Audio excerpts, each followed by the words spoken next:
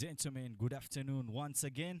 We're here for the second day, the second stop for the FIBA Africa U23 Nations League. And of course, we're here on the first game of day two, Benin versus Burkina Faso. That is for the ladies category. Yesterday in the first stop, we saw Uganda, the hosts, win the first stop, and Burkina Faso for the boys category win also the first stop. So today it's another day, another talent, and of course another opportunity for the teams, to contribute to their qualifications for the World Cup. And today I'll be commentating. My name is Ibrahim Sayed, and today, we have South Africa in the building. They were not here for day one, but of course, they've been able to make it here today. So, we expect more, of course, more games because there's one extra team. Thank you so much. Hopefully, you have a good time.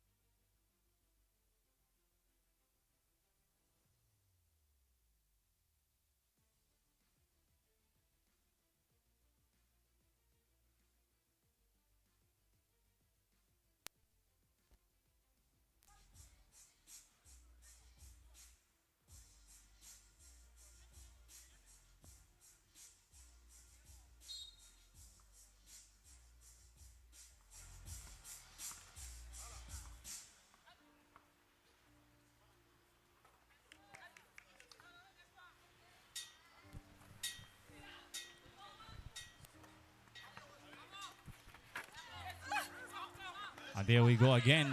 Great afternoon. It's good to have you all here. And of course,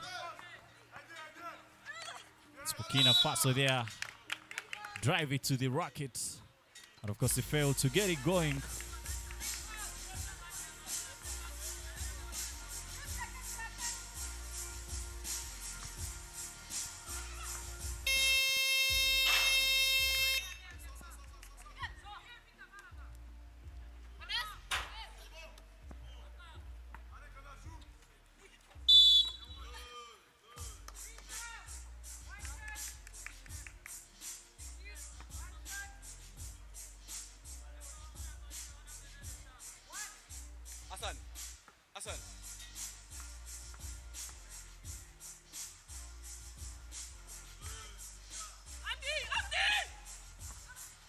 Hassan. Hassan. Geni jiteke mu medium. Geni muteke mu medium. Light igenda kweli. And here we go again. First day here. And a very good drive there. And of course that's a good play from Petiku Audi Candice. I mean, she will be getting online for a shooting one. And the score is 2-1.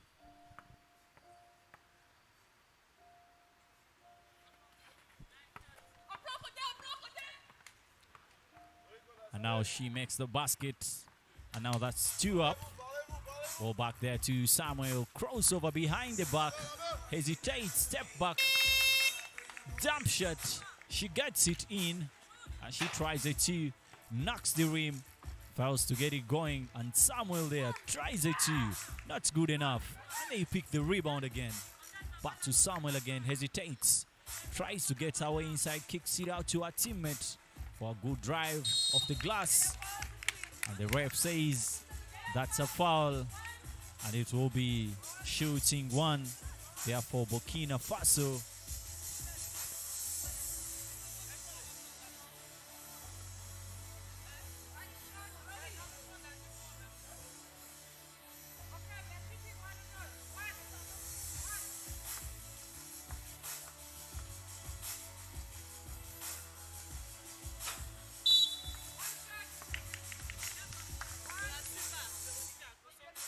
And now Burkina Faso in the lead there. It's 3-2. Remember yesterday Burkina Faso, lost to Benin. And now it's their time to redeem themselves. This is the beautiful part of, this tournament. Is that every day teams are going to play each other.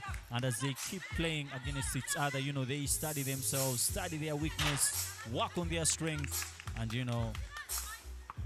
see how they're going to make it to the World Cup. You know what it means to be able to represent your country in the World Cup. It really takes a lot, and it's a great opportunity, to showcase your skill and also raise your country flag high above in the sky.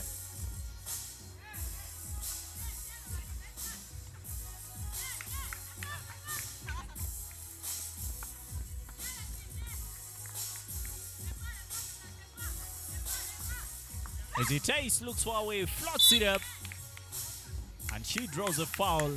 Da Shatton will be getting online for shooting one.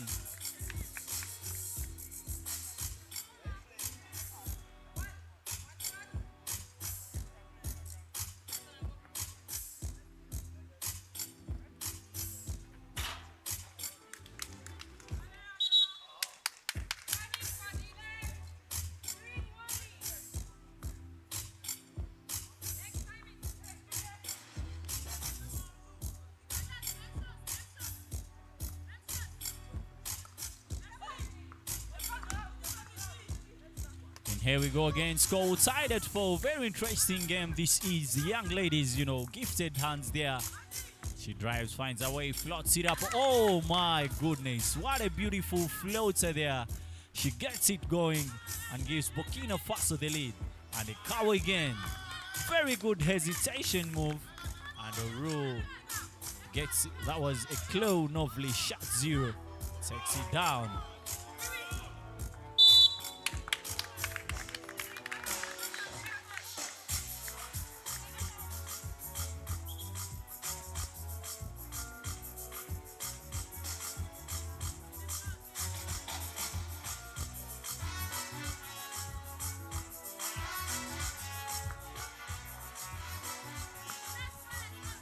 big. Oh, what a spin. She fails this goal. And they claw off the glass. Left hand mid-range jump shot. Got it to go. Oh my goodness. Beautiful basketball here. There we go again. Samuel tries it too, but turns out to be an air ball. Quite disappointing. Hassan, take a muke inoke in the daylight.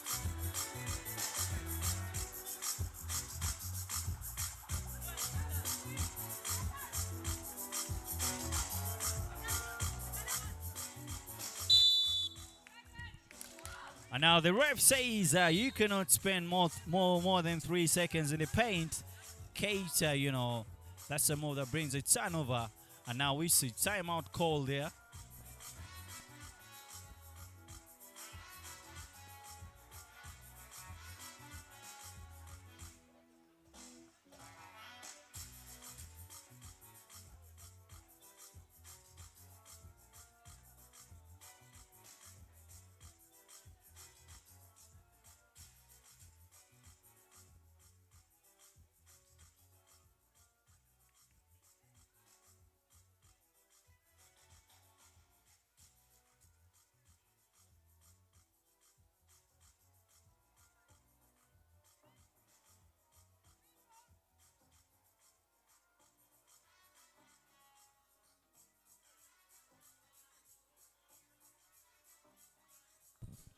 And there we go again. Samuel floats it up. Oh my goodness. What a good floater there.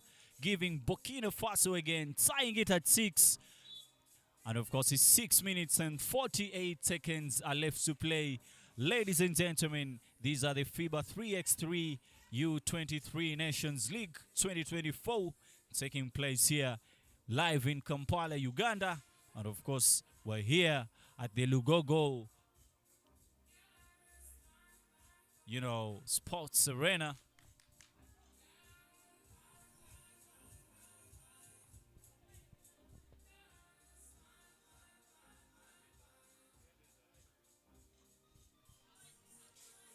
And a roll there again. Hands it off to Keita.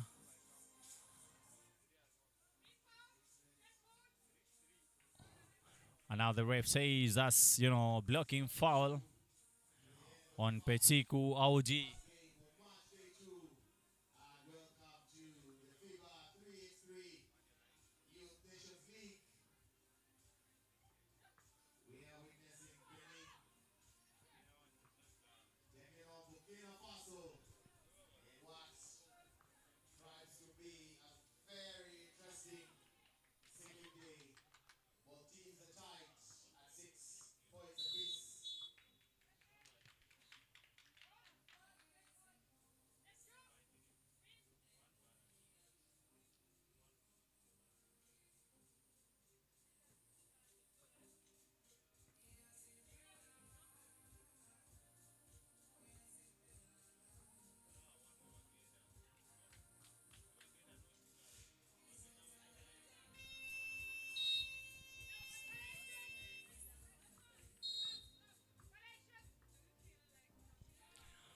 And now the ref says that's a 12-second violation. And now ball will be switching hands. And now it's a timeout for Benin again. Game is still tied at 6 up. 6 minutes and 7 seconds left to play. The beautiful part.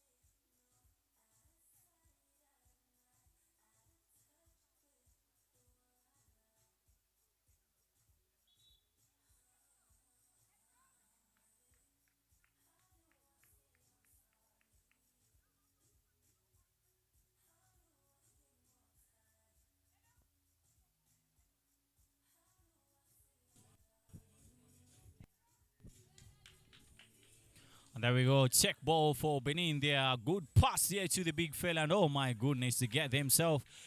Petit Coup OG Candice finishes it strong, giving Benin a lead yet here again. And now we get to the last half of our game.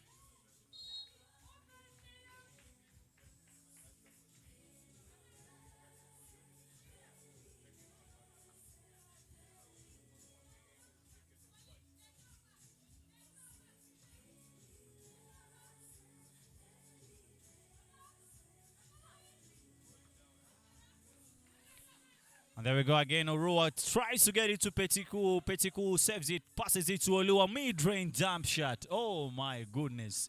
Beautiful jump shots. I mean, she's been so pivot. So Petit Coup, you know, giving Benin very good baskets. Keita there. Gets it again. Passes it to Orua. 4-2. Not good enough. And again, it's Petit Coup. You know, basket after basket registered onto her name, onto the score sheet.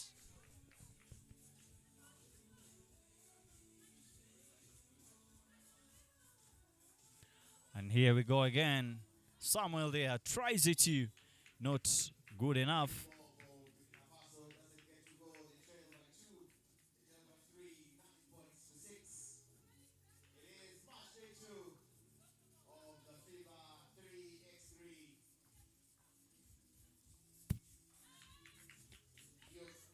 And oh my goodness, very good move there by, you know, Petit Coup. And Zungrana there tries a floater. And Petit Coup there finds a way to the racket of the glass. Fails to get it going. Ball back to there. They try to.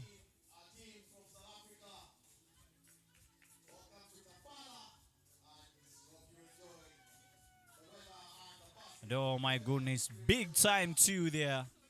Good shooting. Tries to get the ball to a Clow. And the Clow fails to get it going.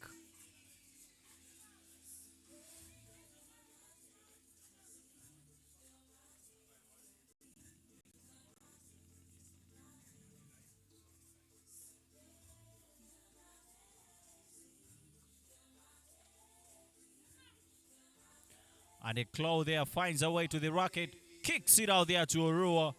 Fails to score the mid-range jump shot. Burkina Faso step back to. And now it's a yellow foul there. And now ball will be for Burkina Faso.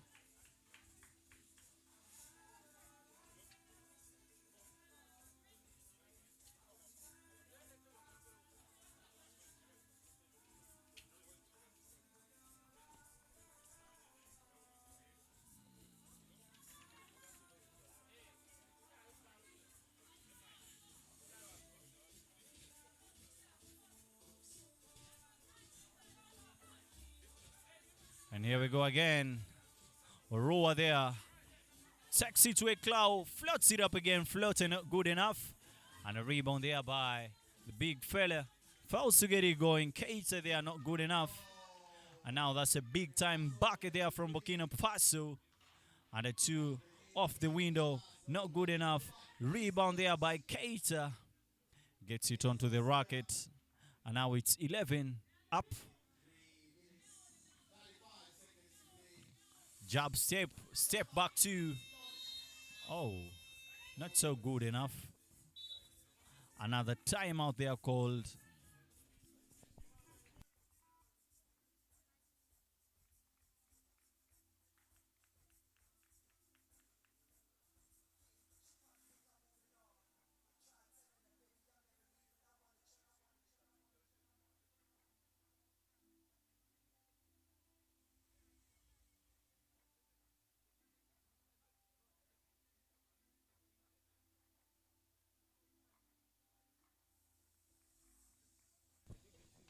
And up next, we're going to be having Benin versus again Burkina Faso.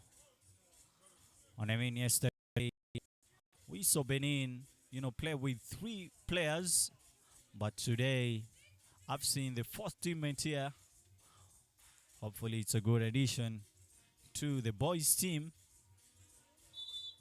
Because, yesterday they didn't have a substitute and they struggled a little bit when it comes to rotation. Playing 3 players and all games, no substitution, no breather, no what. It's really difficult and puts you at a disadvantaged position. And oh my goodness, big fella there with the turnaround jump shot. Fails to get it going.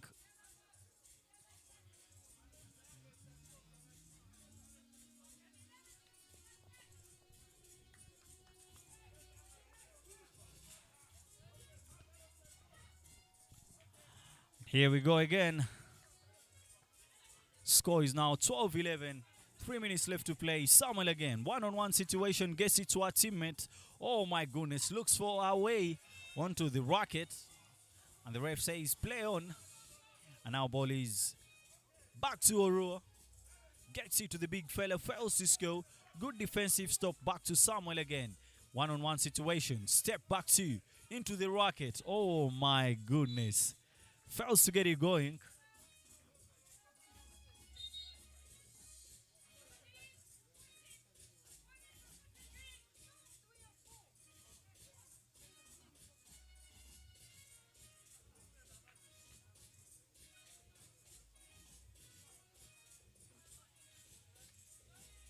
Back to Keita again. Foul there. And now she has to get online for 2 shots. Because that is Burkina Faso's 7th team foul.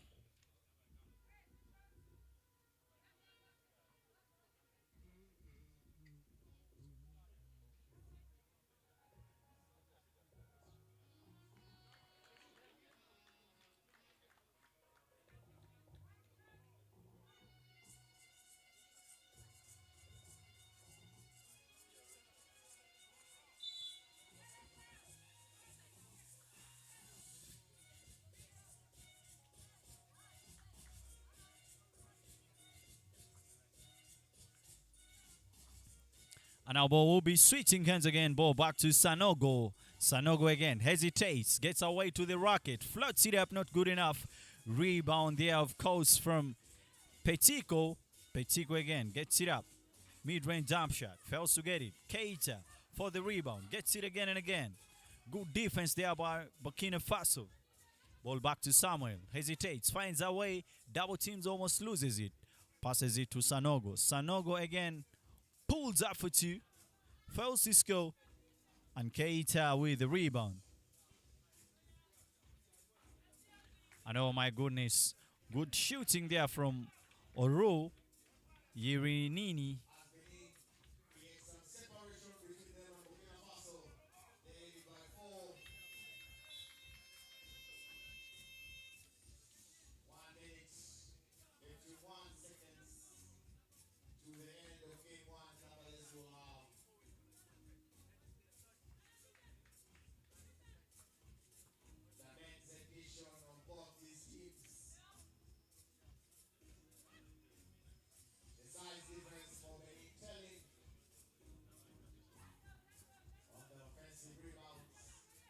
And here we go again. Keita goes up and oh my goodness, she scores. Great team basketball here. And Sanogo again pulls it up. And oh my goodness, good shooting there. And 16-13, 3-point game. And it's 1 minute and 19 seconds left to play. And a few substitutions. We see a Clow back on courts to play.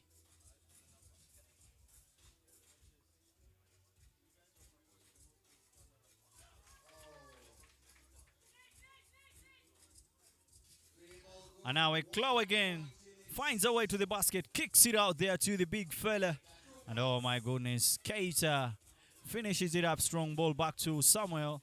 Samuel again, hand off there. Ball back to Sanogo. Oh my goodness, bull ball handling. And Samuel again pulls it up off the cloak. She fails to get it going. And now ball back to a Claw. Back to Petico. And finishes up strong. That makes it 18 for Benin. 15 for Burkina Faso. Game is still live in play, of course.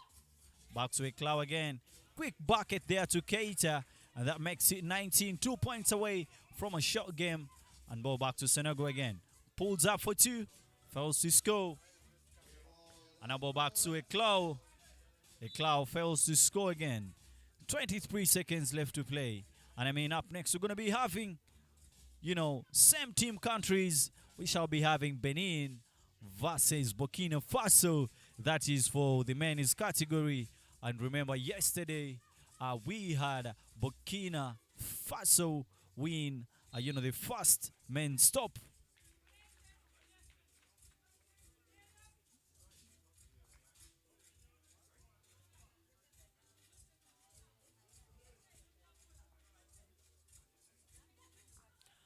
And now again, ball back to Keita. And 1 bucket. Oh my goodness. And she has an opportunity, to just end the game on the line. Oh my goodness. What a move there by Petiku Oudi Candice.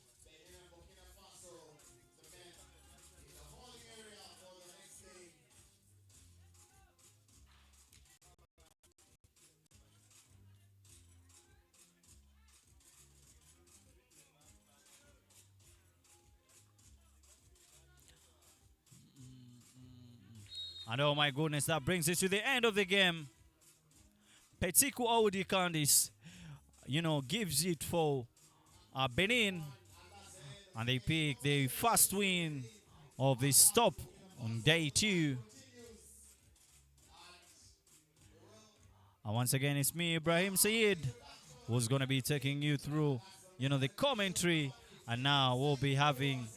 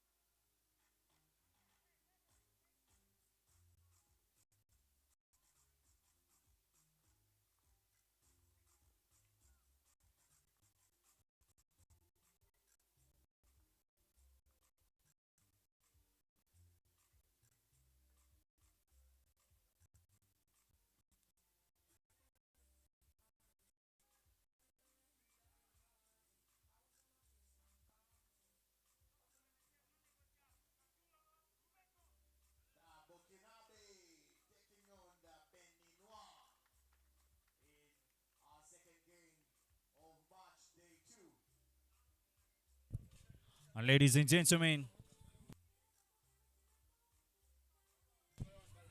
and here we go again. And it's now a clash for the Titans. I mean, yesterday these teams played on the first stop. And now they will be having their first game against each other. And now, that's how we go again. Ball back to Burkina. Very step back to Faustisco. They get the rebound again. Tries to get his way to the hoop. And the ref says the ball didn't touch the rim. So, ball will be switching possession.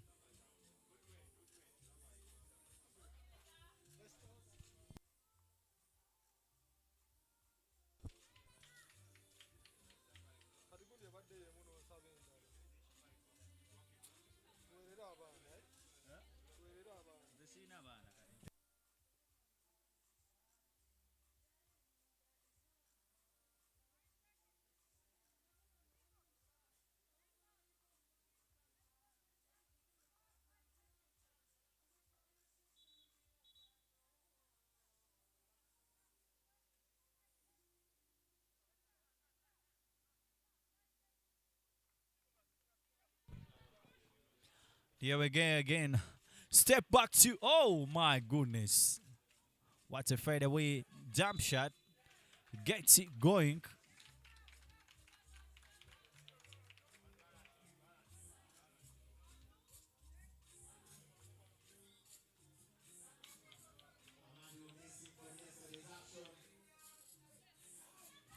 I know, my goodness.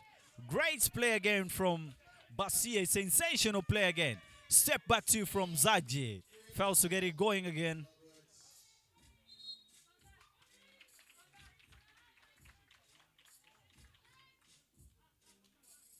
And now it's substitution again. Big fella takes a break. Benin still trailing. It's 2-0.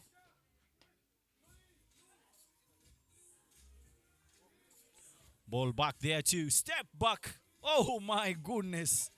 Beautiful basketball here. Talented young fellas from West Africa. I mean, they're giving us a run for our money. And ball back to Nazif there. Nazif tries to find his way to the hoop. But, you know, he ends up turning it over.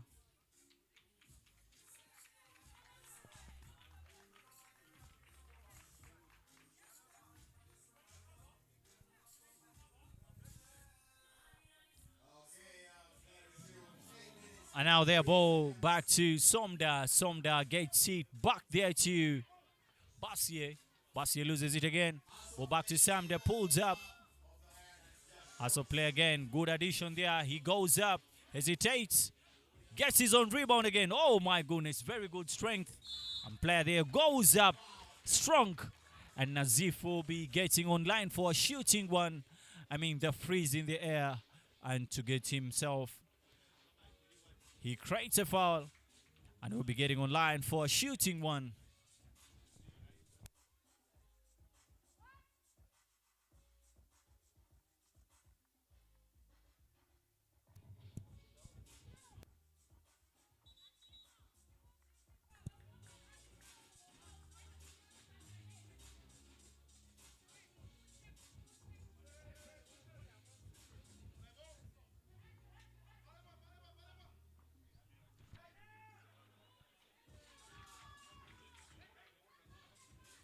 And Burkina there with the lead. It's 3-1.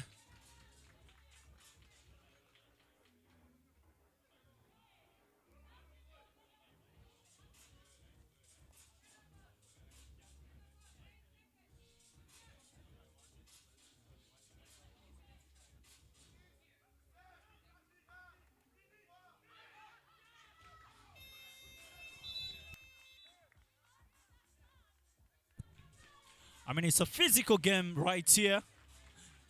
Very, very physical. You know, very physical plays from both teams.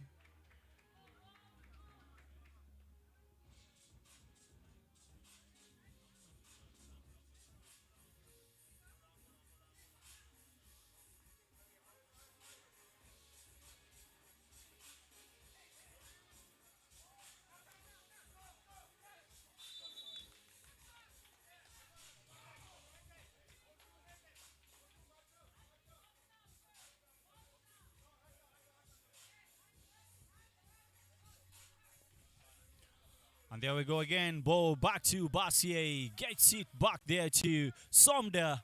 Pull up jump shot, fails to get it going.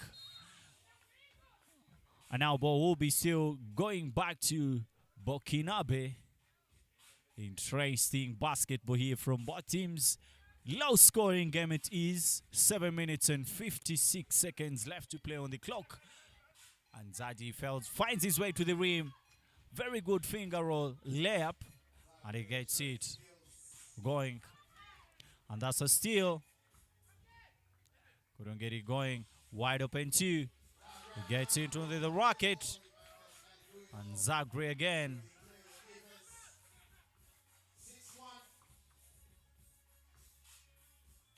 Kicks it out there to his teammate there.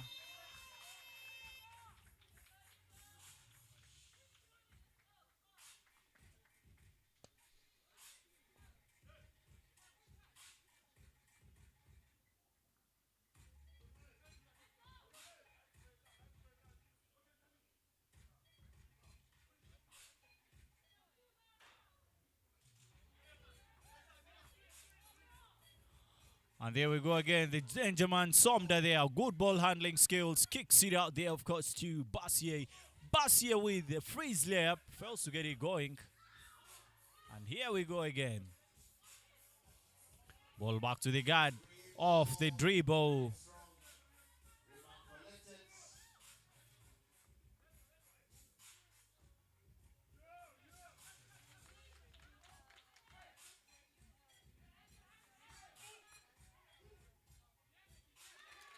And oh my goodness, very good energy there from Abdul Samire. I mean, it's not a joke.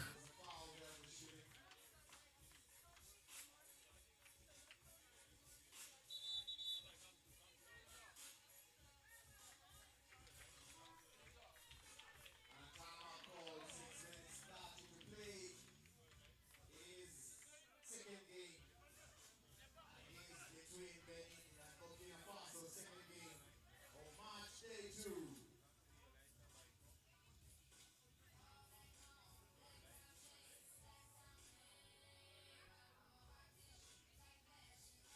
And now it's a timeout called.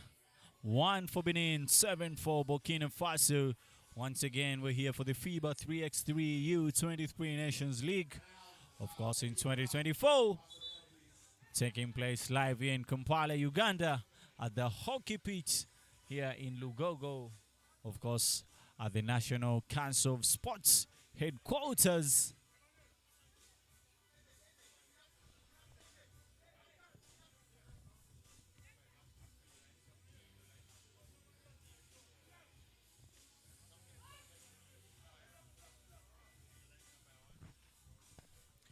And now Nazifu there online. Fails to score. And a moat there, of course.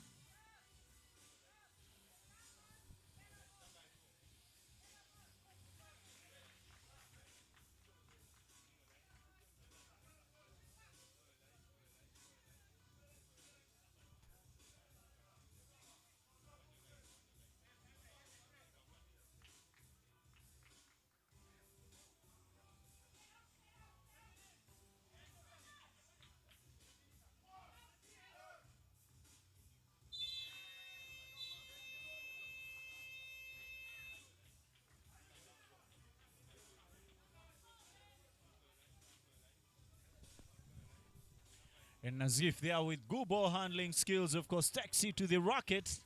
Foul there, and it will be a shooting. 1 for him online. 3 team fouls there for Burkina Faso. Let's see if Nazif takes advantage of the free throw line, and oh my, he's good to go. Zagre there, wide open too. Fails to score. Big fella there, gets the rebound. Nazif again, pulls up for 2, gets it onto the racket, and that makes it 4 for Benin.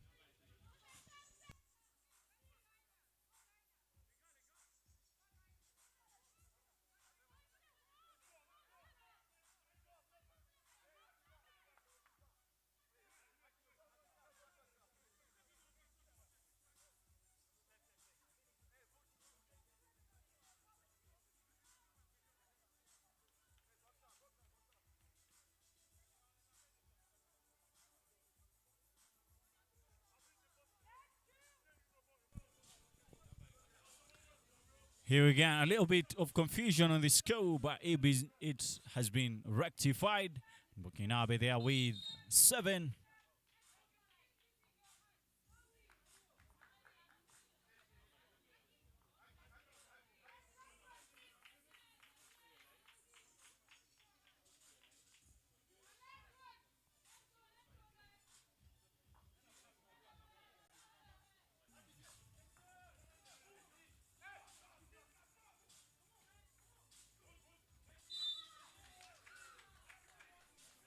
And there we go again, the team captain there. And here we go again, Emmanuel there online. I mean, this is the time his team needs him to make that free throw. And he fails to deliver. And our ball will be for Burkina Faso.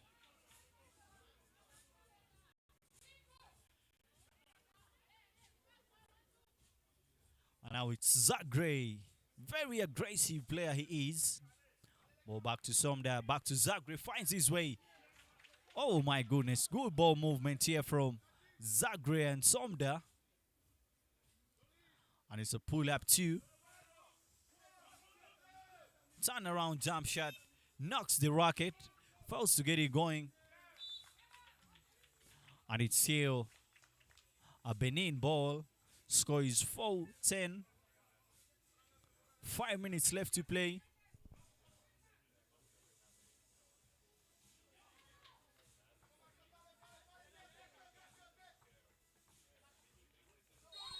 And oh my goodness, big time block. Oh my goodness. He just scoured it on board. Oh. And the fans love it. It's all smiles from the Benin team. But the ref says that was a foul. And oh my goodness. He doesn't lose the opportunity. Ball back to Amdu there. He says that's an offensive foul on Bassier.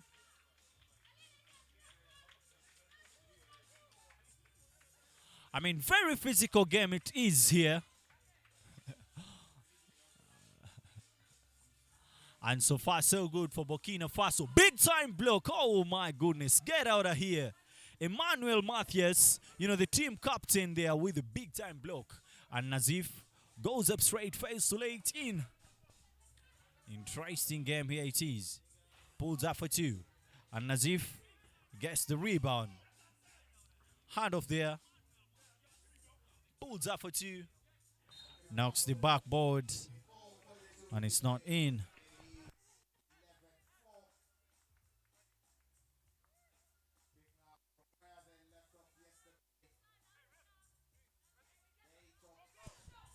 Here we go again. Zagre there. Pull up two. Off balance. Fouls to get it going. And now ball is back to Arizi Kamiyaki.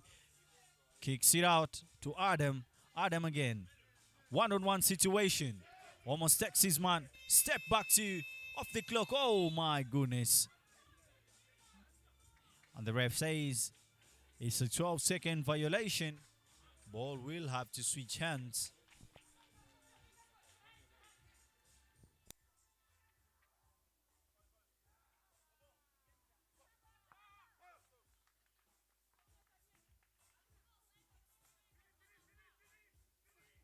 And the big fella there, count it and the foul. Emmanuel Mathias with all the authority. I mean, he's the big man in the house. And he will be going online for a shooting one.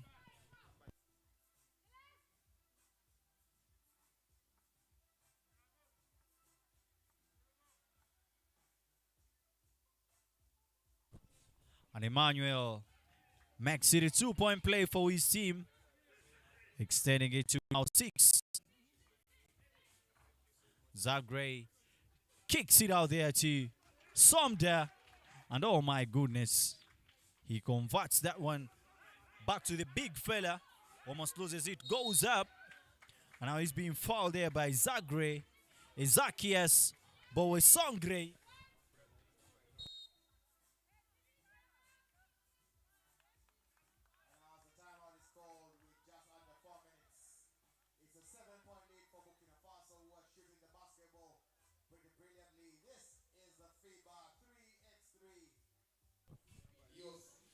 And now it's a timeout, ladies and gentlemen.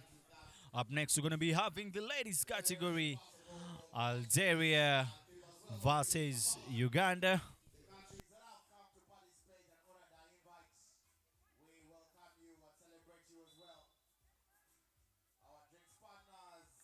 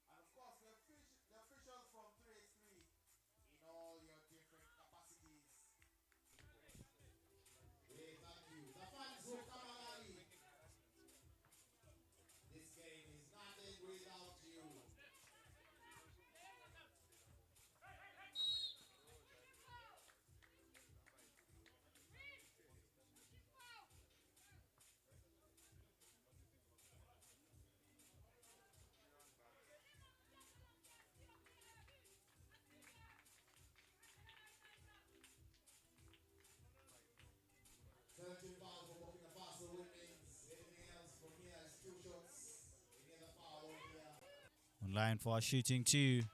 May says the first free throw.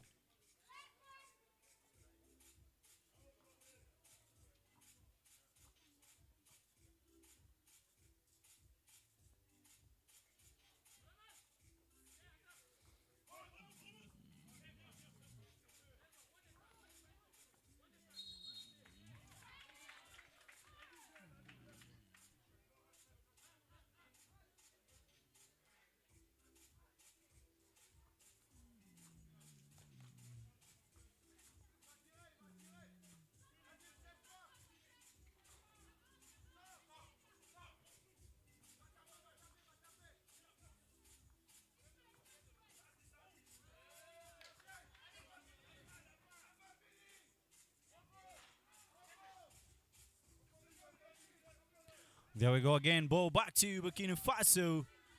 Big time rebound there by Adam. Physical game it is. Very tough player. Pulls up for two. And now rebound there by Nazif. Nazif gets it there to his teammates. Oh my goodness. Beautiful move. And makes it counting. Now a 3-point game. 2 minutes left to play. Game is getting hot. And there we go again. Zagra. One-on-one situation. Pull back to Faso, back to Somda. Somda. And back to Zagre again. Almost loses it.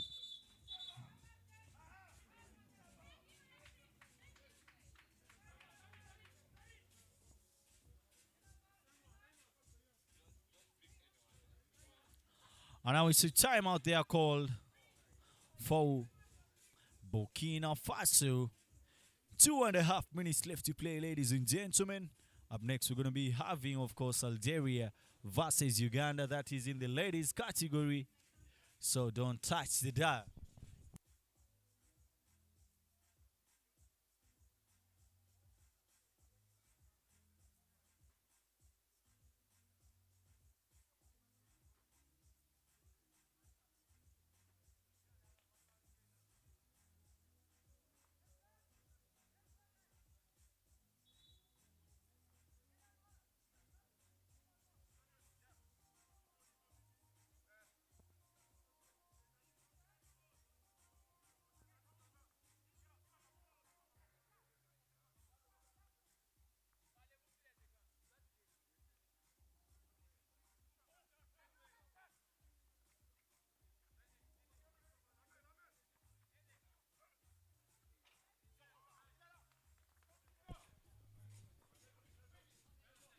Here we go again. Player pulls up. Oh my goodness. Layup.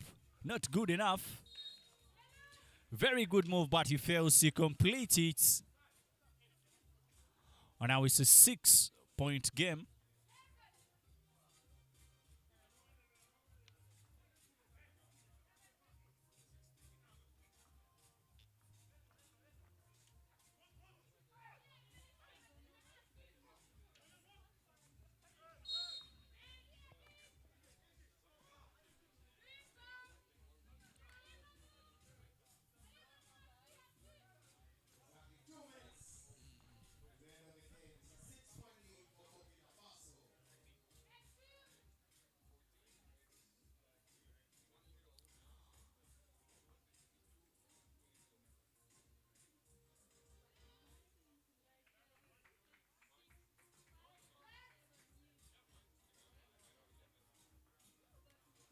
And there we go again.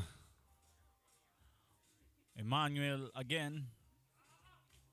Fails to make the free throw.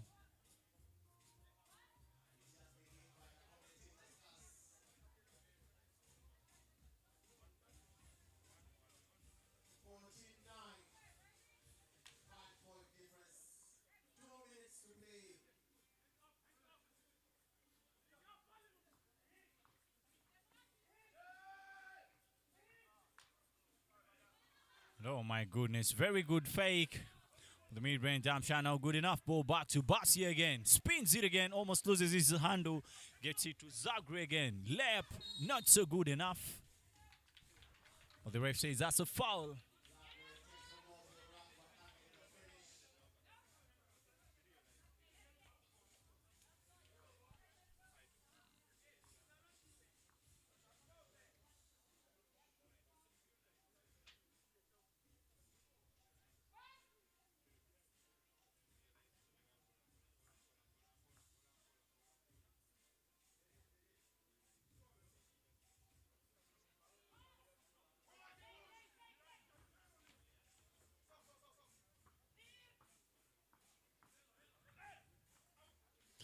Oh my goodness, good layup there again.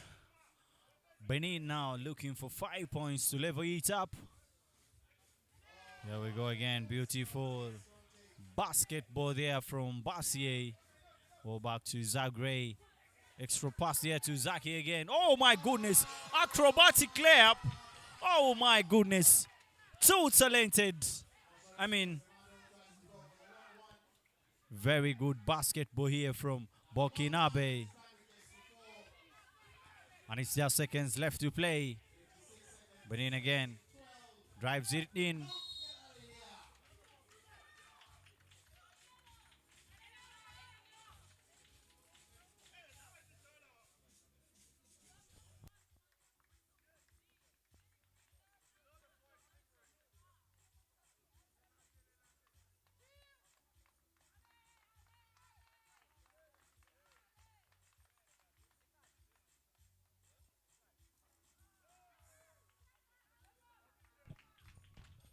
And Abdul Samir misses the first free throw.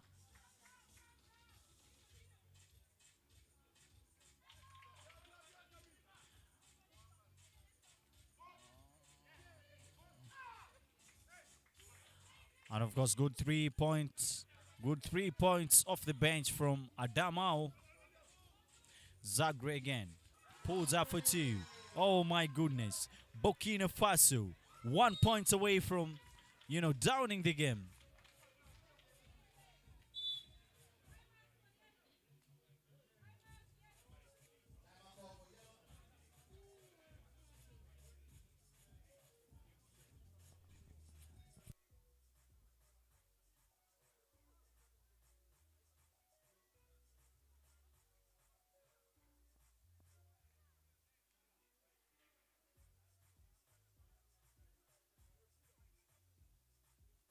And the next game is going to be Algeria taking on Uganda. 31.9 seconds to the end of this one. Burkina Faso need just one to wrap it up.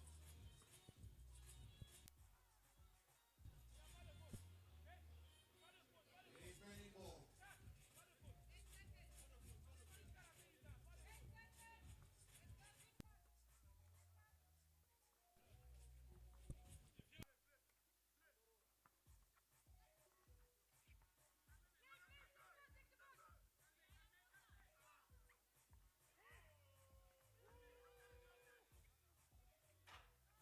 And Abdul Samir fails to shoot that ball. Here we go again. Big fella there. 7 seconds.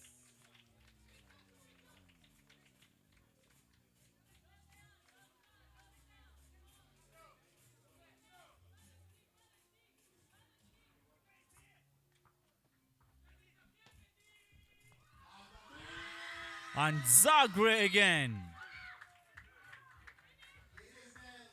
And now that's 22 for Burkina Faso, 14 for Benin. I mean, that brings us to the end of the game. Burkina Faso again, so far the only unbeaten team in this tournament. And I mean, they are great. It's a great team. And it's a team to watch. Up next, we're going to be having Uganda versus Algeria for the ladies category. Do not touch that.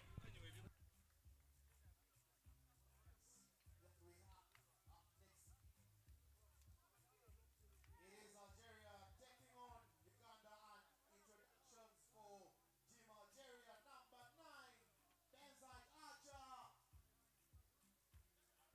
She has come onto the court number 00. Ayu Dua. Number 1, Mekufa.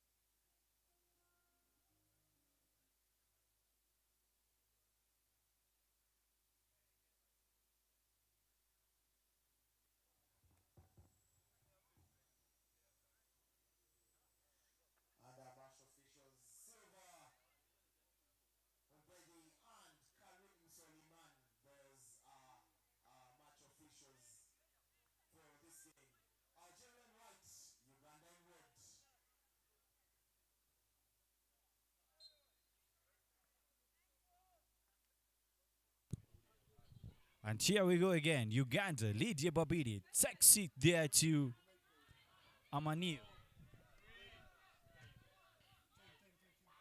Oh my goodness, big time bucket there. Opening bucket for Uganda.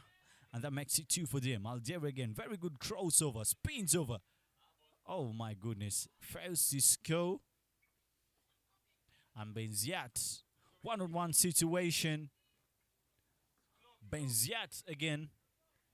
Takes it to Yahya. Oh my goodness. Good left hand finish. And Babidi again. Crossover. Good screen. Another ref says there, it's a pushing foul. The refs this afternoon, we have Silva, Hongubeji, and Karim Solmani.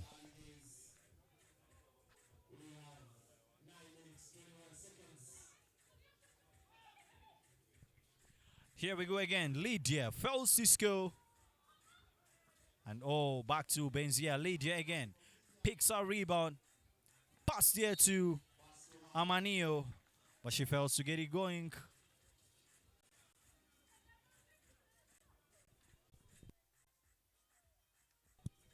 Benziat again. Extra pass. The clock was already blown.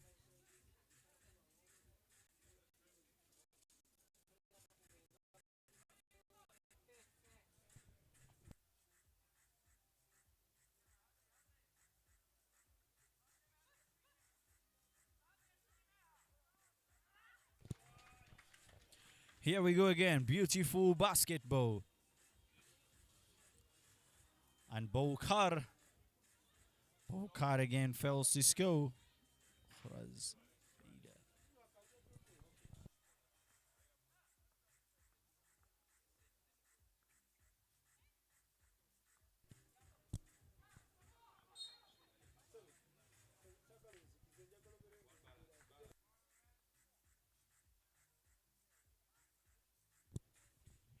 Here we go again, straight out of Kampala, Uganda. Back to the game. Back to Chile again. Oh my goodness. That was a very good pick and roll. Fails to score. And ball back to Yahya. Yahya again. Extra pass to Amanio. She fails to complete the move. Lydia gets the rebound off the glass. Count that one. And here we go again. Ball back to Algeria. Bahrain. Good left-hand mid-range jump shot. Not high enough to go into the rocket. And that's turnover for Algeria.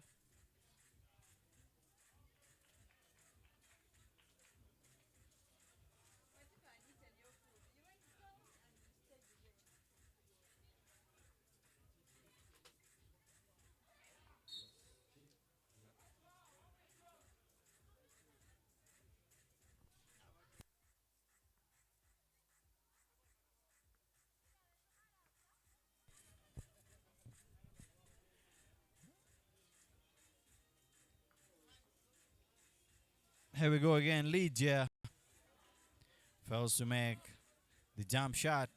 Rebound there by Sheila. And a steal there by Tashovia.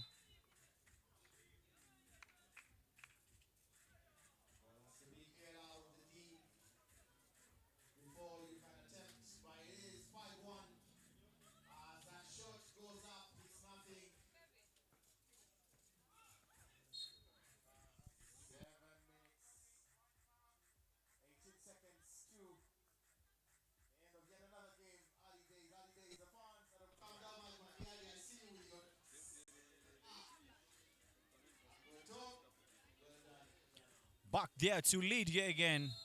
Forces it up and the ref says that's a jump ball. Very good hustle from both teams. 5 for Uganda, 1 for Algeria. 7 minutes left to play. Benziat again. Hand off to a teammate. Extra pass there to Bahrain. And stripped there by Tashovia, darling.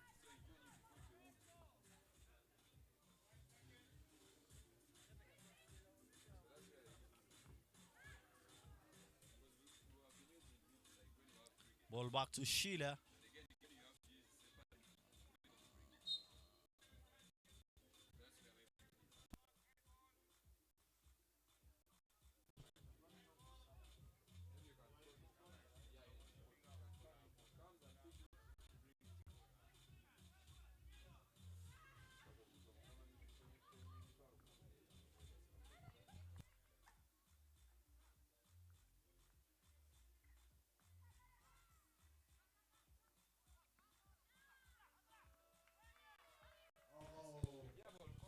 Sheila again. Pulls out to Francisco Darling again. Goes for it. But ball is already out of bounds.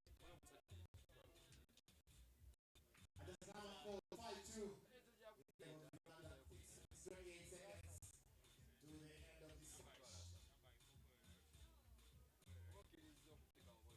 It is after game of match day 2.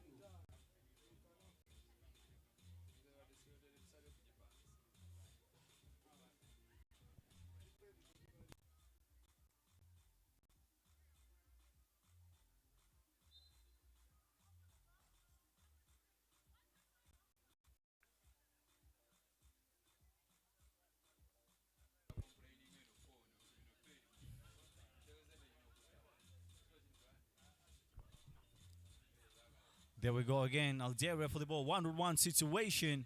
Loses it. Stolen there by Darling. Gets it back to Amanio. Pulled out for 2. Not good enough. Amanio gets the rebound again. Jump ball again.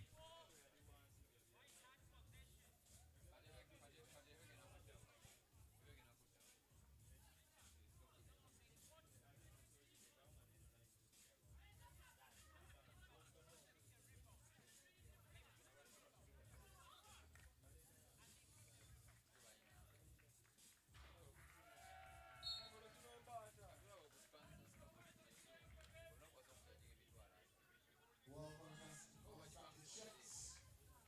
That brings it to within 1. Algeria 4.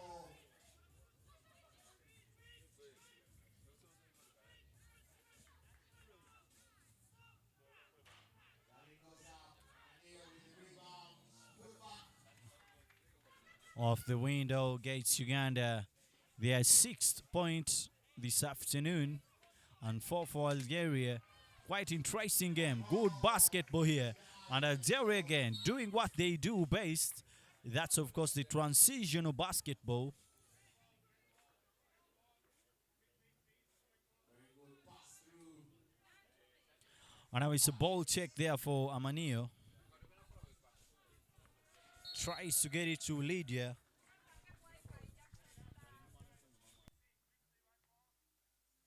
5:35 to play. Uganda leading by 1, 6-5.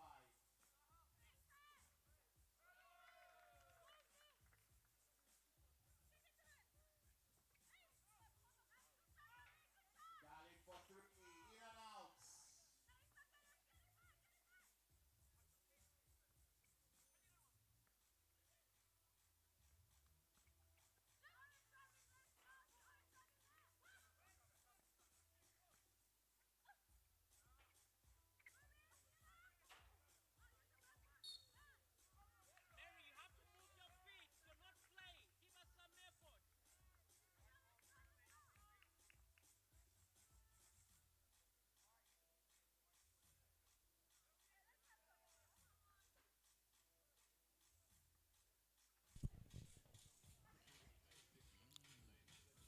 Extra pass there to Benziati. And the ref says that's movement of the feet before the dribble. Back to Uganda again. Ball back to Lydia there. Takes it to Amanio. Tries a jump shot, not good enough. Benziat again. Gets it to our teammate. And it's a steal there by Lamunu Sheila. Back to Aminayo. And gets it there to Amanio. And she gets the basket going. Extra pass wide open to Francisco. Back to Sheila again. And it's a 2 there by Lydia. Francisco again. Amanio tries to get her way up. Blocked there. And a good put back there by Sheila.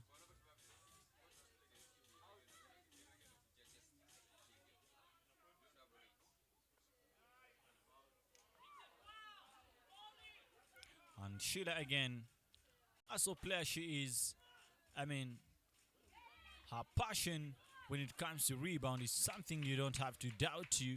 Shot 5 from Uganda. Very good effort from her. You know, she is everywhere of the flow. Ball there too. Amanio tries a reverse layup, not good enough.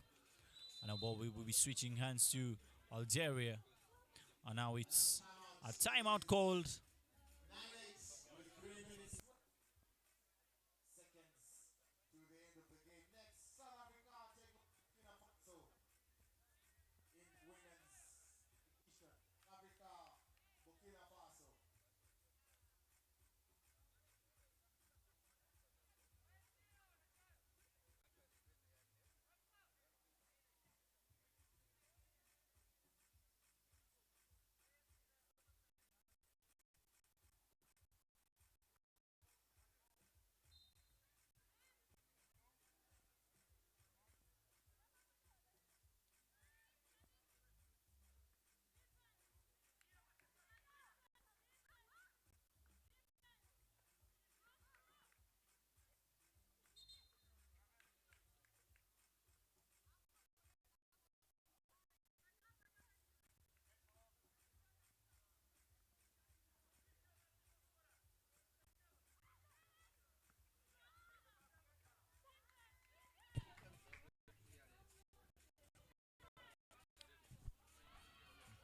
Big time bucket there from Benziat again. Interesting game this gating. I mean, Algeria now 1 point away from leveling up the score. Back to Benziat again. Wide open 2. Fouls to score.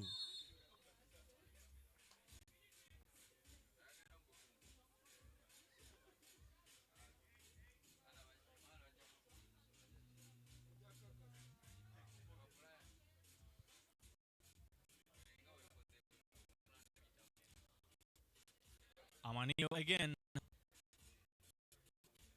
Pass there to Darlin. Back to lead. Stands it over.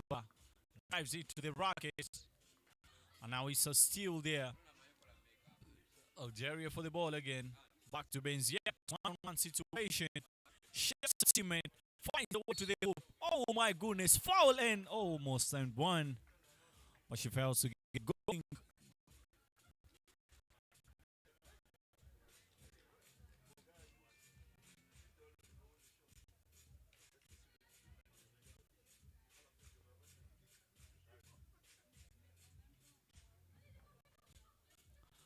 There we go again.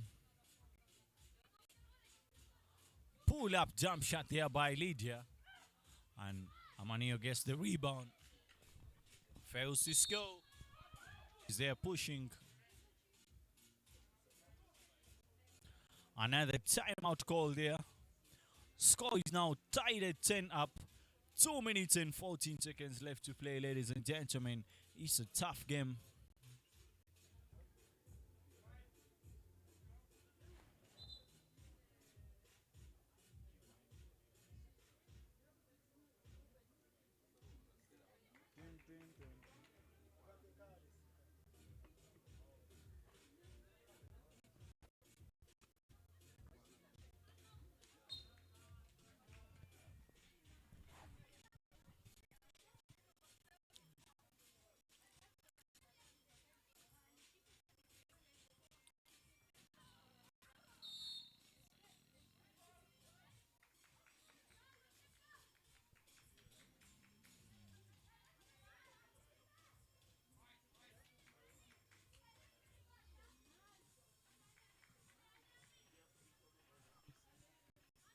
And Yahya again drives it, kicks it out to a teammate, stolen there by Lydia. Now ball back to Sheila. Extra pass to Amanio. Turn around to rebound again. And now, ball is to must loses the rebound. 2-on-1 situation. And gets it up. And now it's a lead for Team Uganda. 1 point lead. Interesting game it is. Kofa, Mehulfa, extra pass there to Yahya. And now Algeria take the first lead of the game. Amanio level is up again. 1 minute and 10 seconds left to play. Interesting game it is. Beautiful handles here. Makhlouf loses it.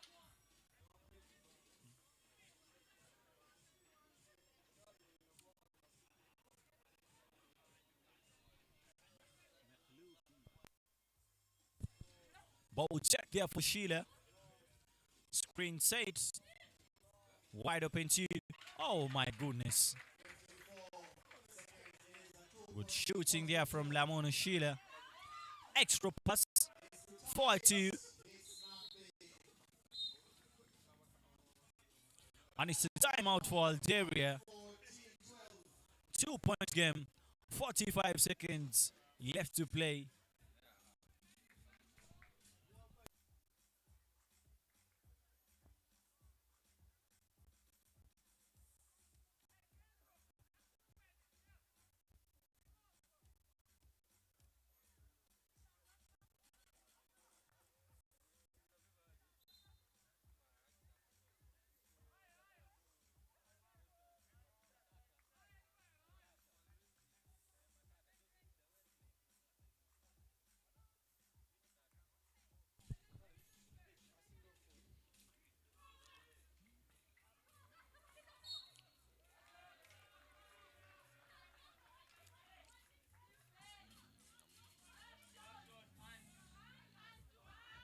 Benziat again takes it to Mahlouf. Mahlouf again. Step back to you, fails to get it going. And ball back to Sheila again. And that's a screen set there by, oh my goodness, good pick and roll from Amaneo. Fails to get it going, and Lydia, got her back. And now it's 15 for Uganda, 17 seconds left to play. Amaneo goes up, foul there. Now she'll get online for shooting one. 10.4 seconds to the end of this game.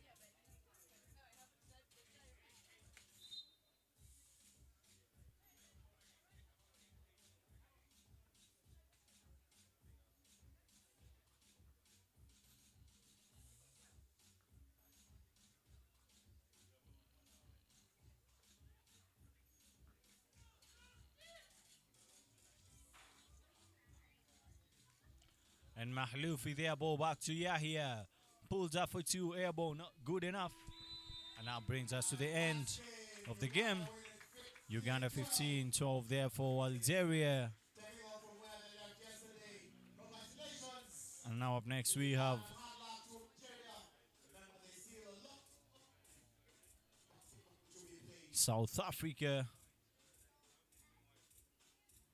Will be playing their first game in this tournament.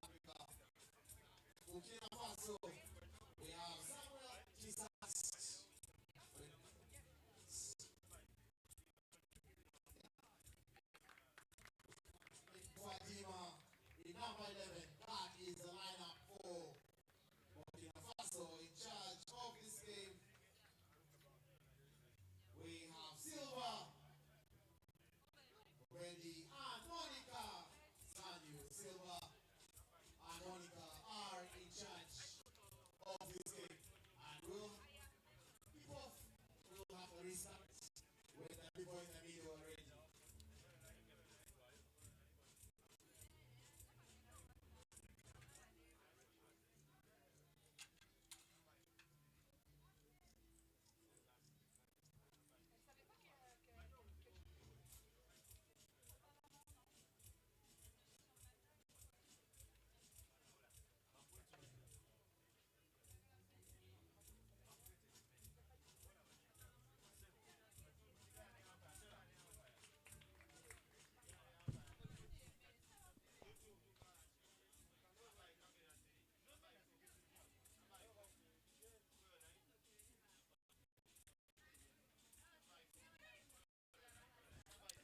Good afternoon, ladies and gentlemen. Back again here. It's South Africa. Of course, we have a new country on day two. That is South Africa playing against Burkina. And on the South African team, we have Van Asugwen, Ramon Reti, Sanogo Fadima Zaina.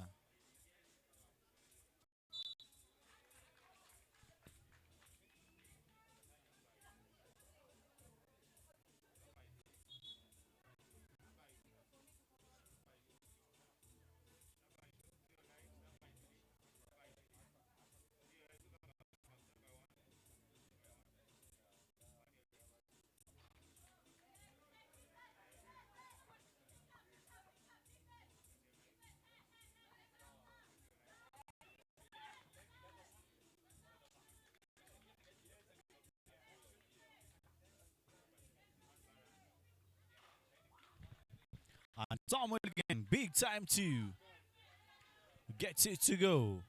Oh my goodness. What an answer there from Samantha.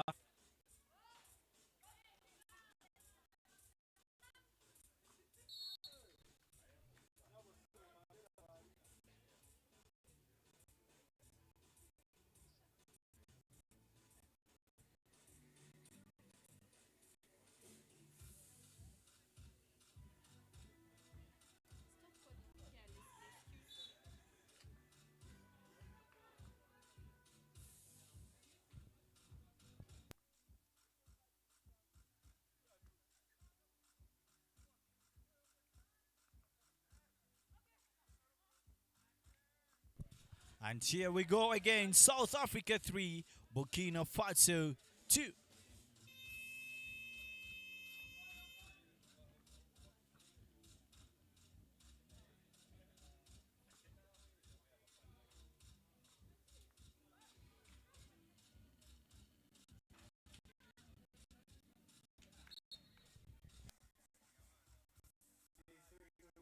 South Africa against Burkina Faso.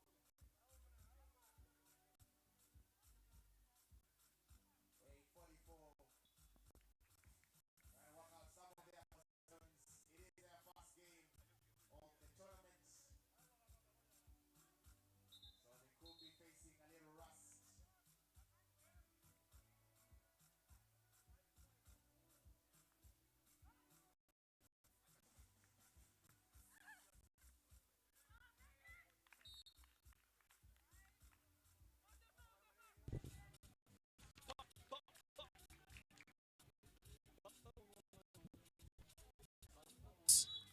Of course, to play South Africa 3, Burkina Faso 2.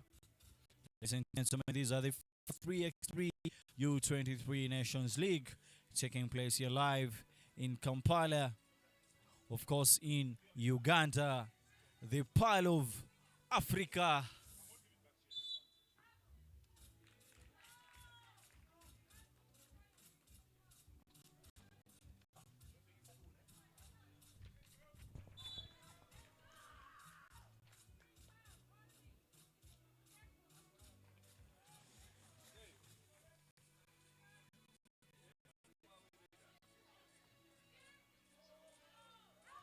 And Ramaphosa again.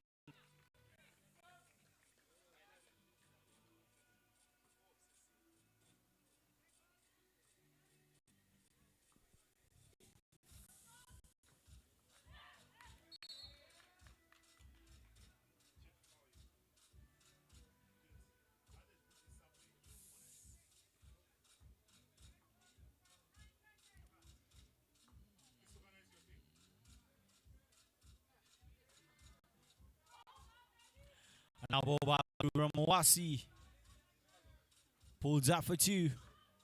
First to get it going.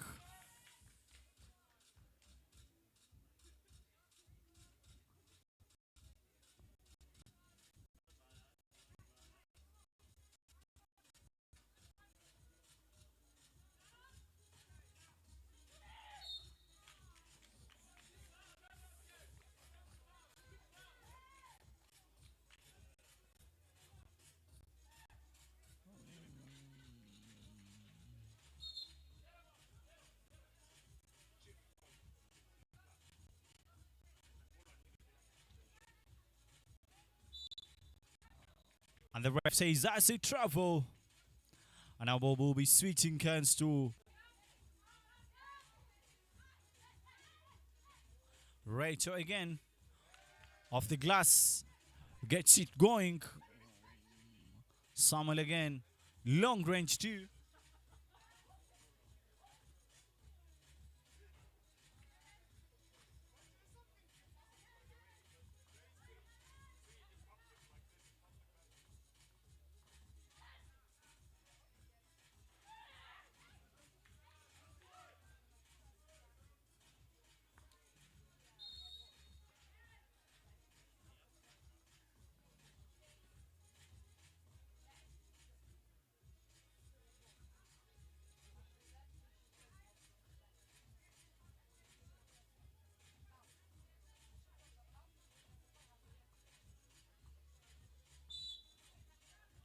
The ref says that's a travel. Turn over there for Burkina Faso.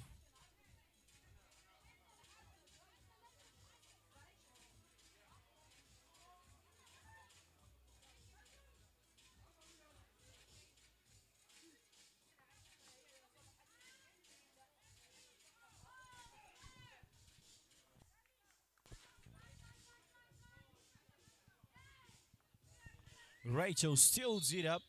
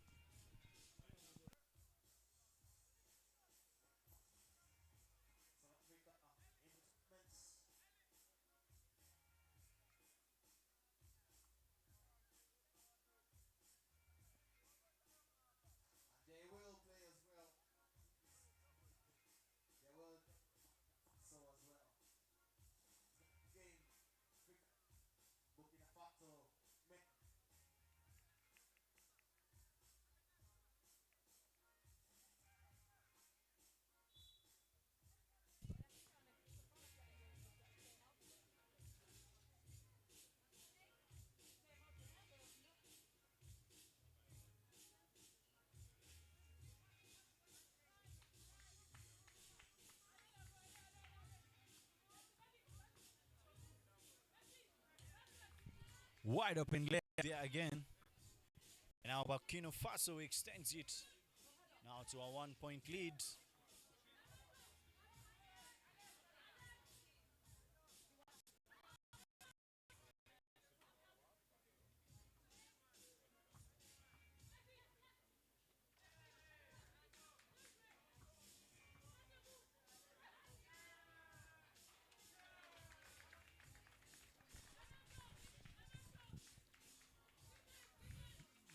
And our score is tied at 4 up.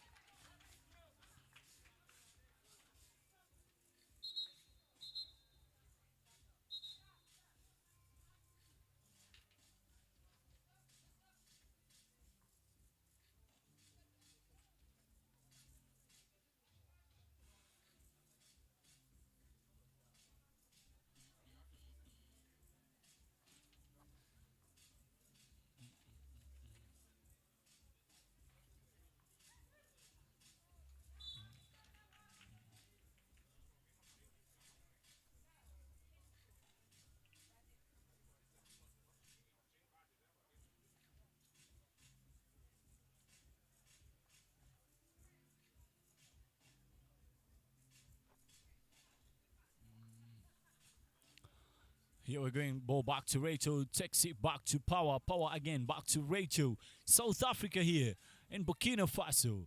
Game tied at 4. Rachel ties at 3. Not good enough.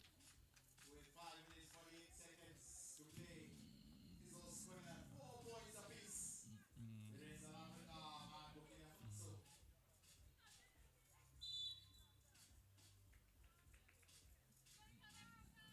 women's match.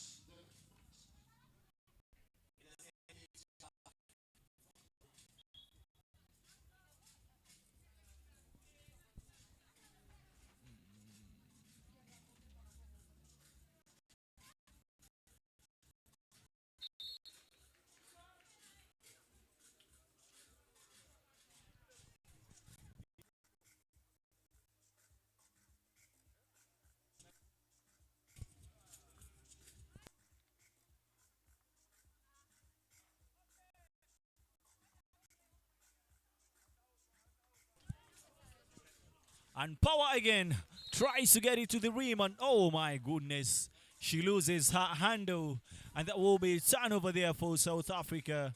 And now ball will switching hands to Samuel again. Tries to get a teammate, and she fails to score. Samuel again, and oh my goodness, off the glass.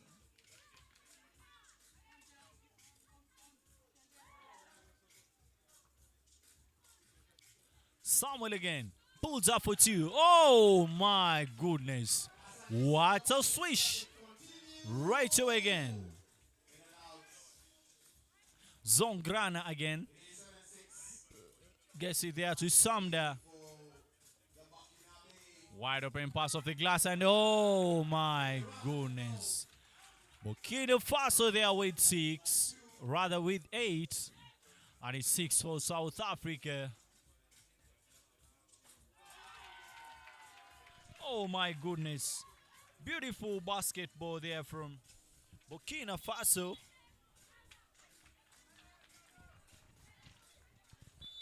And Sanogo again. Looking eloquent. 1 minute 30 seconds to end of the game. 10 for Burkina Faso, 6 for South Africa.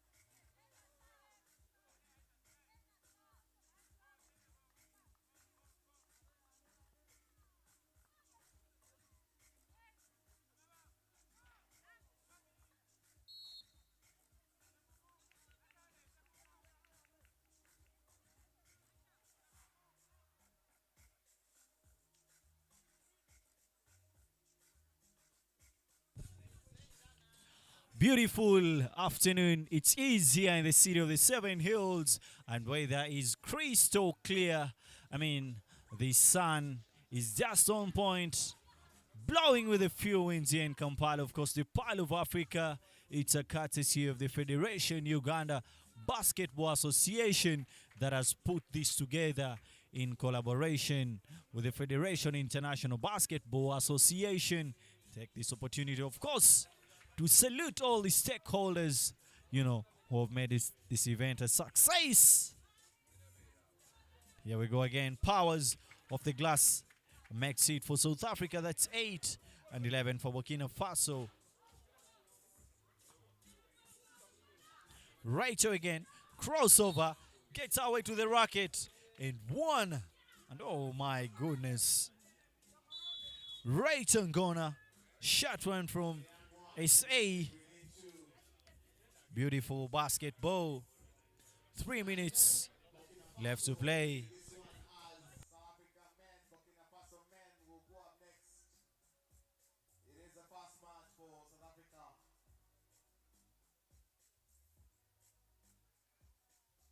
And I'm sure they'll acclimatize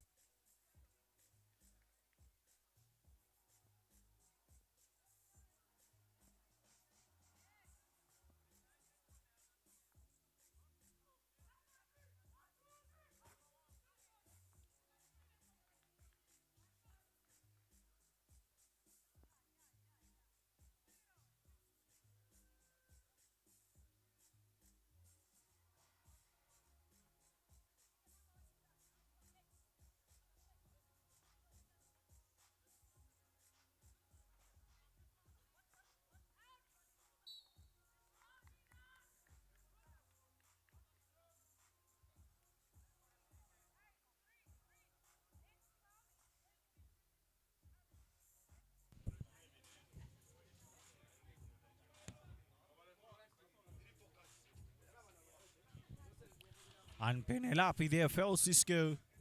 Powers there, gets the rebound and puts it back. And now it's a 1-point lead there. Zongrana loses the ball.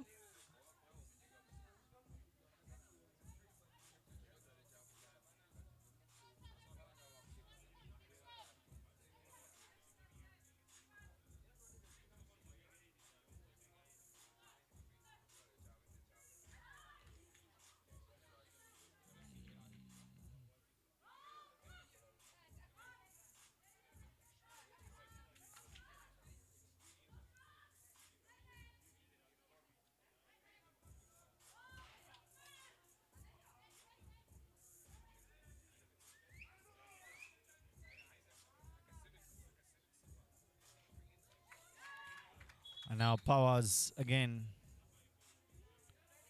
gets another bucket into an M.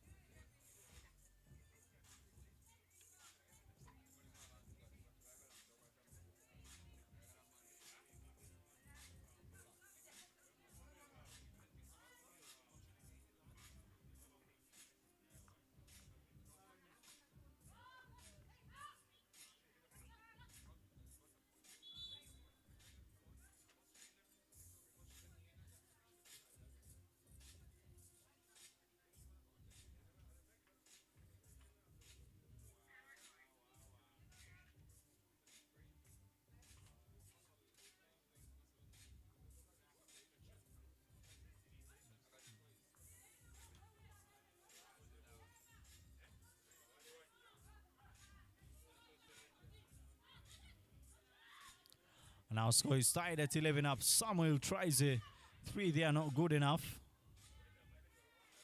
Samuel again picks the rebound. Hustle plays ease. And now it's a jump ball. And our ball will be going to Bakinabe.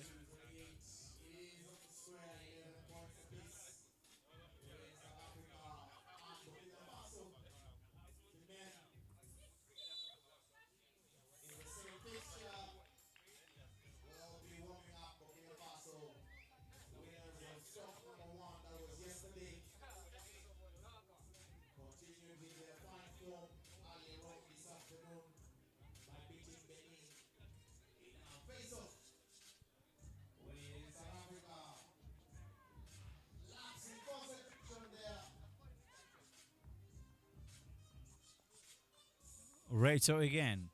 Turn around jump shot. Foul Cisco. But the ref says that's a foul.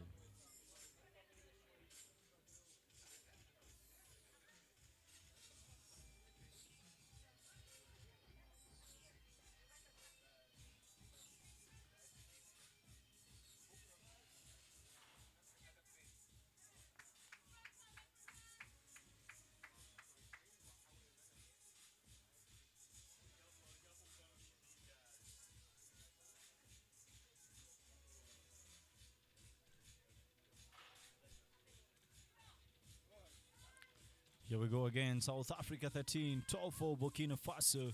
2 minutes left to play.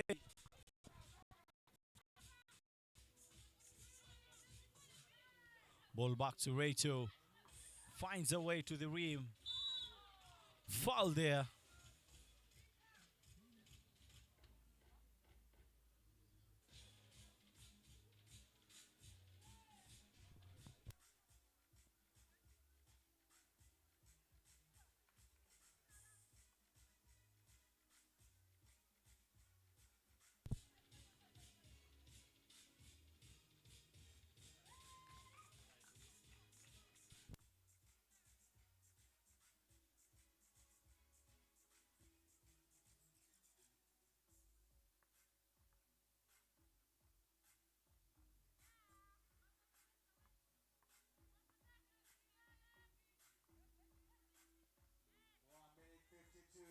Tournament. Samuel again behind the back.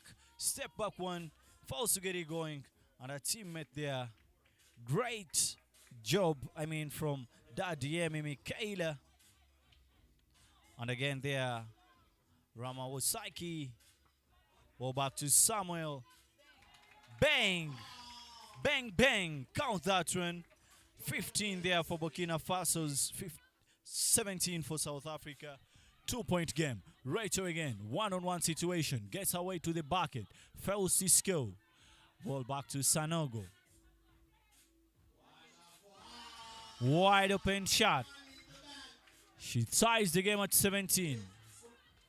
Interesting. Kicks it out there to our teammate. Shimi says Van Aswegwen.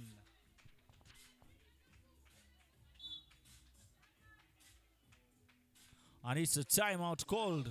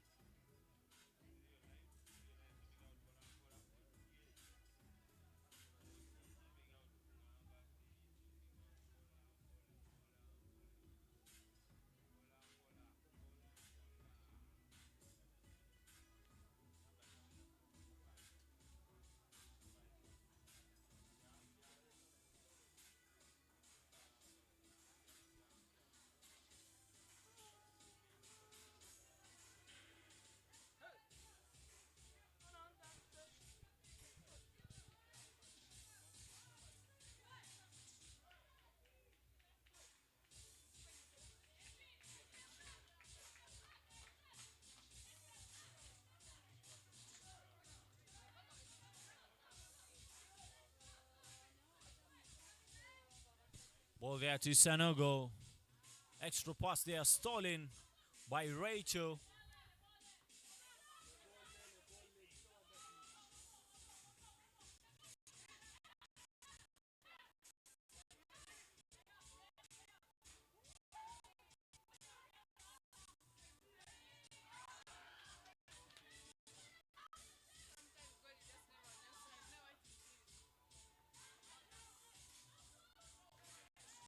And they do again. Floats there by Van.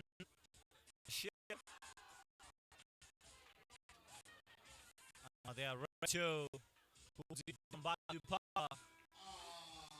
And the ref says that's a win for South Africa. 1 point difference.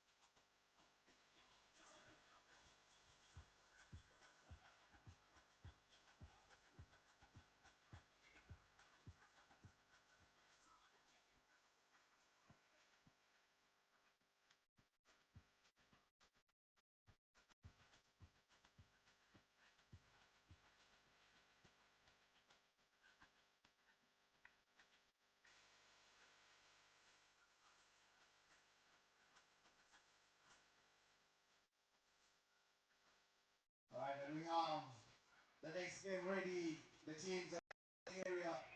We have South Africa. Ndlovu Tabang is next player up. Welcome to Kampala. Turale Ompile is the next one. And completing the quadruple is Kwanaza Silonduklu. Yeah. Names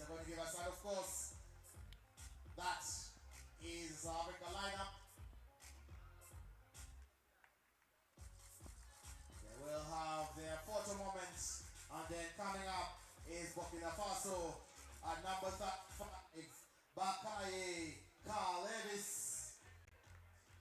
Sumda Oxens Freddy, number 4, three-ball shooter Zagre Ezekias, and Utara Abdul Samiri completes the quadruple for Burkina Faso. They won the first stop yesterday. They went unbeaten their 2 games, and they continue today with a victory over Benin. And our man in the middle, Karim Soliman and Silva, are going to take charge of this game. I'm sure the captain's toss is up next. The next game, South Africa taking on Burkina Faso.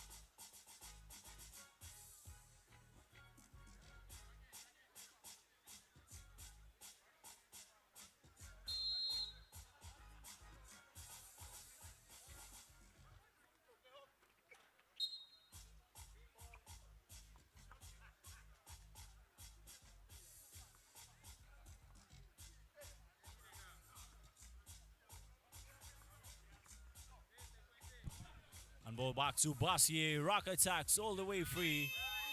Foul Cisco.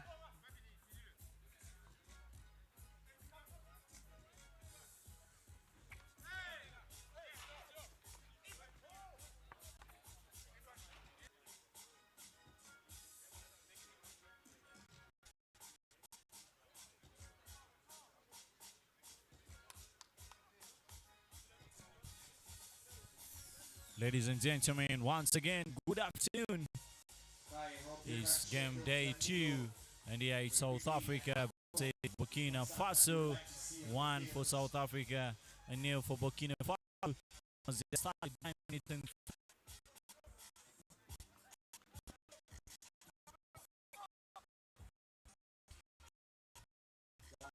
Finding his range as the 2 goes up.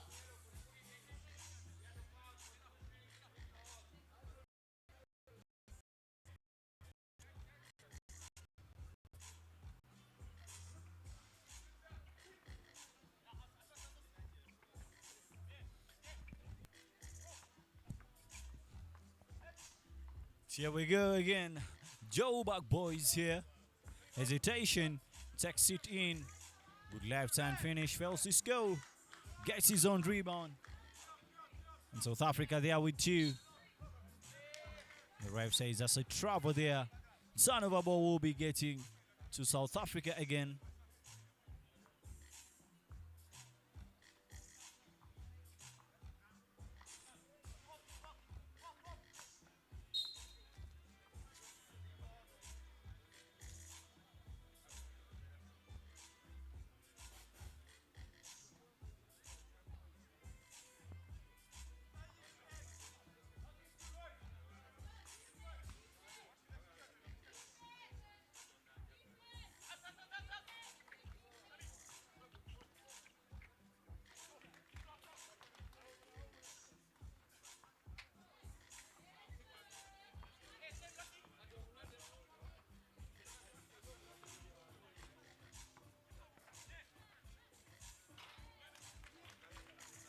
Now Burkina ties it up.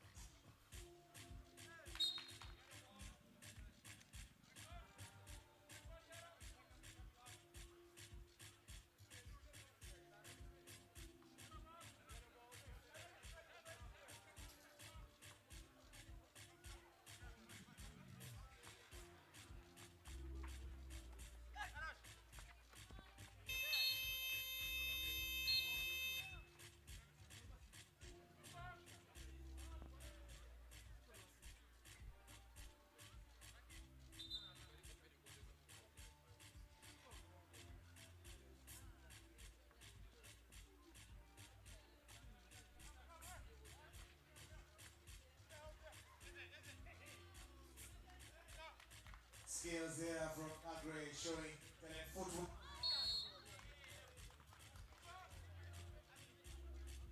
Losing the handle, South Africa.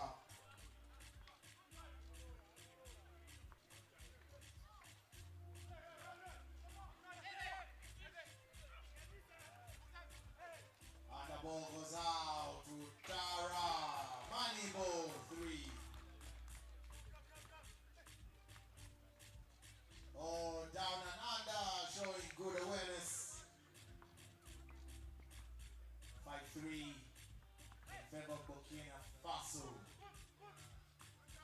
Oh, the hazy and the finish.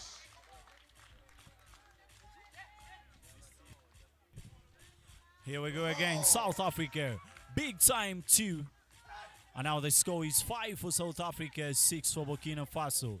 Zagre again.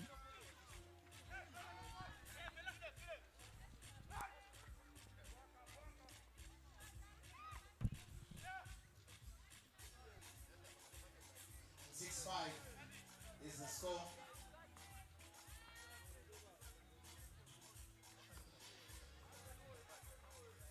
Here we go again.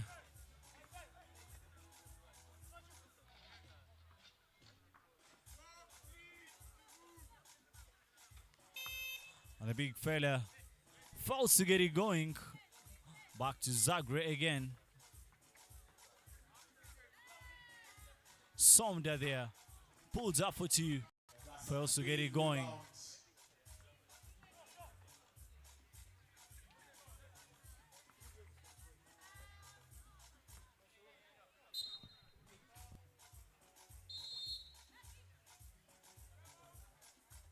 The timeout is called. 6 minutes, 18 seconds to play. It is South Africa 5, Burkina 6. Our next game is Algeria taking on Uganda in the men's category. Algeria, Uganda next. Get your bucket of Castle Light or now Special Stout at 15,000 shillings, and you come with a slushie that's over in the hospitality corner at the back, and that's behind the court. Nutritious tea and juice are also available.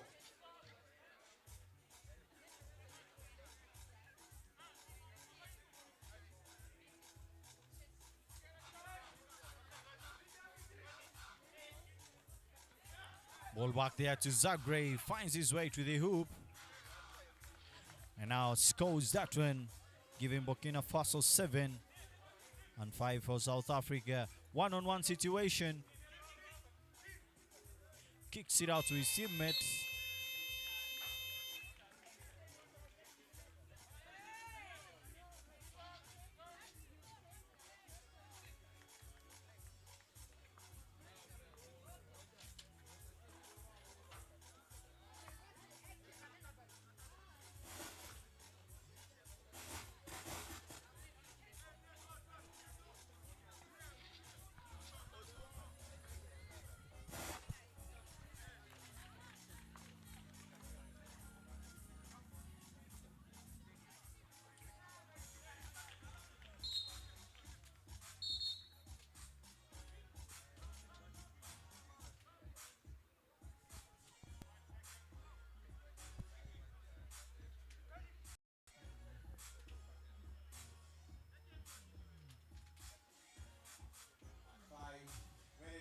Seconds.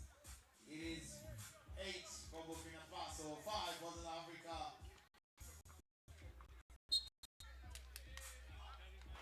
As an offensive foul is called.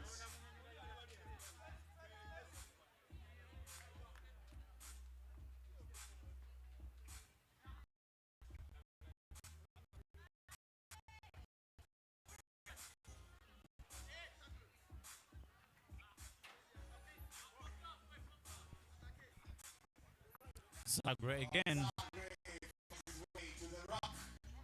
Open layup. Gets it going. Burkina Faso there. Separating the score slowly by slowly. And Abdul Samir fails to get it going.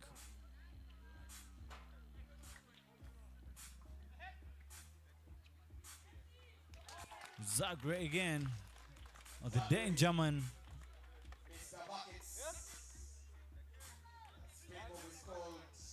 3 ball goes up. Good rebound. Good put back. Fails to make it to go.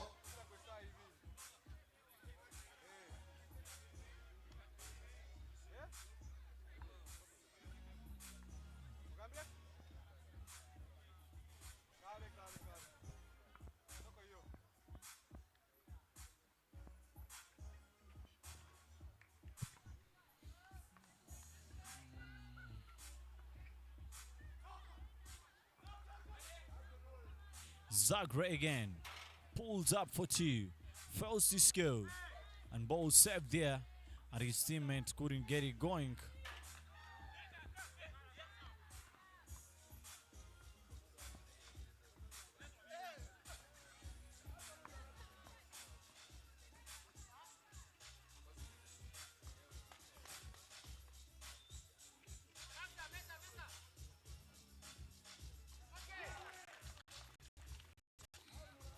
With the fullback.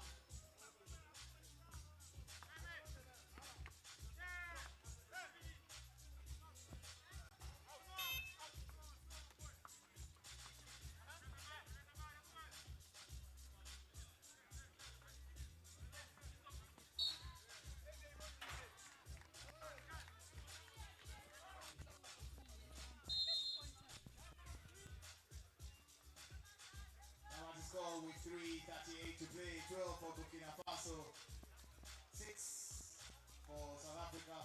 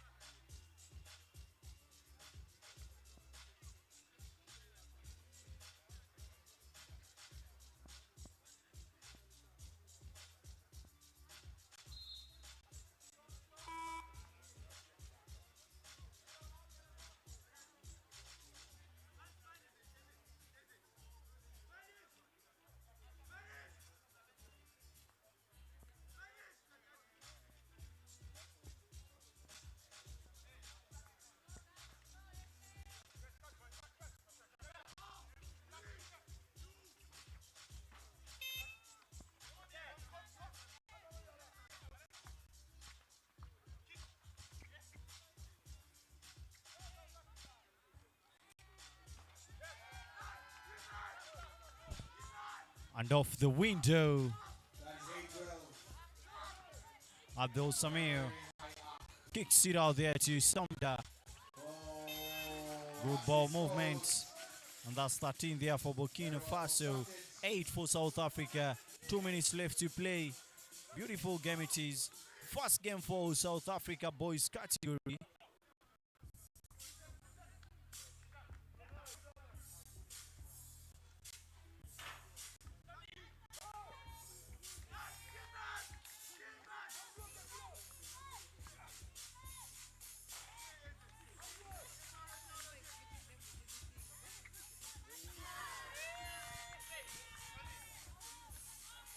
Here we go again. Baseline jump shot. Not good enough. Zagre again. Pulls up for 2. Forced to get it going. Abdul Samir. Back to Zagre again. Reverse layup. Oh my goodness. Acrobatic movement. There it is. Game is getting intense here. Wide open shot for South Africa. Fails to bank it in. 15 for Burkina Faso and 9 for South Africa. 1 minute and 57 seconds left to play. 59 in favor of Burkina Faso.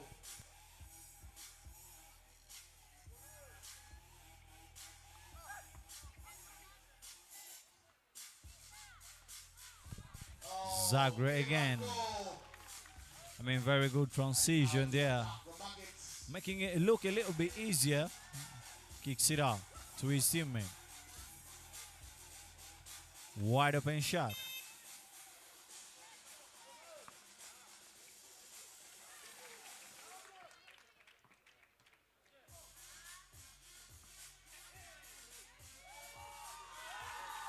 And oh my goodness, Zagre again.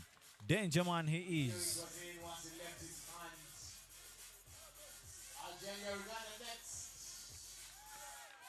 Beautiful shot there from number 11. Zagre again from his favorite spot. Oh my goodness. Why not? And that's the end of the game. Burkina Faso 21, South Africa 11.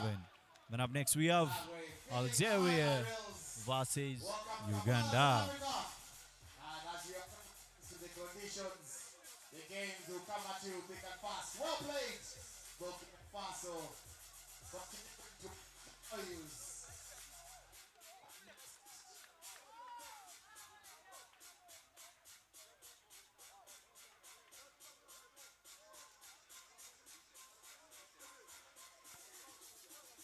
Next is Algeria taking on Uganda, and we have the players in the tunnel or the holding area. We will have player introductions. Again, Soliman and Silva in charge of this one as well.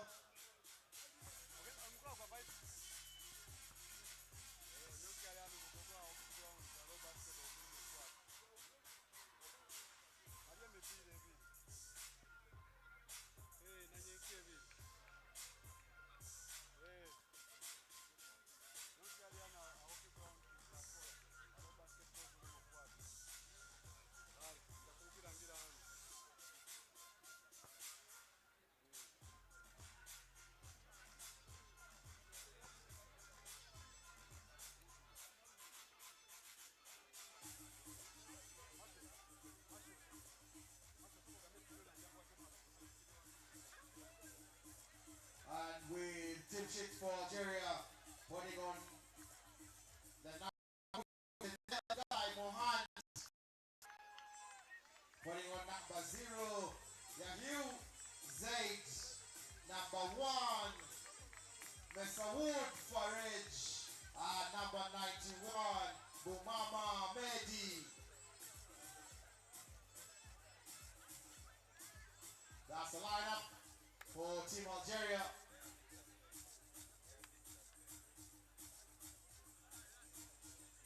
And then for Uganda, we have Fayette Bali. And next we have Peter Oblink,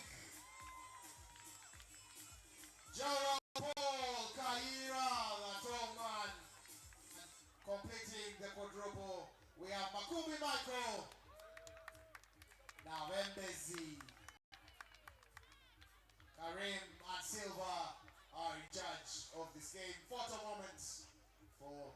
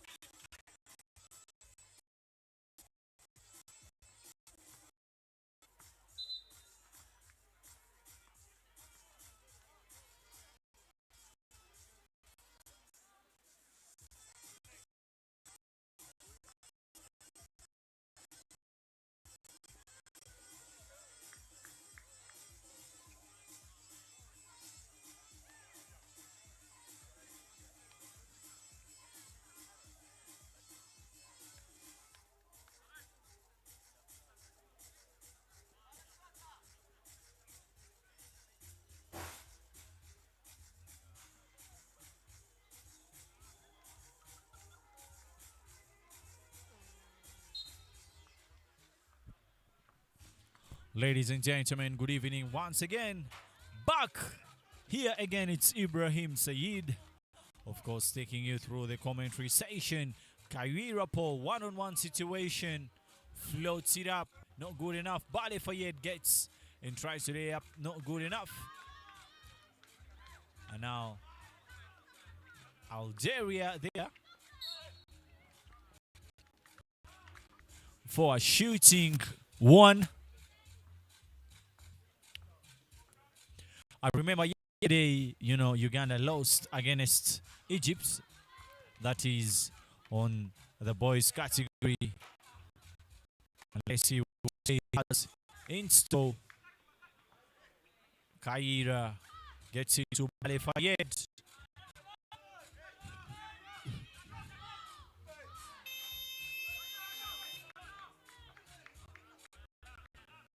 And Yahya.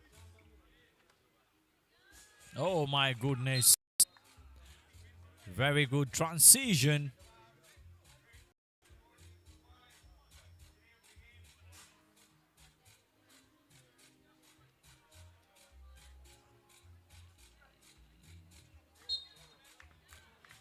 And the ref says that's a travel.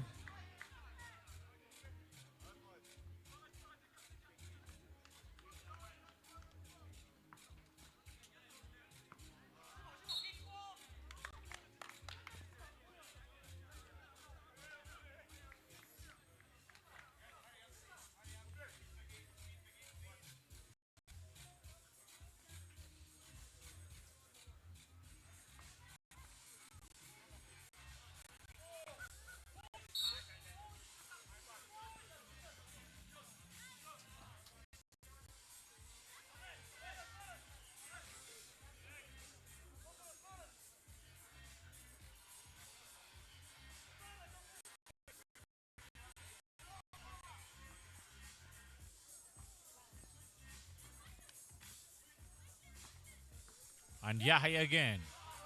Almost a little pass to his teammate. Fails to get it going.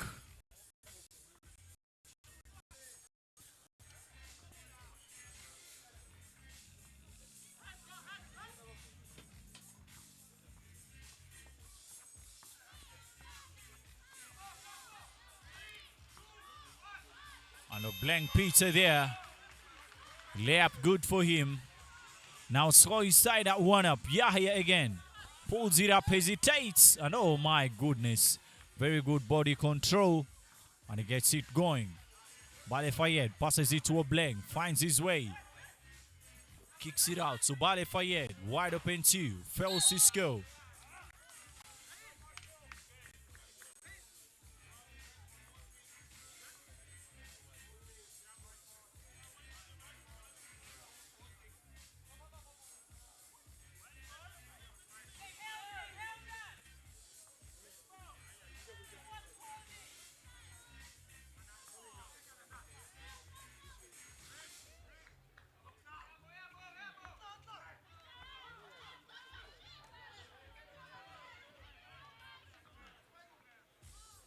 Peter Makumbi kicks it out there to Peter Obleng.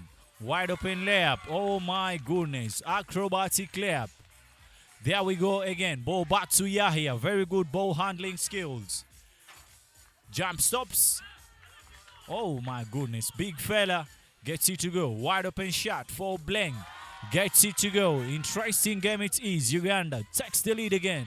Ball back to Yahya. And it's a holding foul there by Fayed.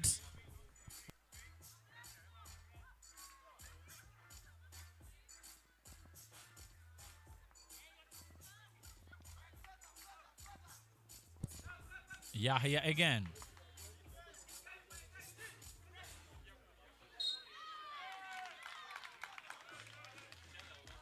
And Bo Mama. This is his handoff. And that's an offensive foul. Ball back to Makumbi. Handoff there to Bale Fayed. Gets it there to Kaira. And he loses it. Yahya again.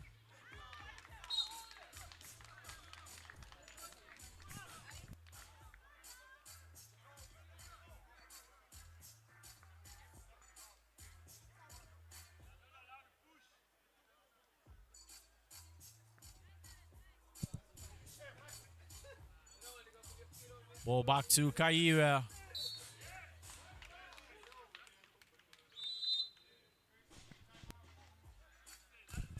And now it's a timeout there for Algeria. Tight game it is. I mean, game is still young. 6 minutes and 57 seconds left to play. 4 for Uganda, 3 for Algeria.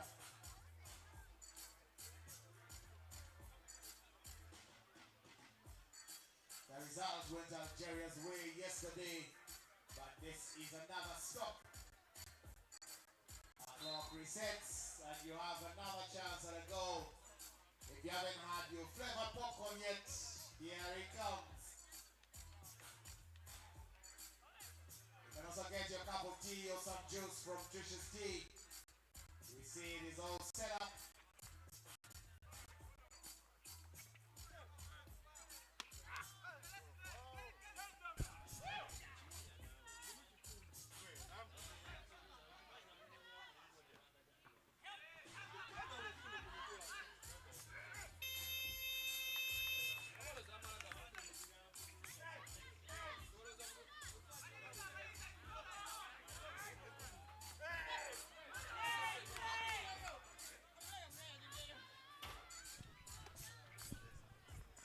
Interesting game here it is. Yahya.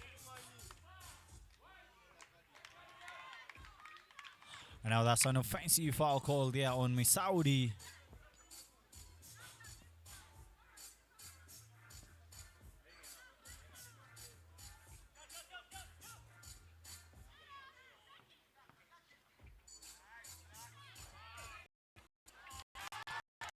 He gets his own rebound back.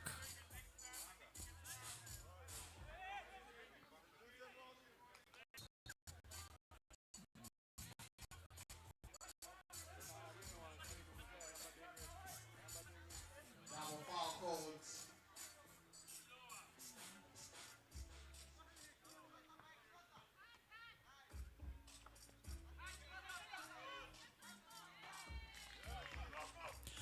Good ball movement. Engaging Algeria wide open too. And now it's tied at 5 up. Bale Fayed again hesitates.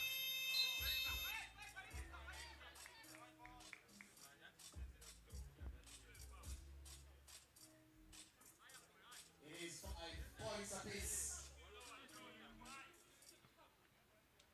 5 minutes, 36 seconds to play. Algeria taking on.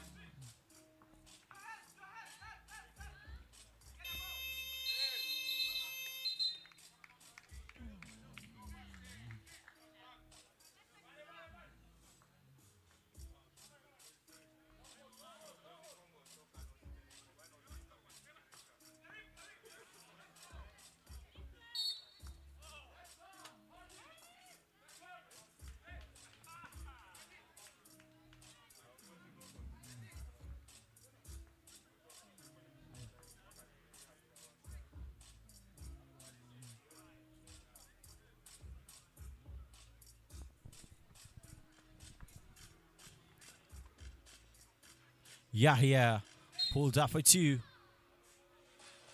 The ref says it's a foul there. Now it will be a shooting foul there for Yahya.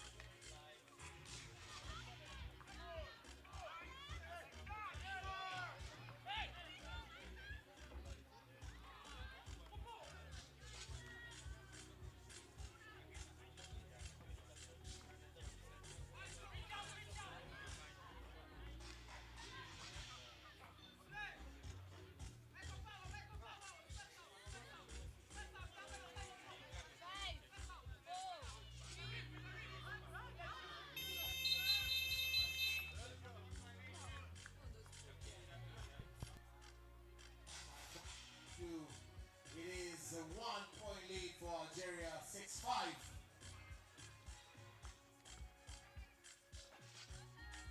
Smooth, that makes it 2, 7-5.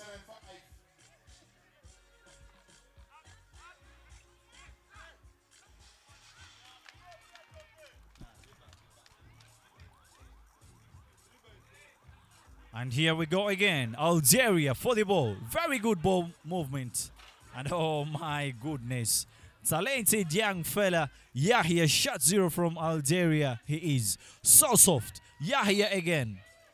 Oh my goodness. 7-6. Timeout for Algeria. They have the lead in its particular game. 3 minutes left to play.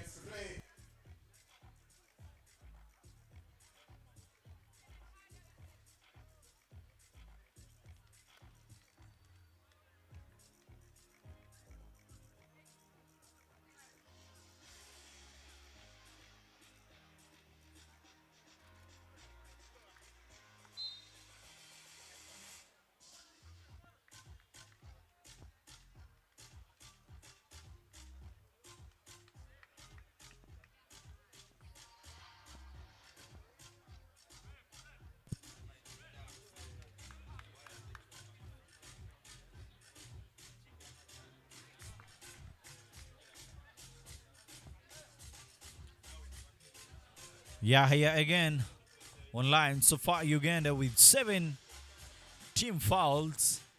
Means will now be a shooting 2. Therefore, Algeria.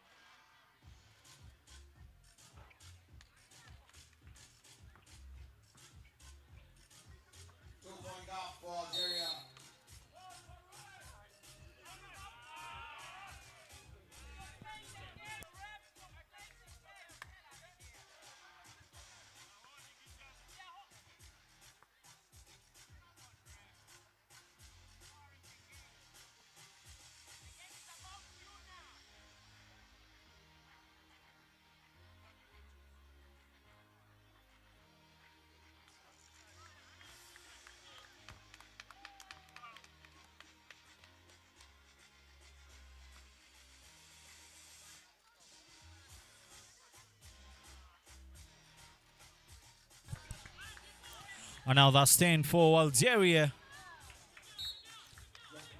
And 7 for Uganda.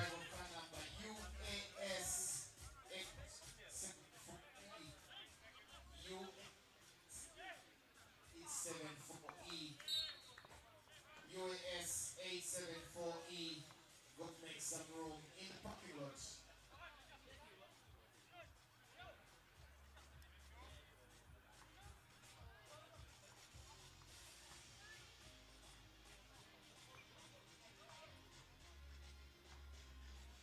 Yahya again.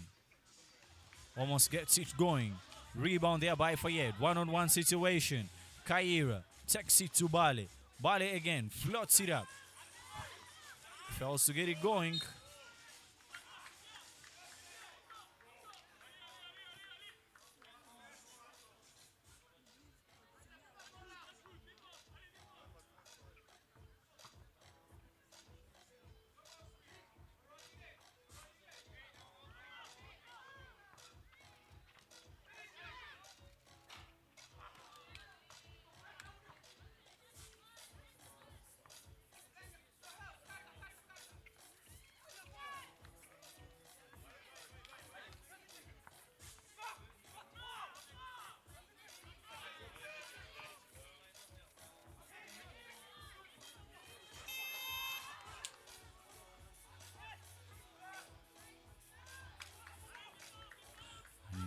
There we go again. It's Algeria continuing to do what they love best. Bale for yet again.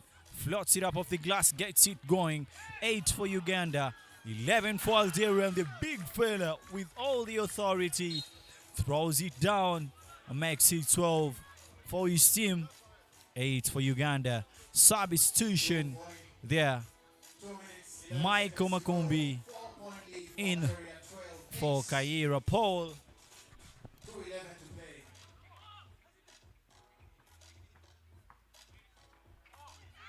And oh my goodness, no look pass there. And oh my goodness, Yahya almost drops him. Foul there, almost gets it.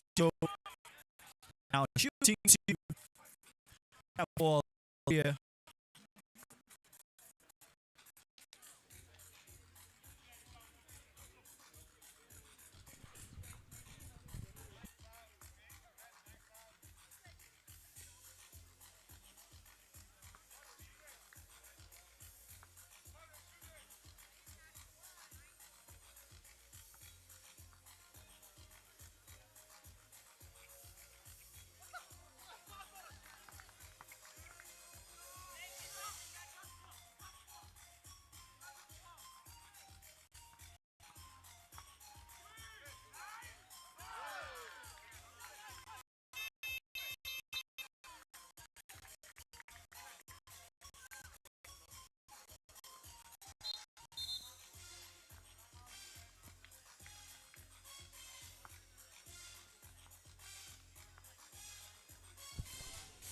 Algeria, very impressive this evening. You know, they've been able to maintain the lead since the start of the game. And now it's 14 and 9 for Uganda. 1 minute and 41 seconds left to play.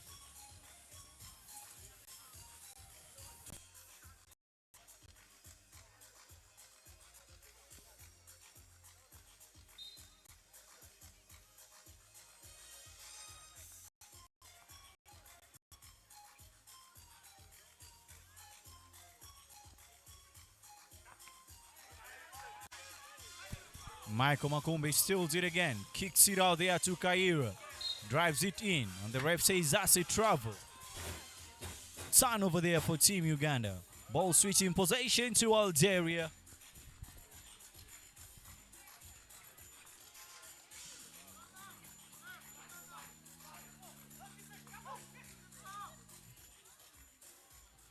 Bale Fayed knocks it down. Yeah, again hesitates, and the ref says that's a carry. UAS 734E. UAS 734E. Please go make some room in the bathroom. Just over a minute to play. And Kyrie throws it down. 2 minutes left on the clock. 2-point game. Let's see what they do. Hesitates. Tries to get to the big fella. And the ref says a bucket good. Bale Fayed again. Almost drops him. Back to Kaira. Goes up. Foul there by Mewusi. 3-point game. 39 seconds left to play.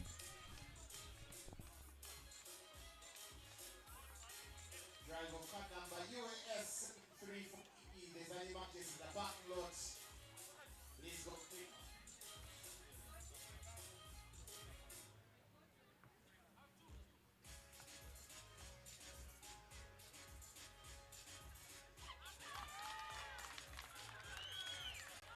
Makes the first one with an opportunity. Yahya again hesitates, pulls up for two.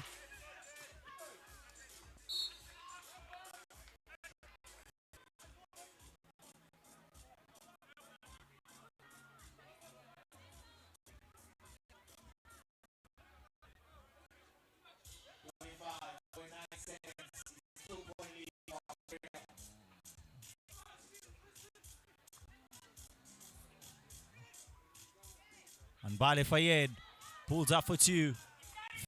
Go. Now ball back to Yahya again. 2-point game. Let's see what he does. Yahya Fayed again. And that game, Algeria wins it 16-13. And of course, Algeria with a win here again against Uganda. You know, yesterday they again won the same team. So I guess it's very tough for Team Uganda. That's for the men's category. But up next, we're going to be having Benin versus South Africa. That is in the ladies category.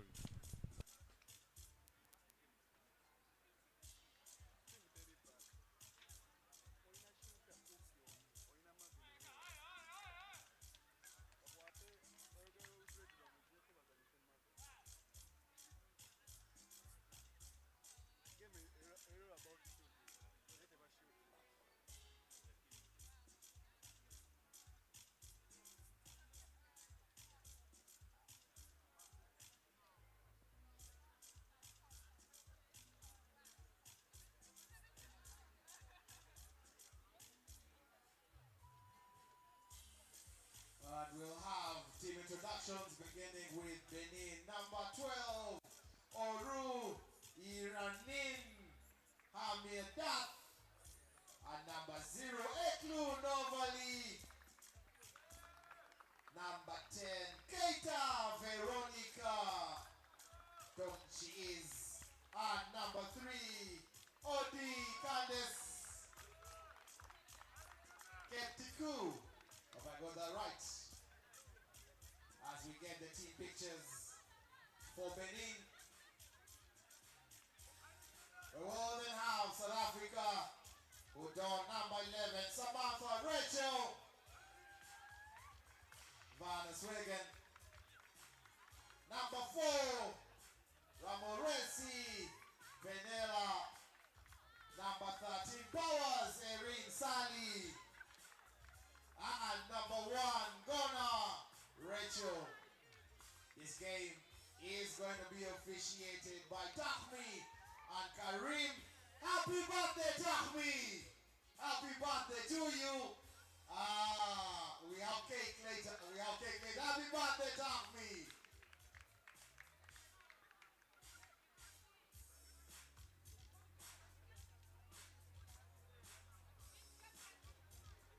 So I've just been corrected. I hope I don't get it wrong. Petit coup. Yeah, as long as it is. But Tahmi, happy birthday.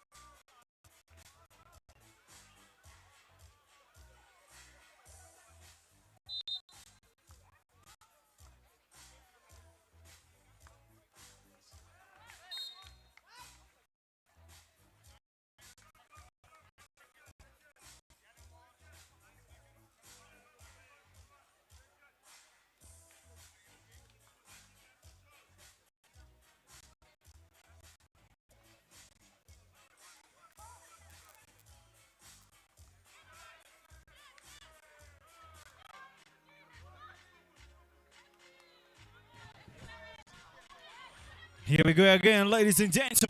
Online here, it is Van. So again, Samantha. Free throw. And round by Keita. Exit to Petiku. Petiku again. Drives it again. Floats it up. Flutter not good enough. And again, Petiku, the ref says 12-second violation.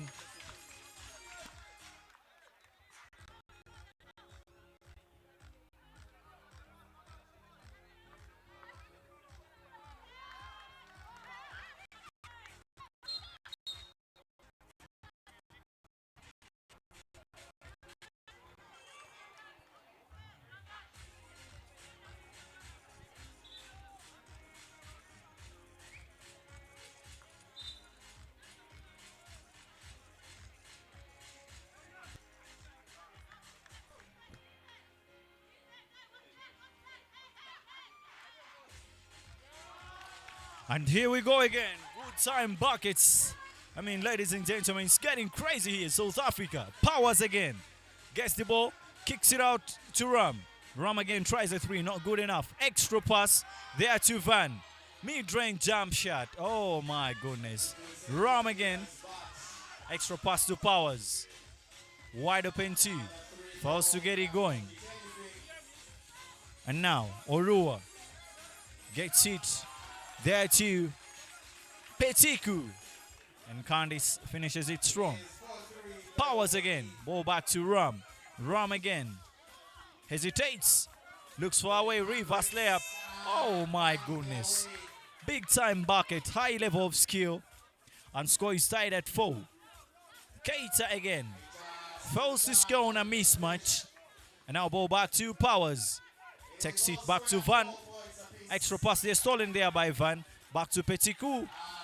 And there is a transition. Gets Benin a bucket. And Ram again. Drives it all the way through. Tries to look for power.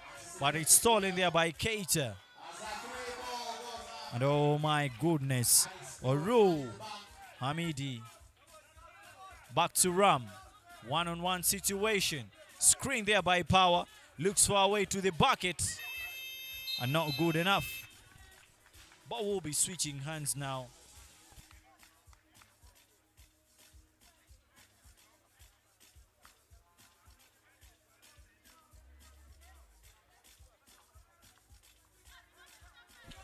And a steal there by Rachel. Rachel again. One-on-one situation. Tries to get it to the bucket. Double team. Kicks it out there to Ram. And ball is tipped off by Keita. Veronica from Benin. 2 seconds on the shot clock. 7.01. As he goes up, but that doesn't get to go. And Eklau gets it to Petiku. And Petiku tries to get it to the bucket. Not good enough. Ball back to Ram. Gets it to Rachel. And Rachel again hesitates all the way to the bucket. Reverse layup, not good enough. And the ref says that's a foul.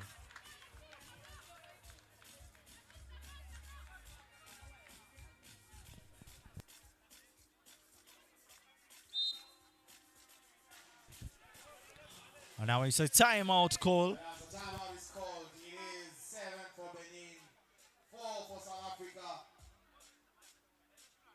Next we'll have the men's version of this same fixture, Benin, South Africa.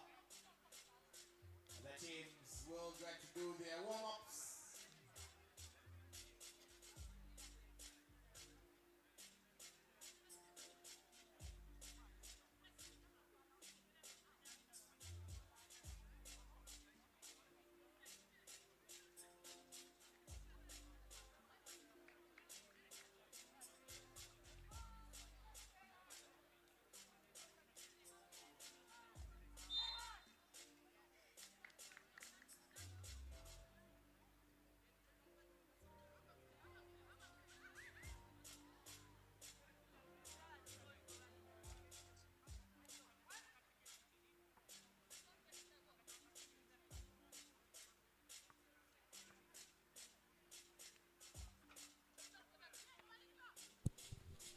And now Keita Wide open to Francisco.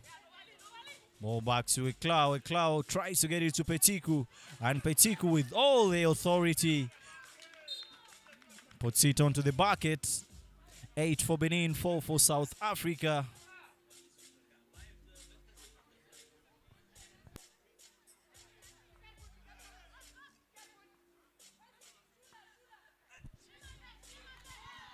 One-on-one situation for Keita. Francisco. Now ball back to Powers. Powers again. Tries to get it to Van. And it's a turnover. Petiku again. Widely open. Finishes it.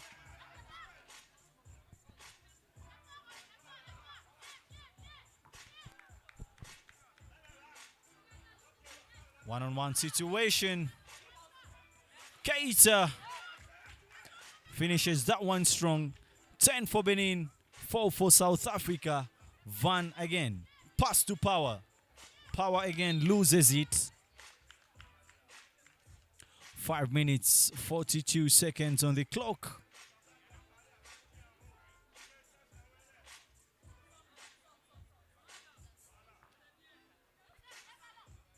And Eclau gets it to Petiku.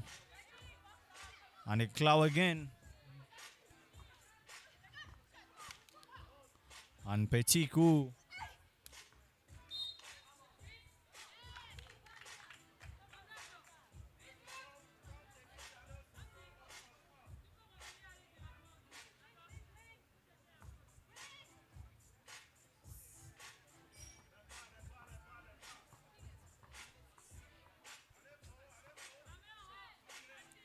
Turn around jump shot. And a good save there by Rachel. Rum 4-2. Francisco Keita gets the rebound. Benin taking advantage of size. And getting the rebounds all through on both ends of the flow. It is 10 for in favor of Benin.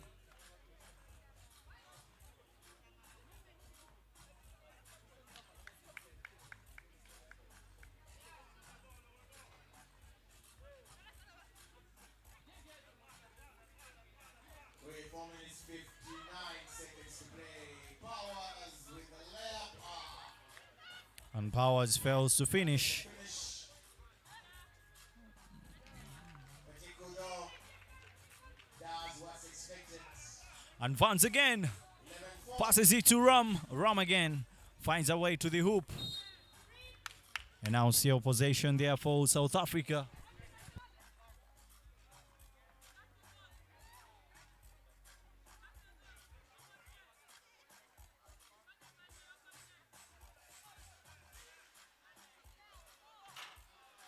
Oh, let's it fly. And off the backboard.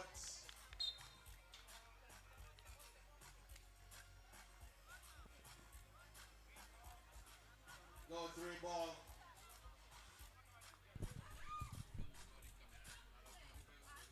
Here we go again. Ball still live. Rachel takes it all the way through. Foul. Oh my goodness. Almost gets it in. Though it wasn't high enough. She has 1 shot on the track to strike. As on the rules, the 3x3. 4 minutes 19. At the end of which day,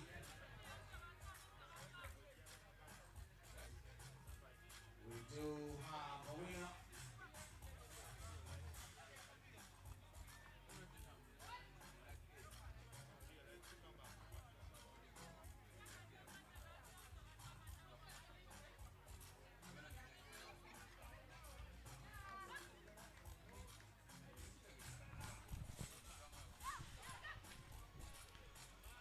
And Keita gets our rebound again.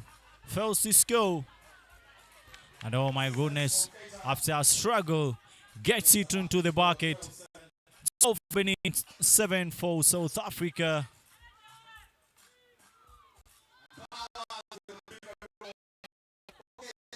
Back to Peru. Get the rebound again. Turns it around. Score. Tiku there. The is an offensive foul there by Rachel.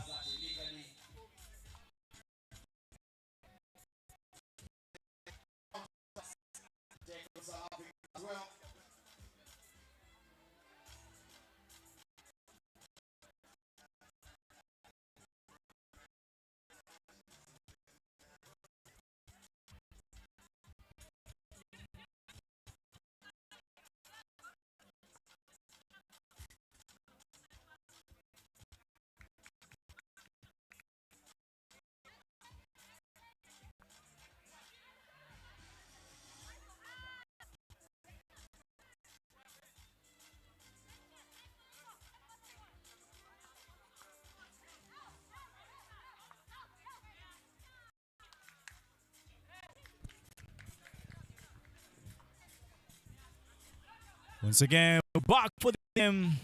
Benin 16. It's a half kilo here. 16 for Benin. 8 for South Africa. 2 minutes and 39 seconds left to play. Ladies and gentlemen, these are the FIBA 3x3 U23 Nations League 2024 taking place here at the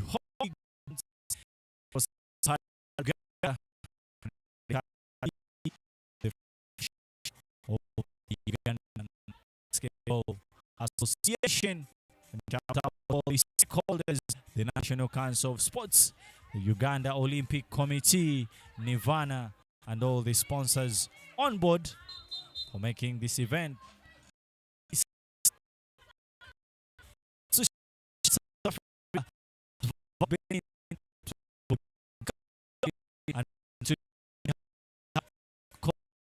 Trophies, to the best performing team. I told you it's gonna be a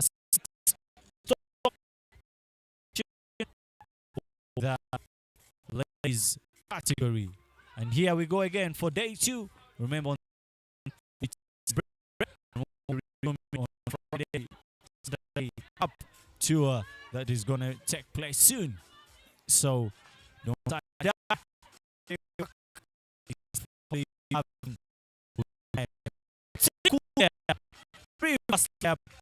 getting Benin to almost 21. They are 4 points away from finishing the game, and it's 1 minute and a half left to play. This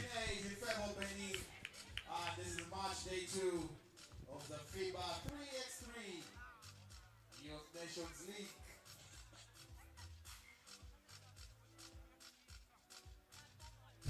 And Kate's there, wide open too. And a rule there. Now ball back to Rachel. Ball back to Powers. Powers gets it to Rachel again. Rachel drives it in, kicks it out to Powers. And it's a 12-second violation. 1 minute and 16 seconds left to play.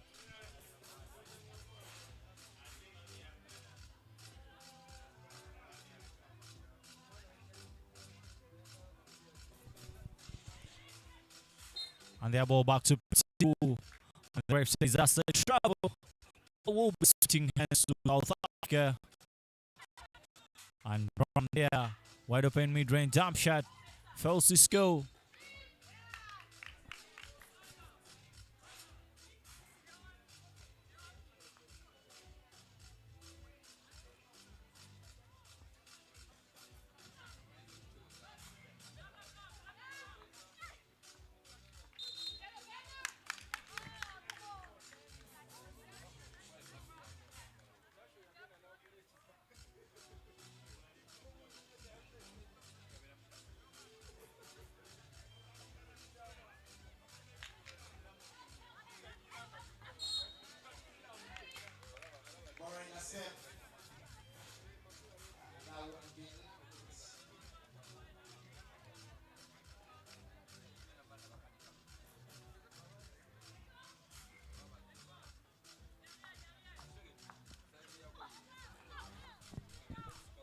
And that's a defensive stop from Petiku and Keita.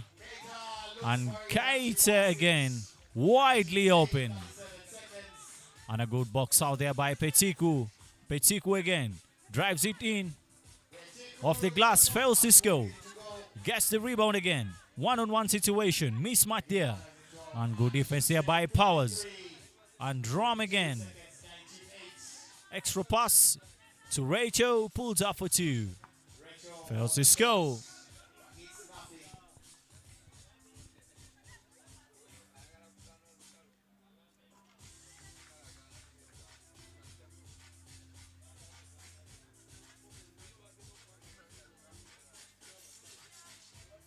The two ball goes up.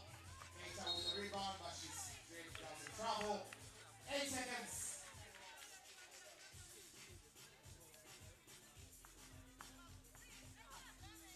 They're trying to finish it strong, but the foul is called with 3.9 on the clock.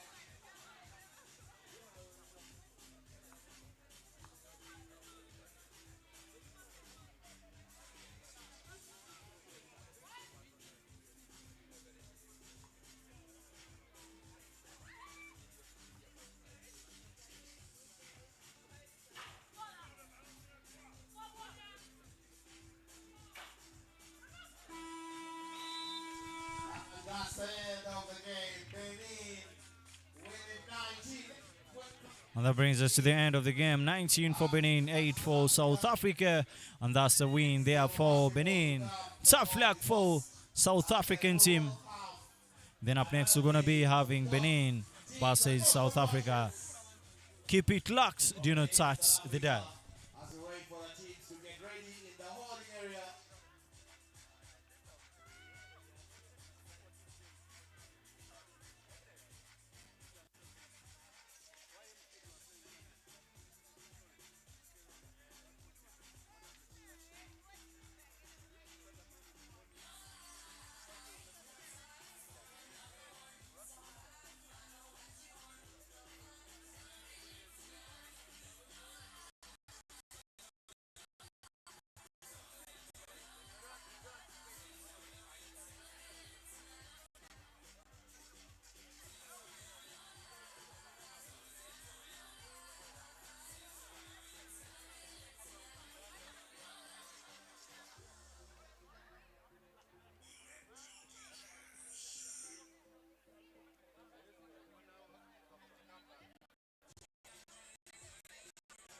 For Benin, taking on South Africa. Number 15 for Benin, Sebu Azika Meyaki. Look out for him. He does shoot the ball pretty well. Number 1, Azif Ralafia. Number 13, Bidosesi Emmanuel Mathias, the big man, is the house. Amadou Hakidine. Amadou. He was missing yesterday. He's around now. That's the team for Benin. And now for South Africa, Vela Nandla Master. He is back to the court. Kwanazi Silidonku. I will not try the last name. This game is going to be managed by Monica and Tahmi, the birthday girl.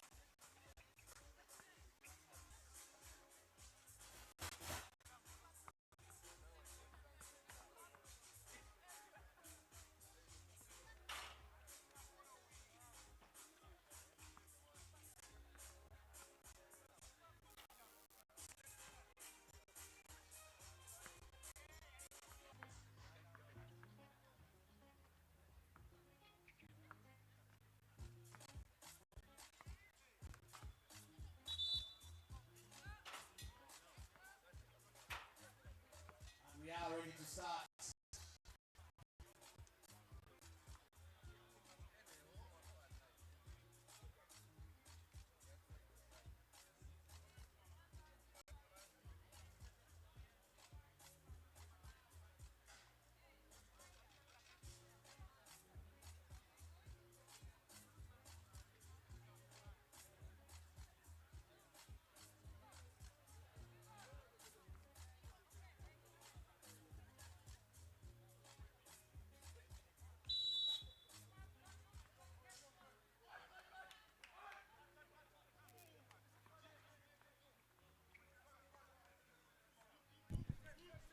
Here we go. A good evening once again. It's here South Africa boys taking on Benin.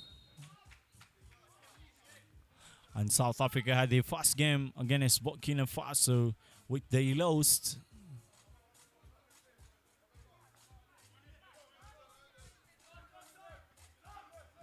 And you know, Benin also had a first game there, which they lost against Burkina Faso.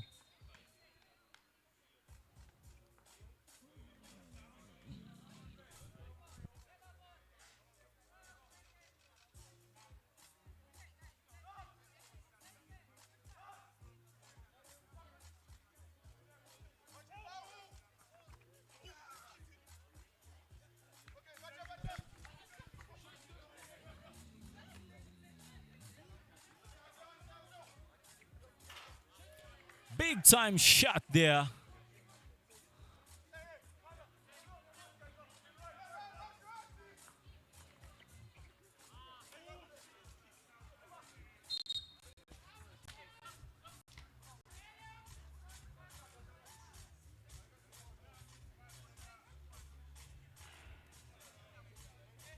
Both teams just filling each other out.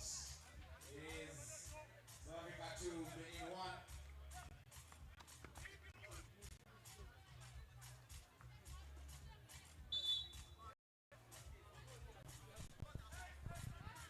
And the ref says that's a trouble. Ball will be getting back to South Africa. And here we go again. Hand off there. The ref says that's a holding foul.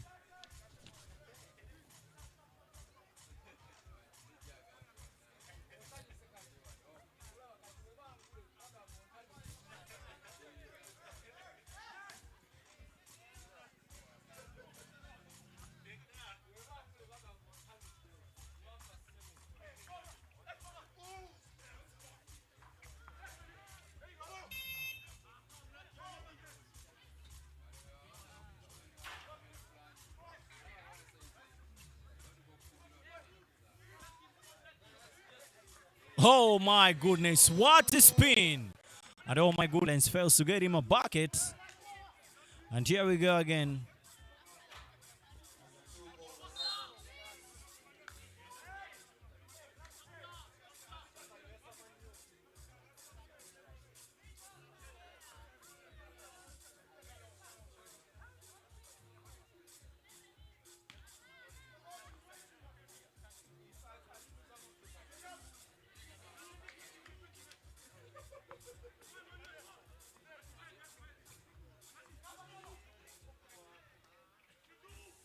On the alley-oop, there to Nazif. And he gets it going.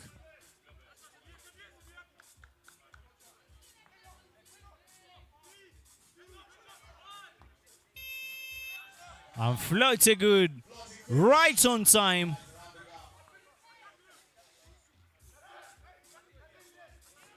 And Nazif there pulls up for two. Fails to get it going. Turnover there for Benin. Ball will be switching hands to South Africa. South Africa 3, Benin 2.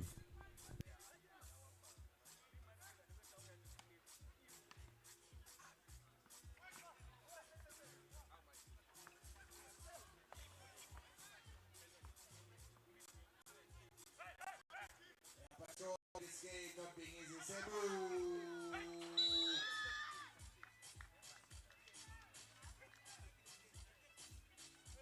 Touch in the air.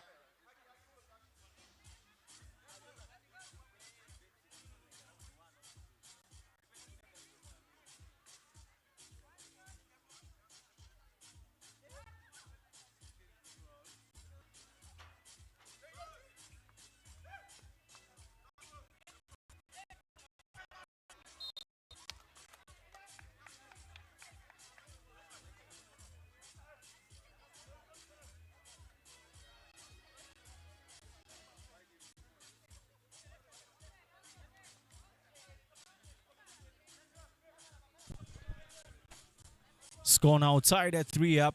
7 minutes to play. Nazif there. Spins. Goes up. Picks his own rebound and puts it back. Bucket good.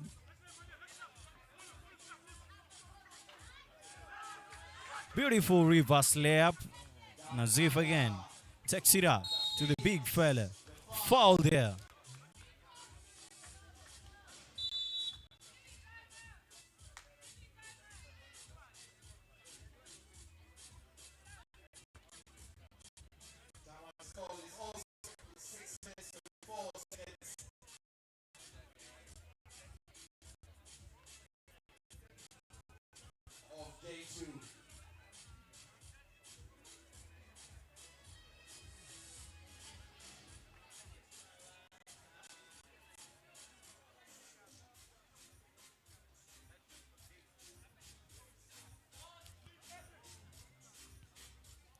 Score now is tied at 4 up. 6 minutes and 54 seconds left to play.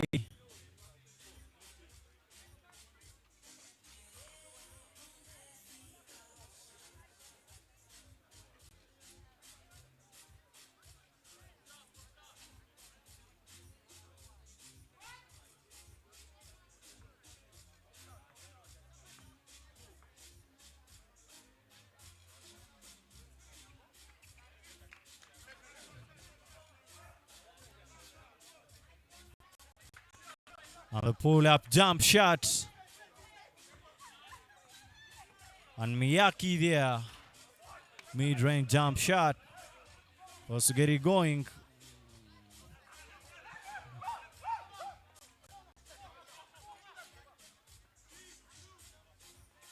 And oh my goodness, big time jump shot. South Africa now with the 3-point lead. Miyaki there. Gets it up off the glass. Big fella. Gets it in. Still a hustle play.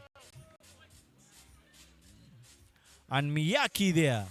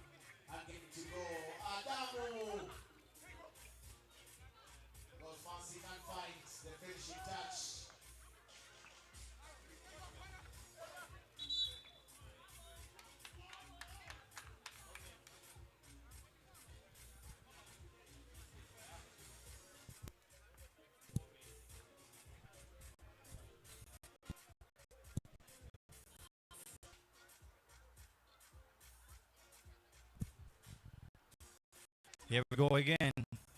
Great play there from the South African player. Nazif again.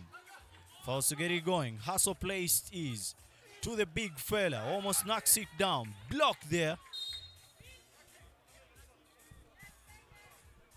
And now ball will be for South Africa. With a commanding lead here, it's 9-5 in favor of South Africa.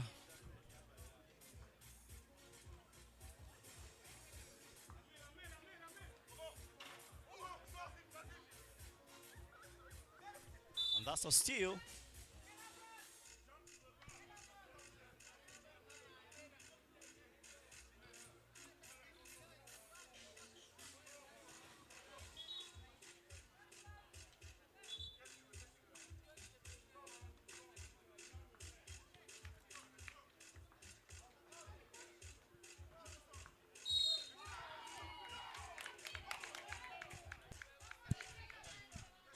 Ref says that's an offensive foul there from Adamu Hakidine. Now ball is switching hands to South Africa. Very good matchup. And the young fella tips it off. I mean, those are tricks players use when there is no option left.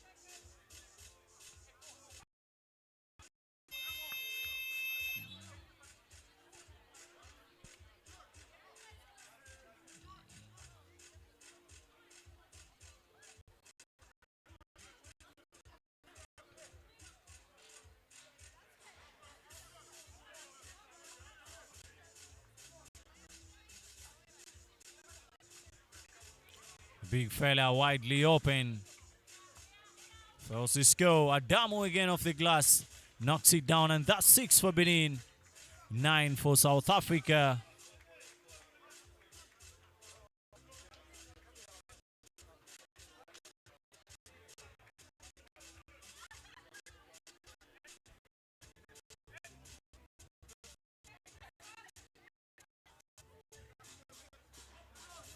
Zambia 9, Benin 6.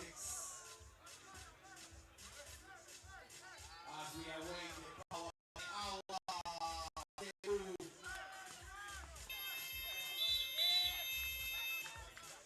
That's a 9-second violation. Good.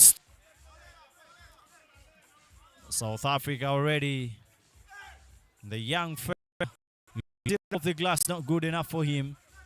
And Miyaki there. One-on-one situation. He gets to the rim. Turn around jump shot. Knocks it down.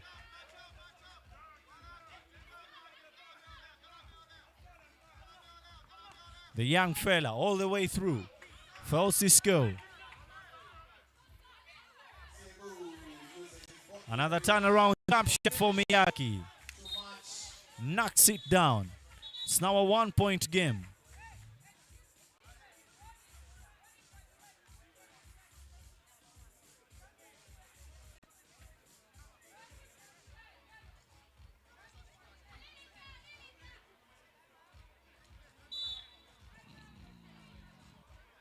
Now it's a timeout for Team South Africa.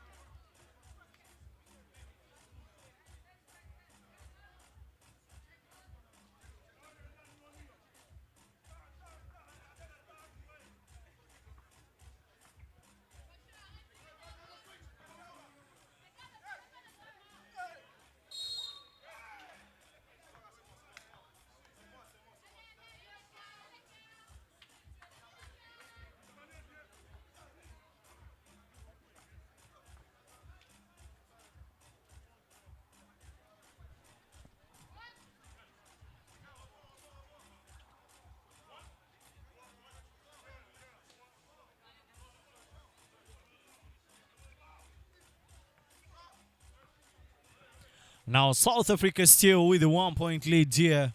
Miyaki pulls up for 2, fails Cisco. And it's tipped off there by Nazif.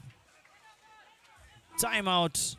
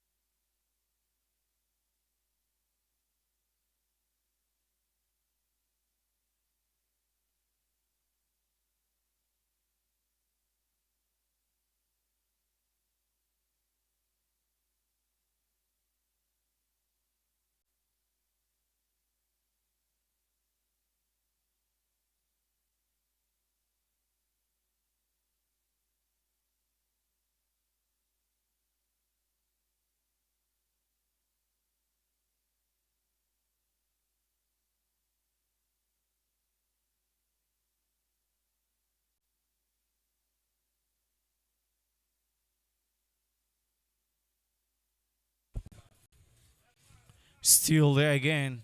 Wide open pass. This is further to the bucket and blocks there. So defensive stop there. But it's still a South African possession.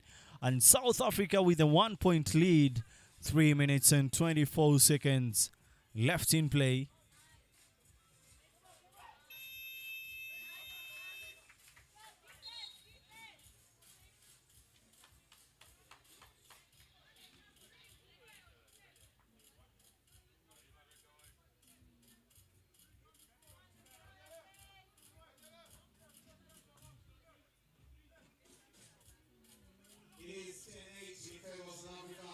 Miyake again attacks the bucket strong. Turn around. Hook shot. Fails to get it going. And now ball back to the danger man. Shot fakes. Step back two. All the way through. Oh my goodness. Fails to get it going. And Miyake again. Turn around jump shot. This is what he loves best. And there we go again. Hustle play with the big fella. Stolen. And South Africa maintain possession. Extra pass.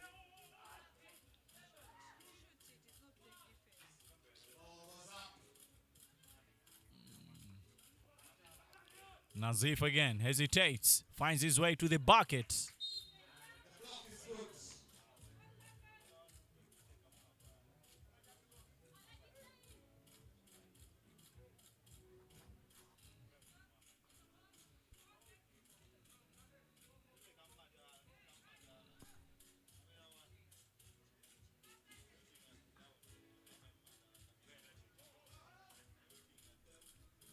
And Adamo fails to score.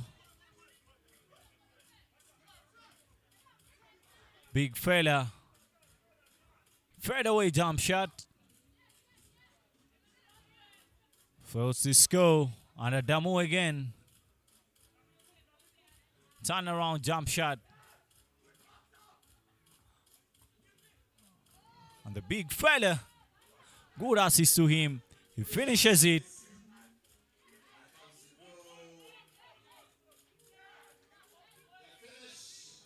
And Emmanuel again knocks it down.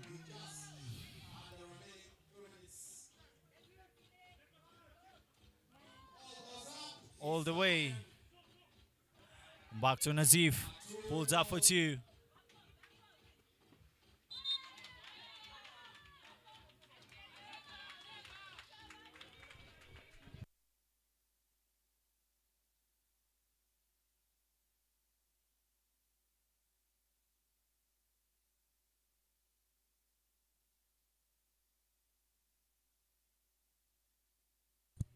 And Miyake again gets his way, takes it back to Adamu. Adamu again almost loses it. Back to Miyake. And the ref says 9-second violation. Ball has to switch hands to South Africa. And now it's a timeout. Interesting game this has been. You know, South Africa has been so composed with the ball. Despite their size, I mean, they've taken advantage of all situations and they've been calm. And yes, it's paying off for them. They have a 2-point lead, 1 minute and 13 seconds left to play.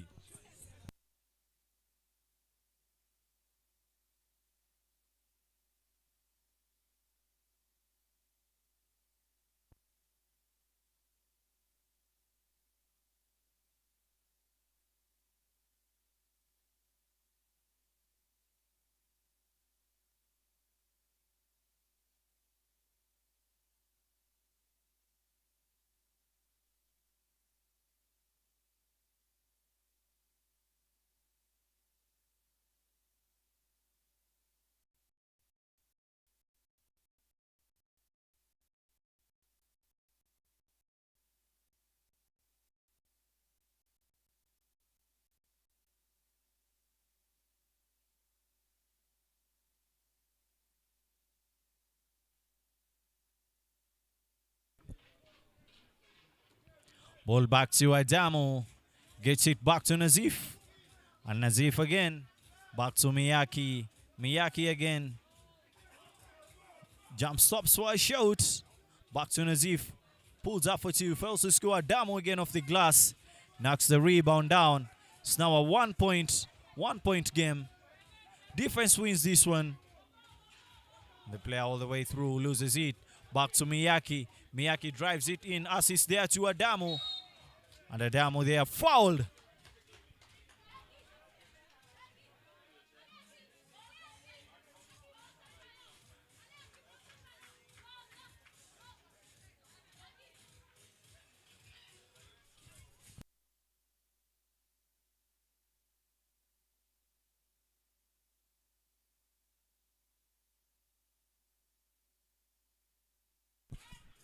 And Adamo there with an opportunity to tie it up at 11. Fails to score. South Africa again. The ding dong point guard again. Takes it up. Fails to score. Back to Nazif. Back to the big fella. Kicks it out to Adamo. Adamo hesitates all the way through.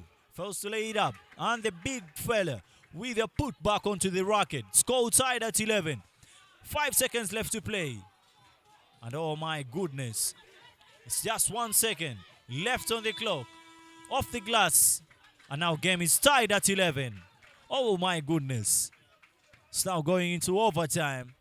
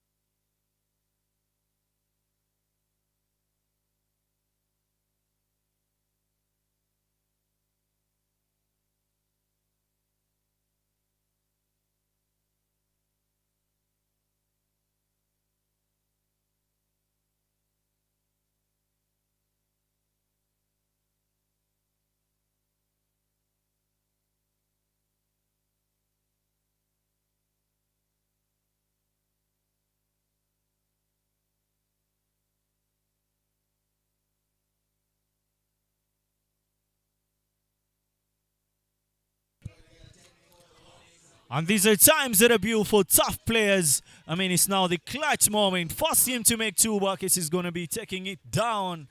And it's going to be a win. Now South Africa gets it. One-on-one situation. The guys almost loses it. Pulls it up. And the ref says now ball will be switching possession to Benin.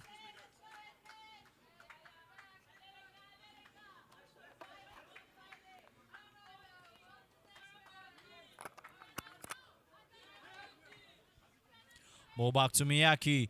Gets it back to Adamo. Back to Nazif. Now it's overtime. And oh my goodness. Miyaki. Clutch play. Knocks it down. Oh my goodness. It's nothing but smiles from Benin. You know, they win it in the overtime. What a game. What a game. What a time to be alive. And just like that, Benin takes the win from South Africa. And we're going to be taking a short break and we're going to be back.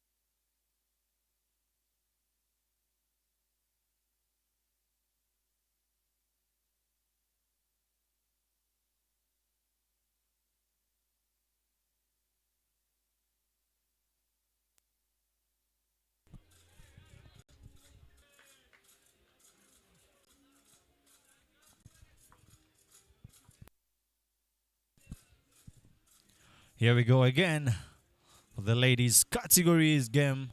Uganda versus Algeria.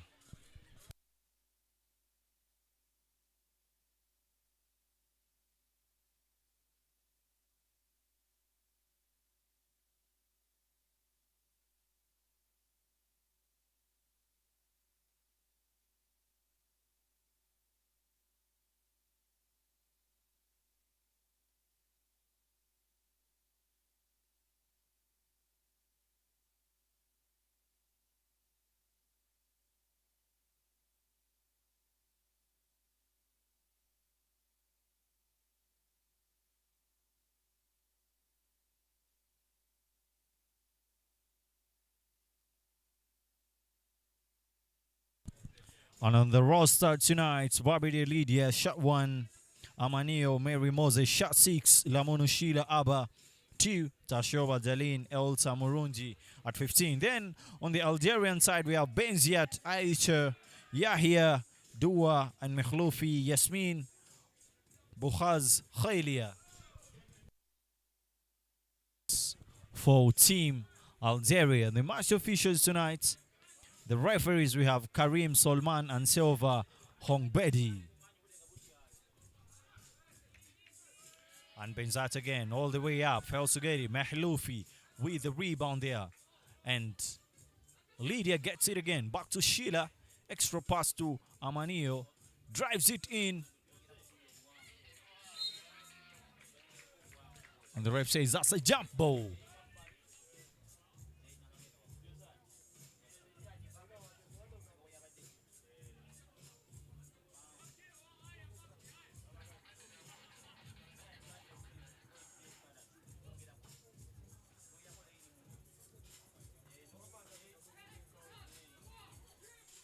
Mahloufi there, wide open 2, knocks it down. Opening bucket there. Amanio gets it again, off the glass. Puts it in. Benzat again, lefty and layup. Gets it to go. And Sheila Lamunu. Elbow, turnover there for Uganda. 3 for Algeria, 1 for Uganda. And Mahloufi there again. Takes it all the way through. Kicks it out to Benziat. Benziat again. Takes it to Halia. Halia rises up for 2. Fails to score. Benziat again. Extra pass. Good transition ball movement there. And on the bucket there for Algeria. Ball back to Amanio. And Lydia taps it to. Not good enough. Halia. Back to Benziat. 1-on-1 situation. Good crossover. And ball again. Back there to Mahloufi. Stolen there by Lydia.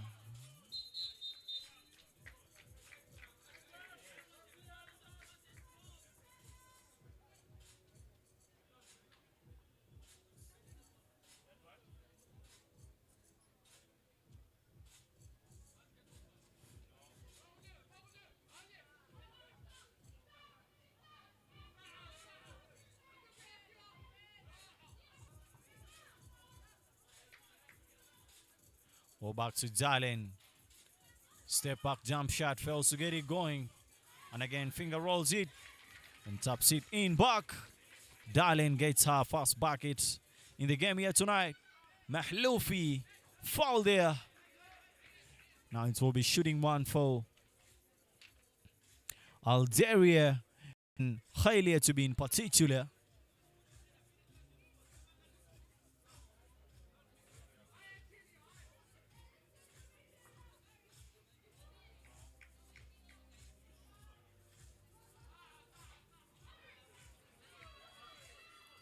Wide open shot there for Sheila. Knocks it down and now ties it at 4. Reverse layup. And the ref says that's a block. I beg your pardon. The ref says that will be a foul. And it will be a shooting 1 for Halia.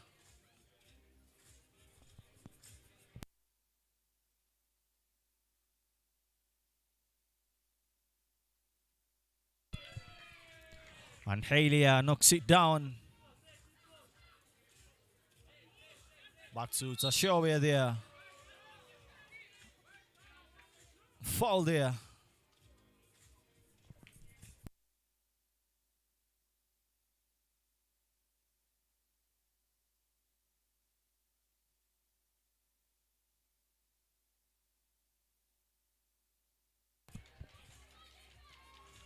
She knocks it down, the makes it 5 up.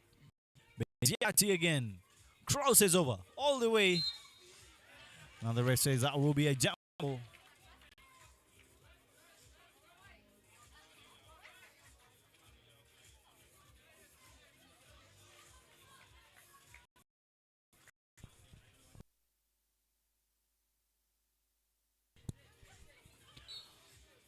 And the ref says that's trouble. Yeah.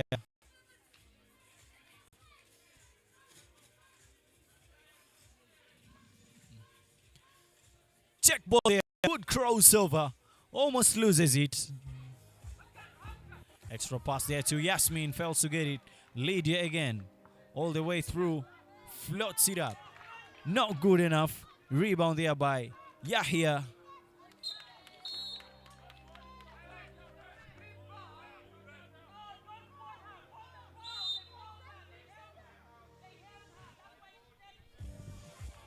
And now it's a timeout call.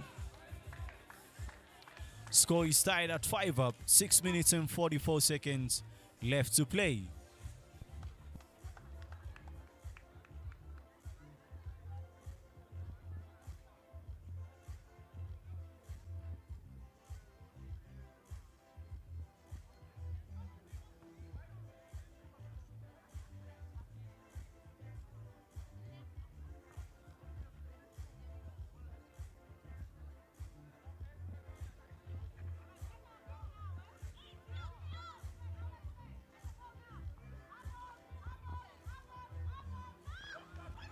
And Yahya again. Extra pass. Foul two, not good enough. Ball back to Sheila. Sheila again. Extra pass there to Amanio. And the ref says count that one. And one. Beautiful transition. Ladies and gentlemen, we're here for the FIBA 3x3 U23 Nations League 2024 taking place here live in Kampala, city of the Seven Hills, in the Pearl of Africa, courtesy of the Federation Uganda Basketball Association, the National Council of Sports, the Uganda Olympic Committee, and of course, the sponsors. And Sheila again, almost saves it, but not good enough. Still a close game here, 2-point lead for Uganda, and 6 minutes and 15 seconds left to play.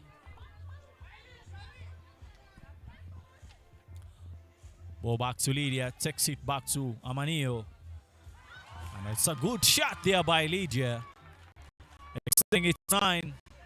And their ball is back to Mahloufi. Mahloufi takes it back to Benziati. And now that's a travel. Ball back to Uganda. Ball back to Amanio. Amanio again. One-on-one situation. Loses it. Back to Mahloufi. 5 minutes, 47 seconds.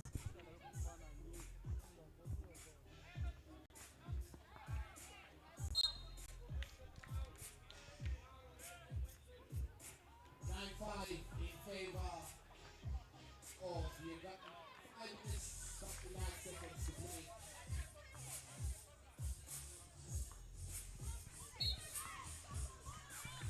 And the ref says that's a travel on Benziati, and it will be a turnover for Algeria.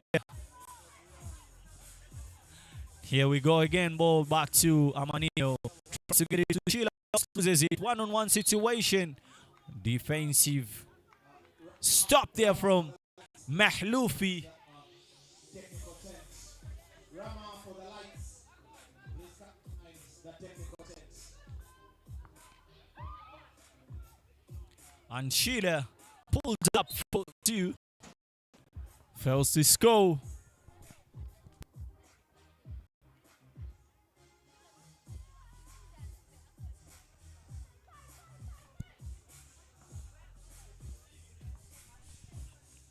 And Benziati, good ball movement. And again, she hesitates.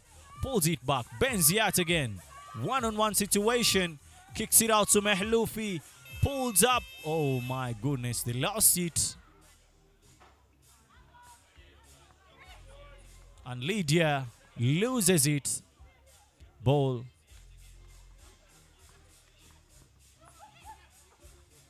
And this is what she wants. Francisco, Lydia again. 4-2. Not good enough. Hustle play. Mehloufi gets it again. Ball back to Yahya. Hand off to Benziati. Extra pass to Yahya. Pulls up for 2. Oh my goodness. Count that one. What a shot. I mean, very good follow through. Ball back to Amanio. Francisco. And the ref says it will be a possession for Algeria. Substitution there. Amanio takes a rest. And now Darlin will be in again. And Benziat takes it to Benziat again. Spins it. One-on-one situation. Foul there by Lydia. And now it's a shooting one.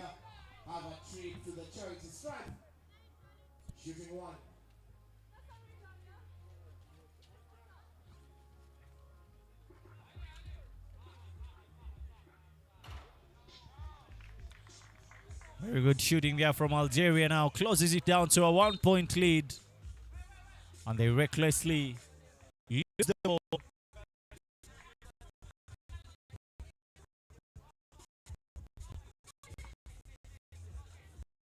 And Lydia again pumps and gets it in. Benziat.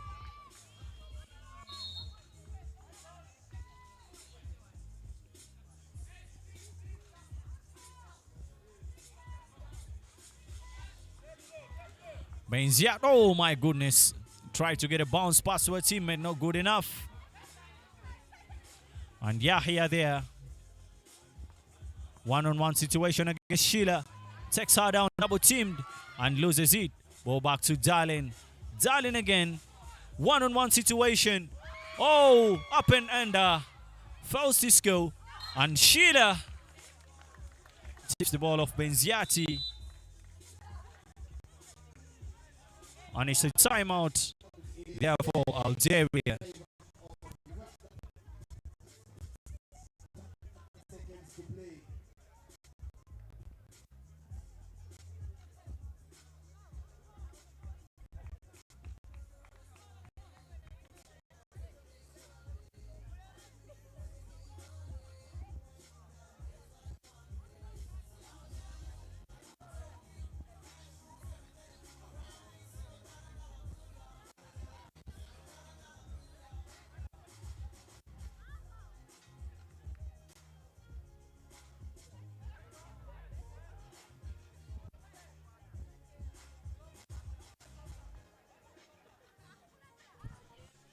Here we go again.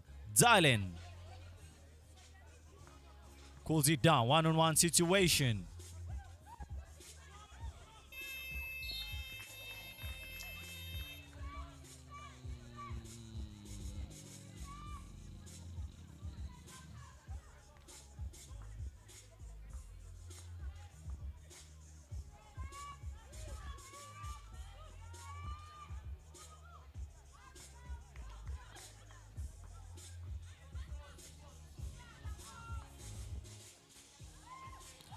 Good ball movement there, and Lydia completes the play. And the ref says you cannot block the opponent after making a bucket. You gotta let them get the ball.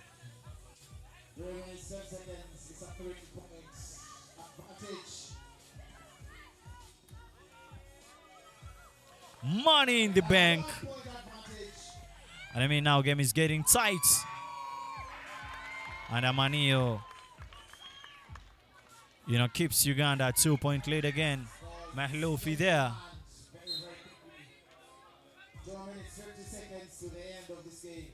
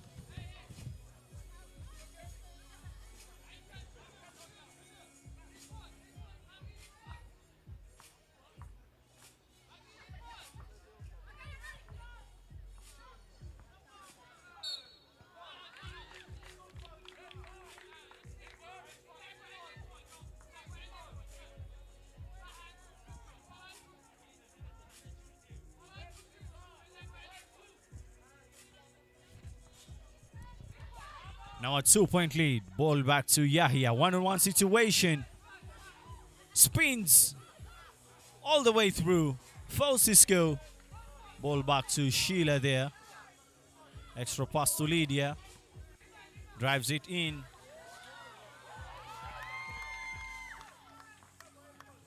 She gets it up. Good cutting there from Benziati.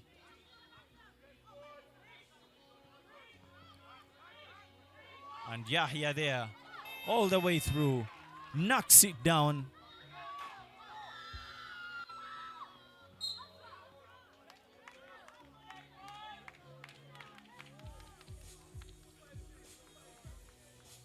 One minute 56 seconds. It's 13-11. 2-point game as we speak here. 1 minute and 50 seconds, 56 seconds left to play. Check ball there for Shira. Lamono gets it back to Lydia. Extra pass to Amaneo. Takes it to the rock. Francisco gets out on rebound. All the way up. Fouled. That will be a shooting 2 for Team Uganda.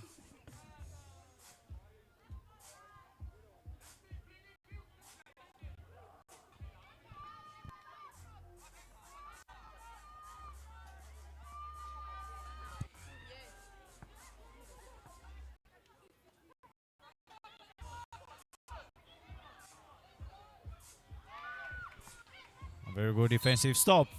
And the ref says that's a travel. I mean, that was a good stop from Algeria.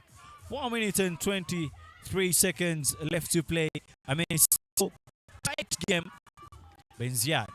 Hand off there to Mehloufi. Mehloufi almost loses it.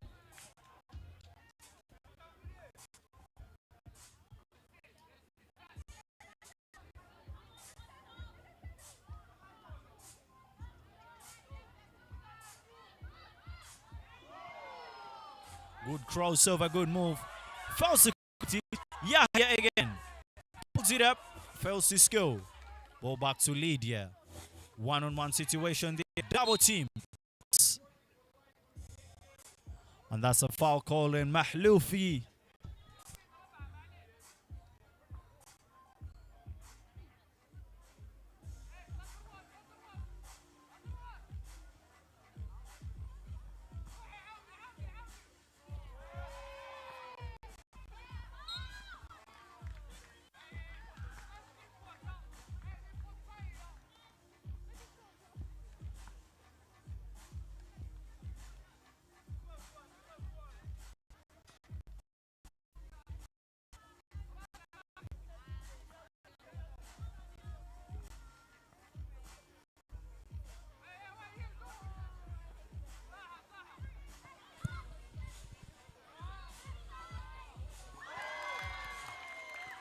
Big time shot there. Uganda with now a 4-point lead. 40 seconds left on the clock. And Amanio travels with the ball.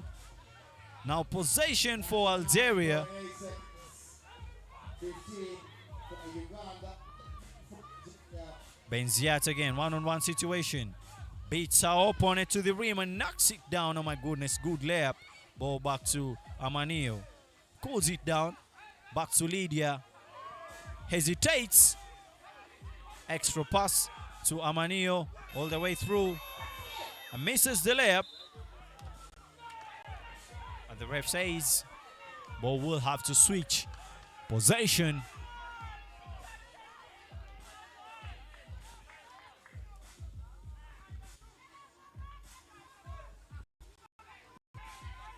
Three-point lead. Let's see what Yahya does. Benziat all the way through. Floats it up. Floats it good. Back to Sheila. Extra pass to Barbidi. 4-2. Francisco. Amanio gets the rebound and puts it back, extending Uganda's lead to a 4-point lead. And Mehloufi there. Off the two. Misses it. That brings us to the end of the game. Uganda 16. Algeria 12. Good game this has been, and a well-deserved win to Uganda. The Chino play very good basketball. Tough day in office for Algeria. Tough luck for them. So up next, we're going to be having Benin versus Uganda. That is for the men's category. Keep it locked. Do not touch the dial.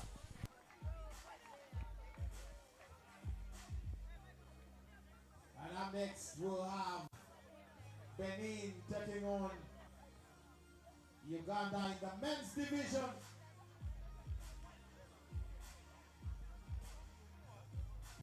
And we will have team introductions. Number 15 for Benin, Sepu Azika. I hope you've recovered from your sleep knock. Number 1, Stine Borafia. Number 13, Megnamno Emmanuel Matthias. And number 11, Adamu Haki Dine. That's number 11. And that's the team for Benin. They're going to be taking on Uganda. After the team shots, we'll have the team introductions for the Uganda team.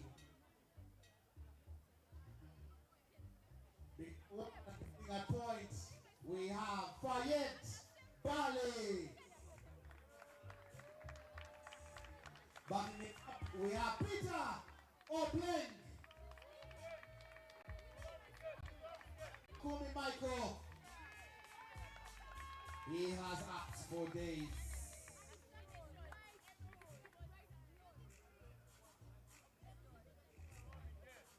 Imena and Karim are taking charge of this game. And don't forget, Imena is a birthday girl, so we keep celebrating you each and every game that you appreciate. Happy birthday to you. I hope Kampala is nice to you tonight.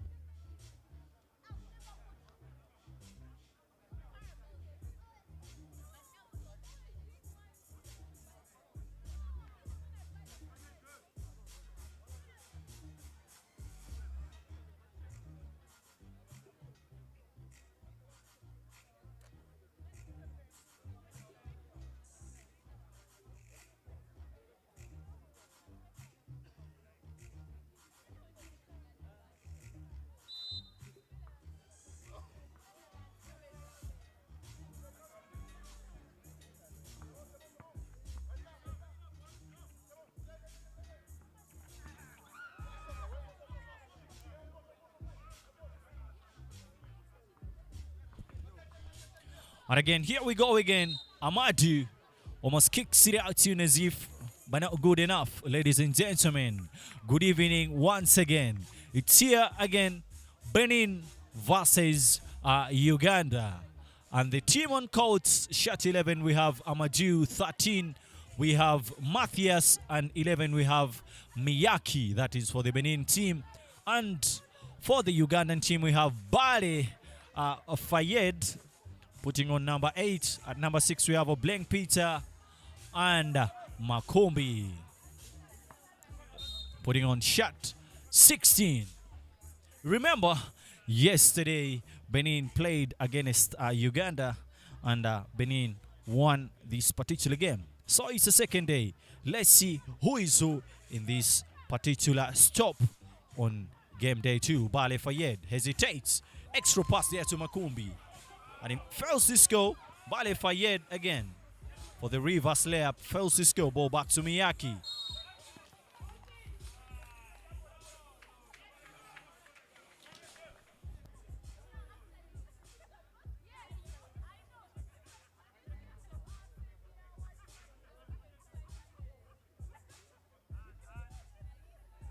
And the next game, the women's category, Benin, South Africa. As we have 8. As we have 9 to play, we are still scoreless in this match. In FIBA 3x3.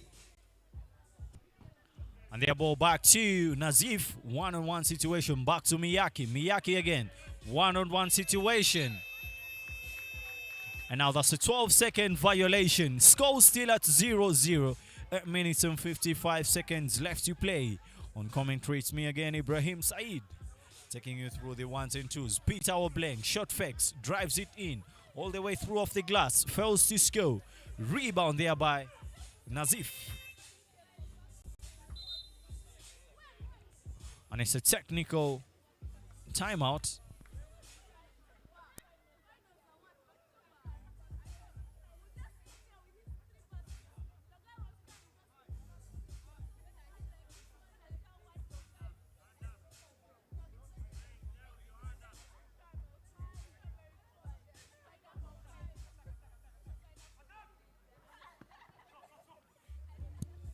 And Miyaki again hesitates.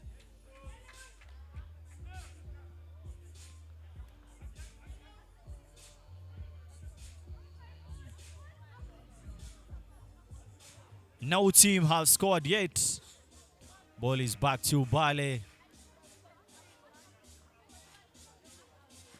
Ball back to Emmanuel. Extra pass there to Amadou. And Amadou spins. Looks for his way. Stolen there by Makumbi. Extra pass there to Obleng. Hands it off to Bale Fayed. Pulls up for two. Fails to knock it down. Ball back to Miyaki. Miyaki finds his way to the hoop. Finger roll layup. Fails to score. And the big fella there makes a bucket. Obleng picks it again.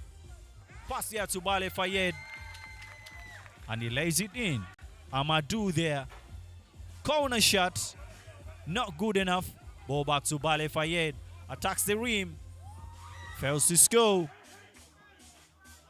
And Amadou again to the hoop. The body balance. And he knocks it down. Ball back to Obleng Peter. To Bale Fayed for two. Fails to score. And the ball will be switched in possession. There to Benin. 2-1 are the scores in favor of Benin.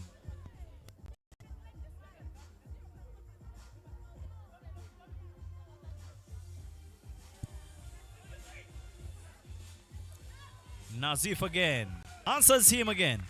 And that's 3 for Uganda, 4 for Benin.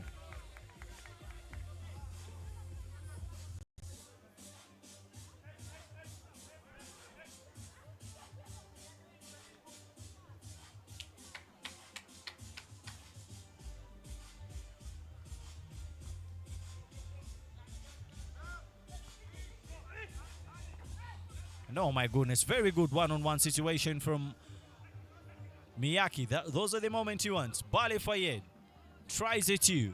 Fails to knock it down.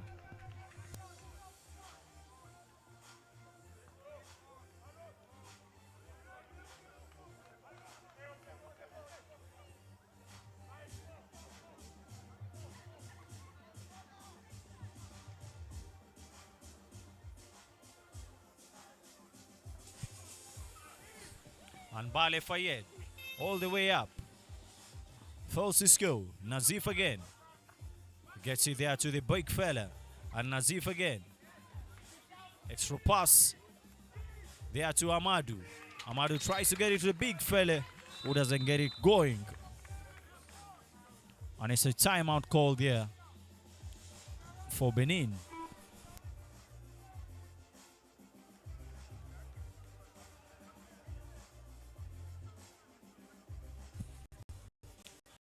Uganda continues to struggle. They haven't won any game since the start of this tournament.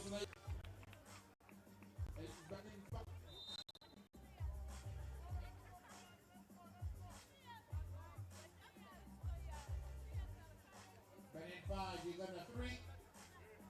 6 minutes, 48 seconds.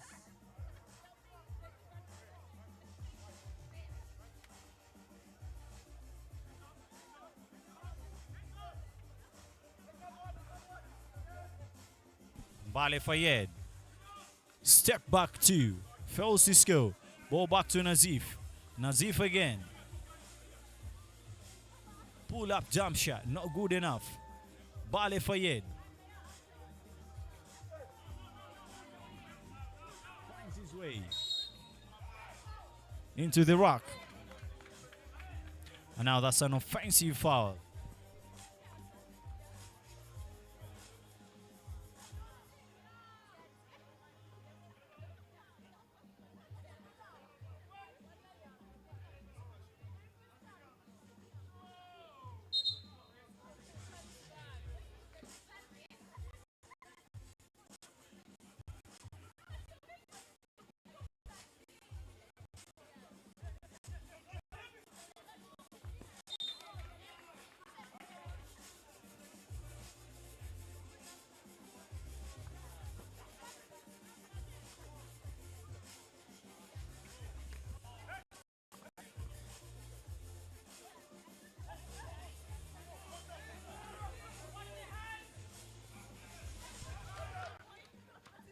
The big fella knocks it down. And the ref says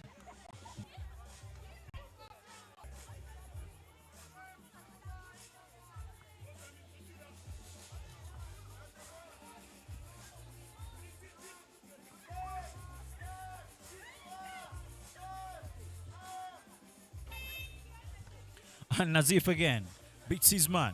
Peter Obleng. Good shooting there. Amadou again. Tries to get it to Miyaki. Turnover.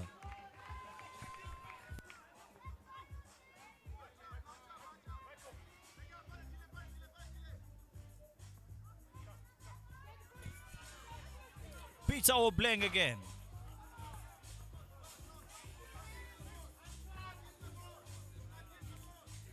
Nazif again. One-on-one situation. All the way through. Fails to score. Back to Makumbi. Pass here to Peter Obleng. Gets it to Kaira. And Kaira all the way up. Next down the mid-range jump shot. Now it's a one-point play. Ball back to Miyaki. One-on-one situation. Body balance. Fails to score. Back to Peter Obleng. On the screen there. Gets it back to Kaira. And now that's a travel there by Kaira Paul. Turnover. 4 minutes and 52 seconds on the clock.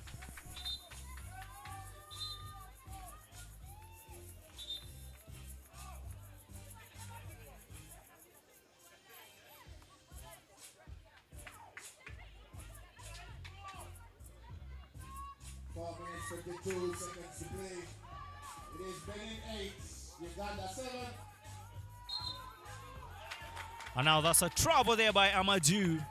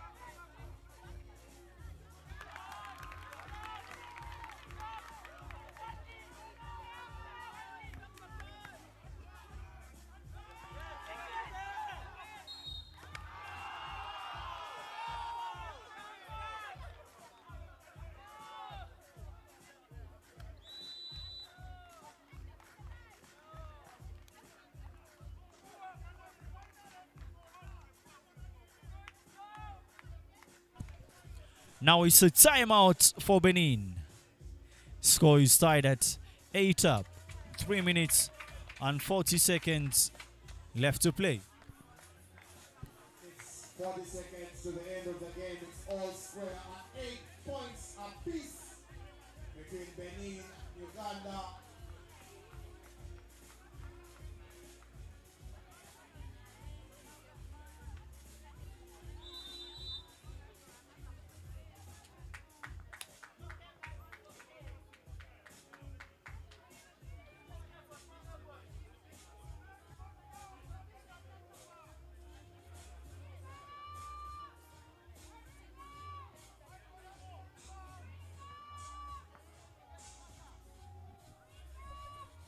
Emmanuel knocks it down and gives Benin the lead.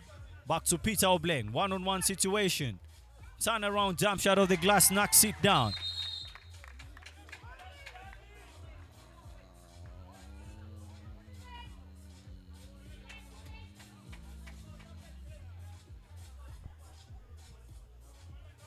And now that's a warning for Uganda.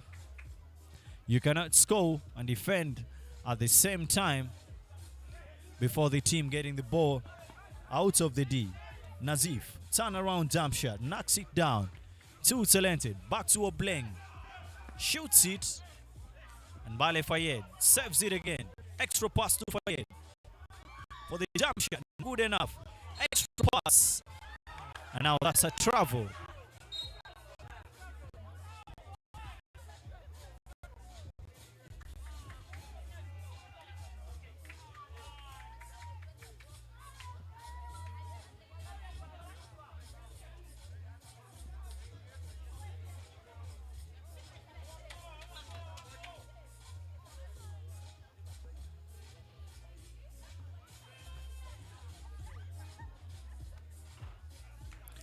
Ameyaki knocks it down.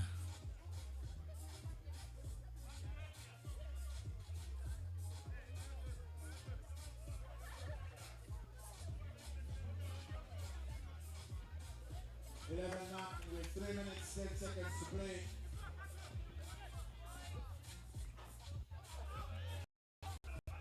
Peter Obleng gets it again.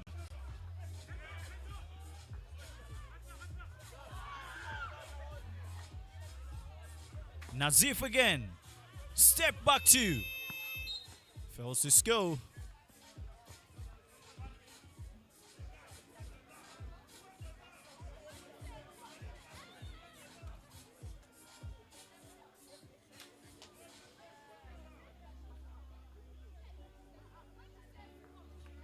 Ball back to Makumbi. Handoff. Almost loses it. Ball back to Bale Fayed. Let's see what he does. Extra pass there to Makumbi. Drives it in. Peter Obleng gets it again. Extra pass there to Obleng. 4-2. And Makumbi gets the rebound. Tries to get it to Bale Fayed. Stolen by Adamao. Another steal there from Bale Fayed. All the way open. Fails to score.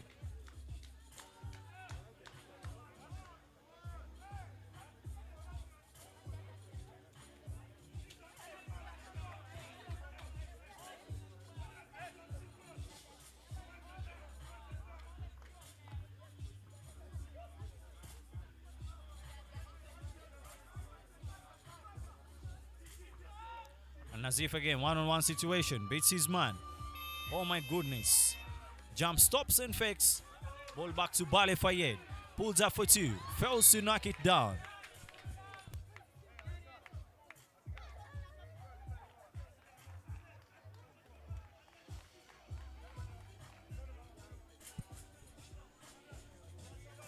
Uganda really not doing well on the 2-point ball. And now ball back to Benin. Back to Emmanuel. Back to Adamao. Stolen there by Bale Fayed. Extra pass to Obleng. 4-2. Fails to score. Bale Fayed gets the rebound.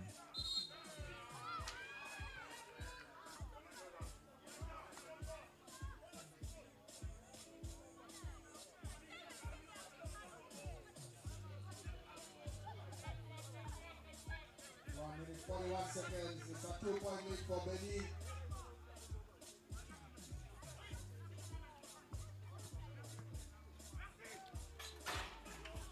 And the captain dunks it down.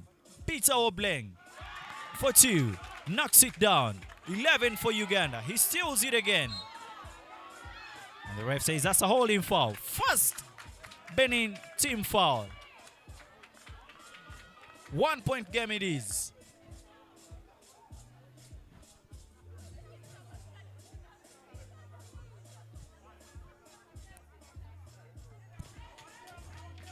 Ball to Peter Obleng. Gets it to Kaira. Hand off there to Peter Obleng. One-on-one situation. Takes it onto the rack. Knocks it down. Game tied at 12 up. And Nazif again. Stolen there by Bale Fayed. Time out there for Uganda. Game tied at 12 up. It's all square with 1 minute 06 seconds to play.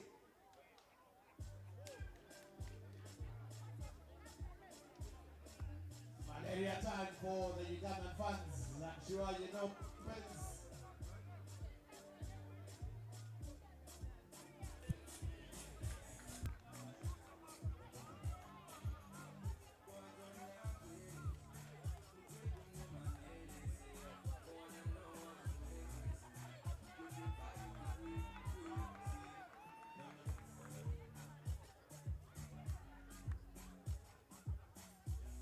And next is the Benin ladies taking on South Africa. Africa in the women's division. And the ref says that's a trouble there by Miyaki. And it's going to be a Ugandan ball. Game tied at 12 up. And it's 1 minute and 4 seconds left to play. Interesting game this has been. Peter Obleng hesitates. Hand off to Bale Fayed. Pulls up for 2. Fails to knock it down. Rebound there by Michael. Gets it to Bale and back to Obleng. Pulls up for 2. Fails to knock it down. Hustle play. Back to Miyaki. Drives it in. And Bale steals it again. Back to Obleng.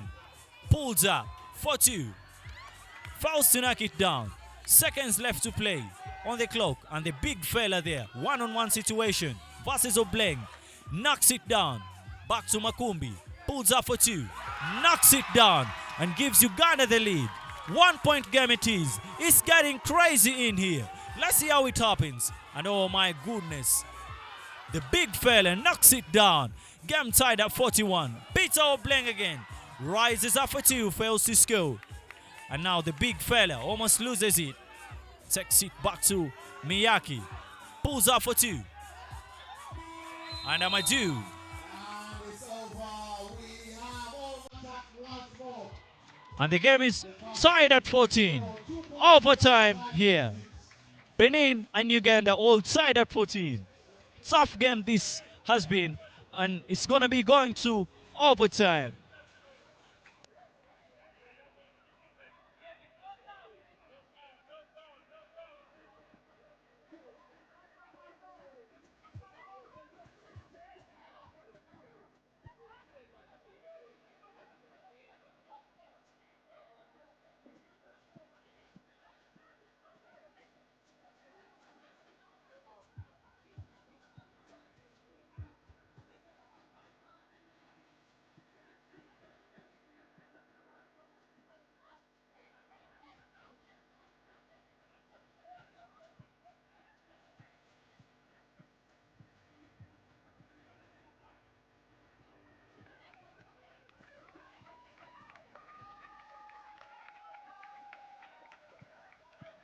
The girls take back to an nuts. You're picking water conference. And neither it is attacking. Overtime. Fast to score 2 points.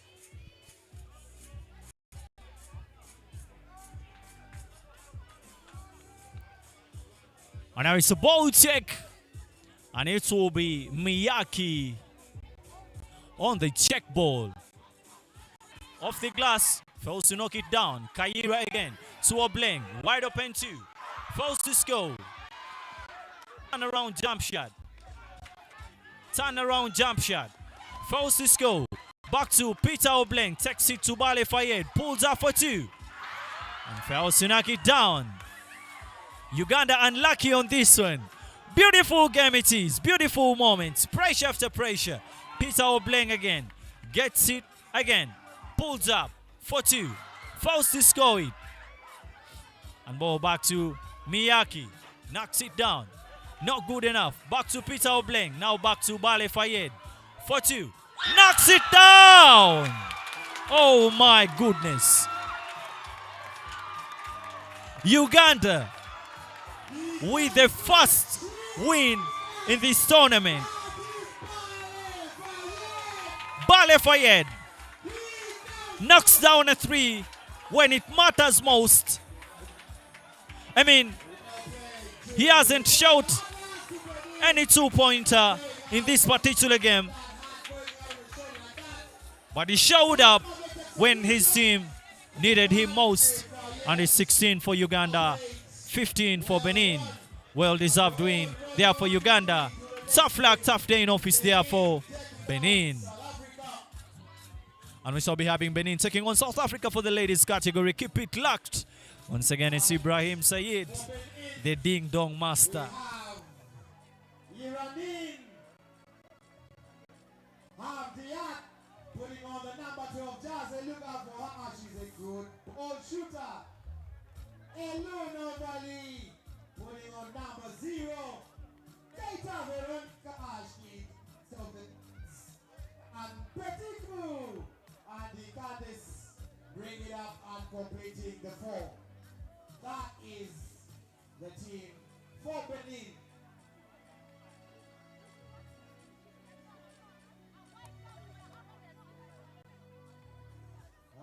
Benin now for South Africa. Van as Belgian Samantha.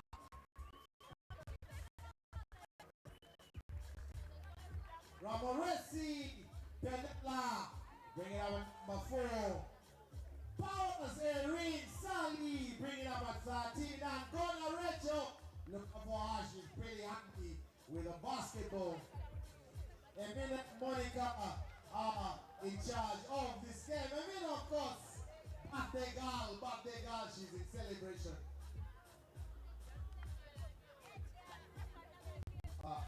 You lost the coin, Emina. Alright, captains, for the toss. Another applause for the Uganda gentlemen. Victorious, what a game of basketball.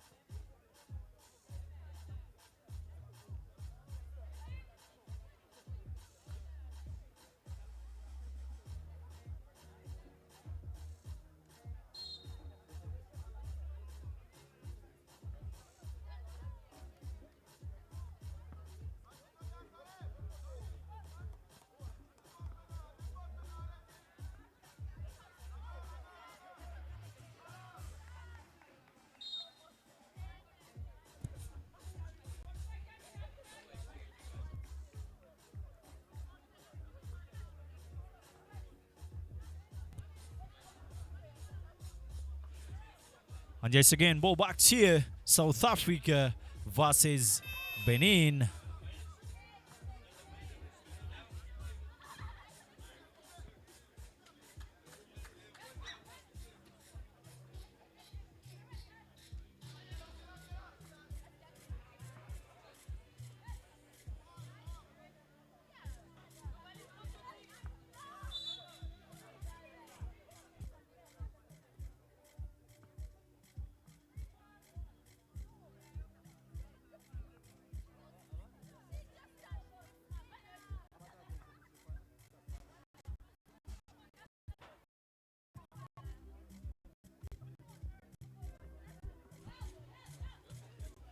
A claw again for the ball.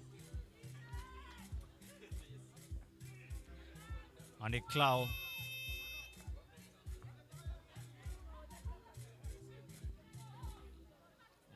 It is 1 for Benin. Ramo again.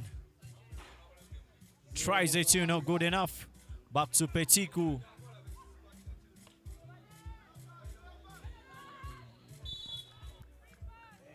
48 seconds to play.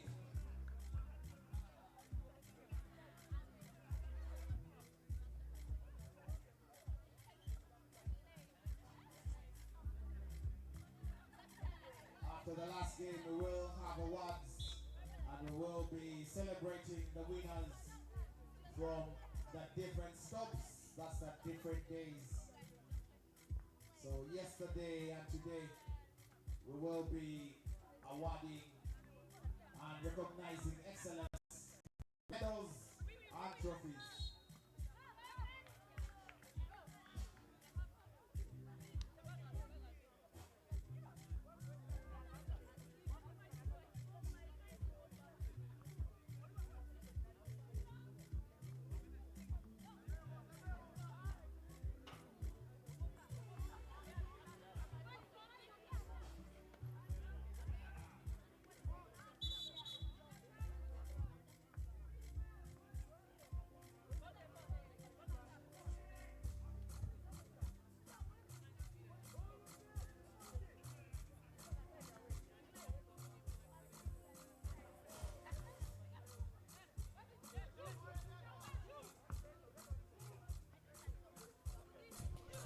And Petiku again. Fails the skill ball back to Eclau. Not good enough. Eclau tries a mid-range jump shot.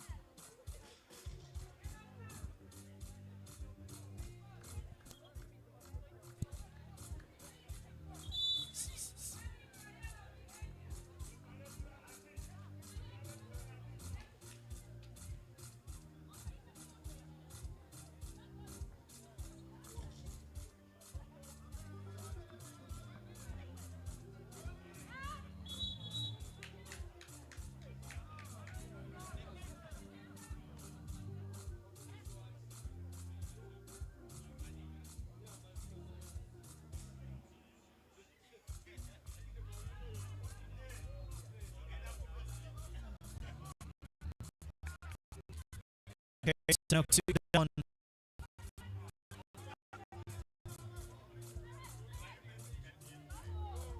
Back to Powers. And Petiku knocks it down again. 3 for Benin and 0 for South Africa. And Rachel tries to drive it in.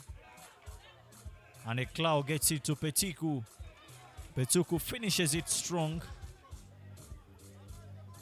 And Powers again.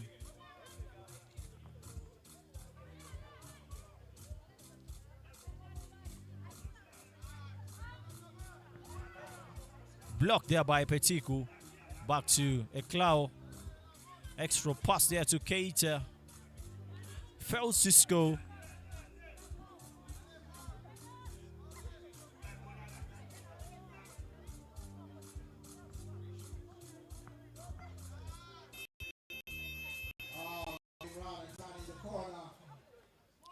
And that's the first bucket there for South Africa. Keita there on the end one with an opportunity to make a 2-point play.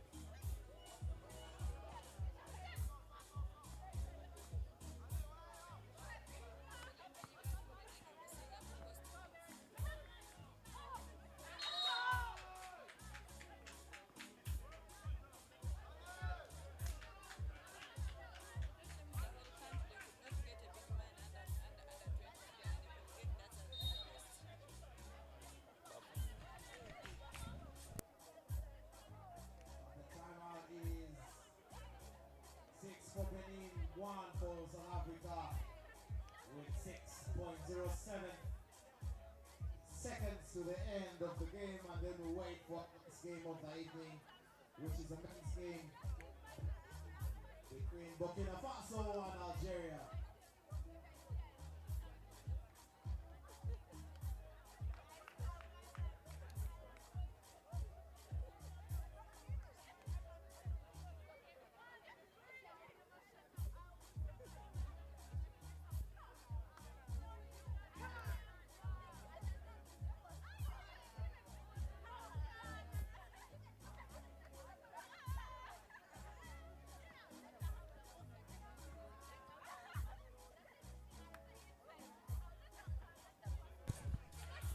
And good shooting there from Petiku.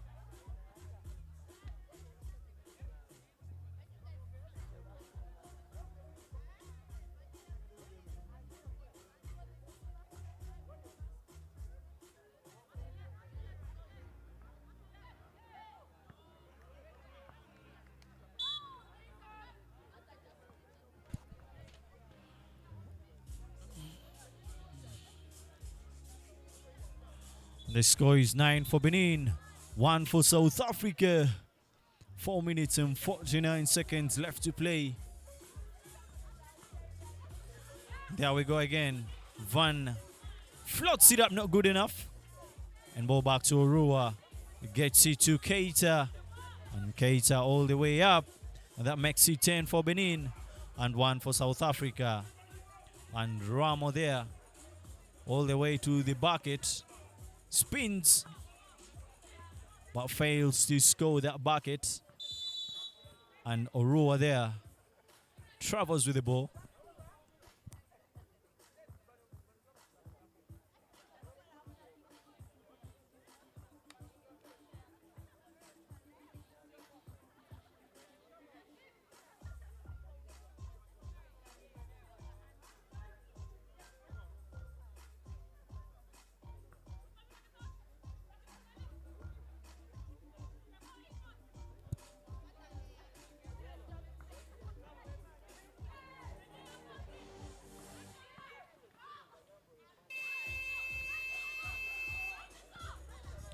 And Petiku there gets the rebound.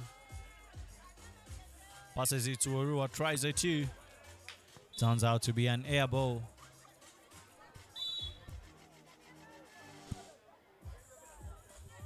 Now it's a timeout call there.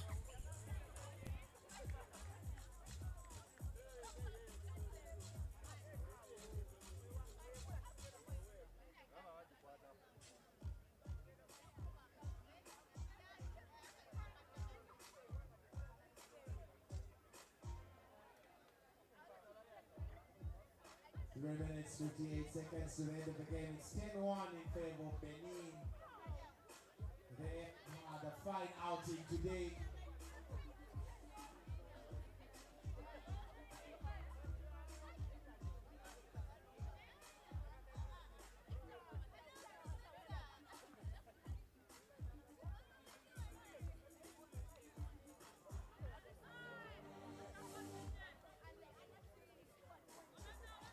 And of course, Rene Bakshi.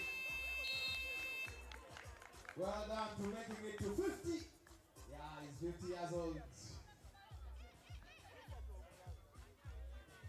You share a birthday with one of our referees.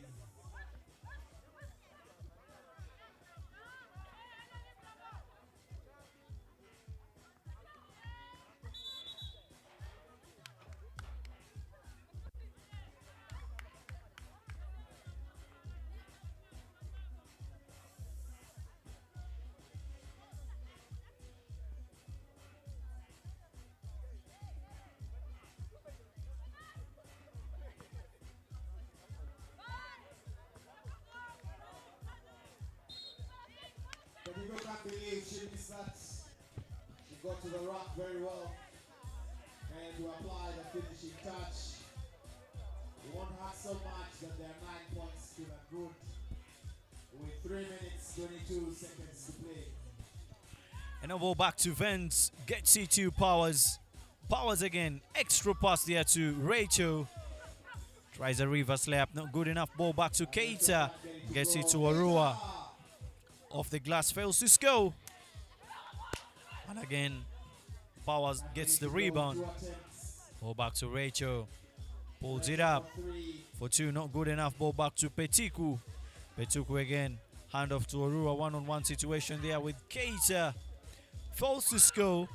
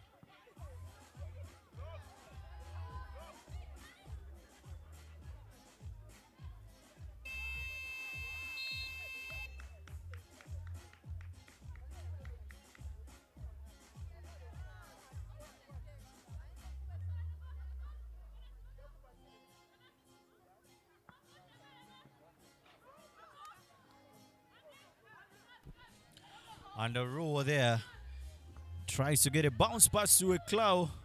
Not good enough. Vance again. Pulls up for two. Fails to knock it down. Rachel tries to save it. but all in the hands of Benin. Petiku, turn around jump shot, knocks it down.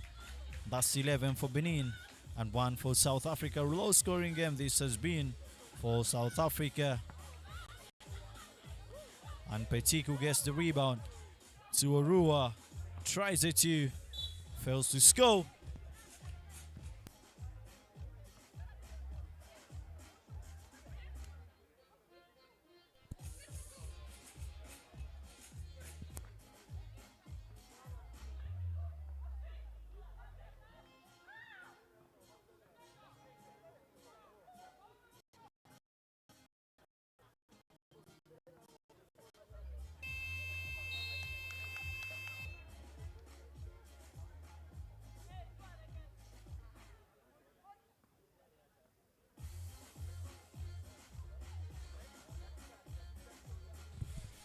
Here we go again, 1 minute and 36 seconds left to play tonight for South Africa and Benin.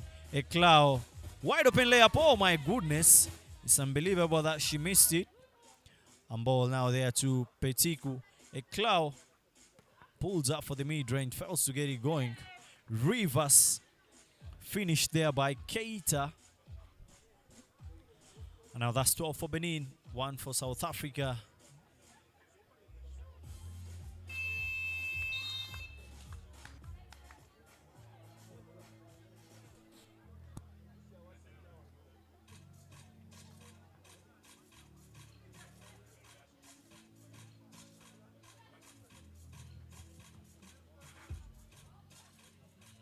Just over a minute to the end of this game.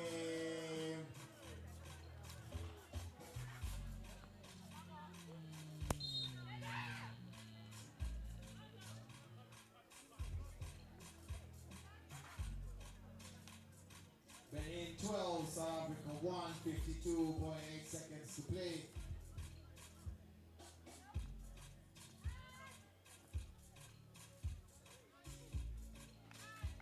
With a finish. Now Keita adds another one onto the scoreboard. Ball back to Ramo. Wide open to fails to score, gets out on rebound. Blocked there by Petiku. 29 seconds left to play. Violation.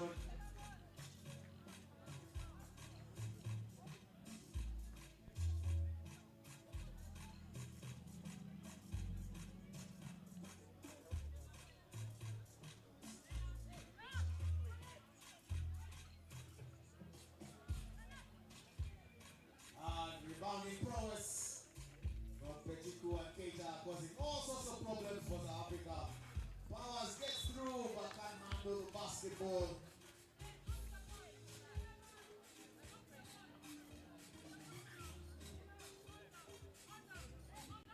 Fourteen 1, 11.8 seconds to play.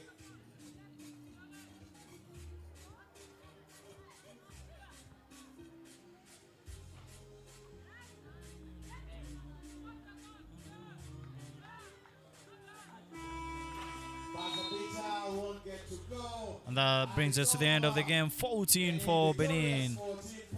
I mean, it's been a commanding lead for them here tonight. Their games in stop 2, and we will have one more game of the evening. That's Burkina Faso taking on Algeria in the men's division.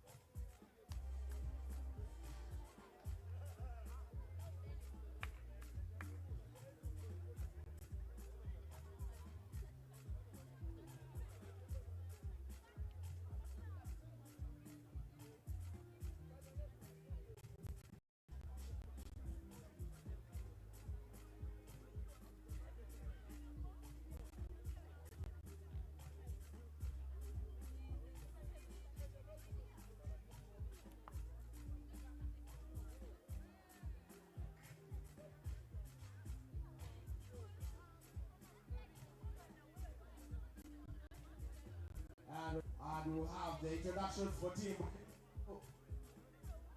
Burkina Faso. Putting on number 35, Bakaye Carl Levis. I'll have your white strip. Number 4, Somda Oxen Freddy. Number 2, 3-ball shooter, Zagre Ezekias. And number 6, Otara Abdul Samini. That is Team Burkina Faso. Haven't dropped a game yet over the last 2 stops.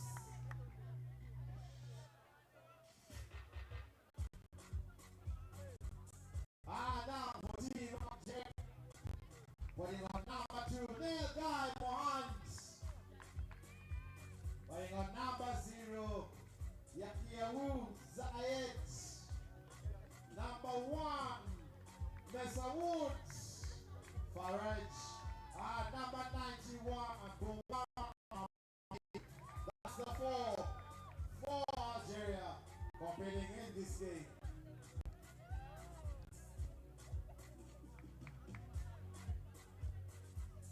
Another 10 minutes. Burkina Faso, the Baknabe have been inspired over the last 2 stops. But after 10 minutes, well, they are fine for continue.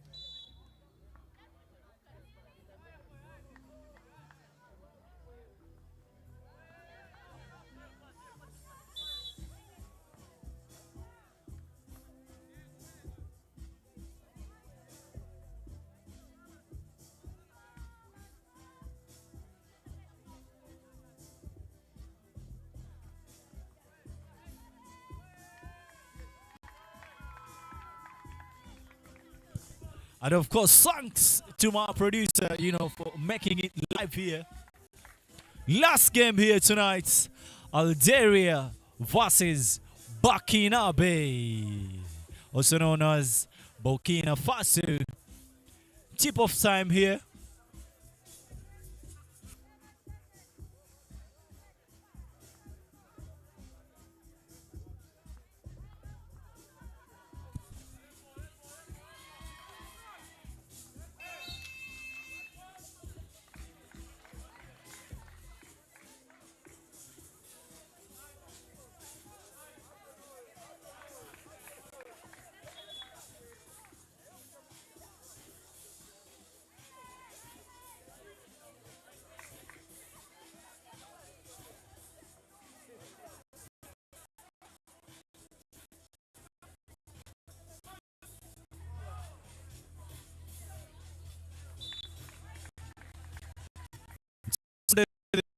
stop.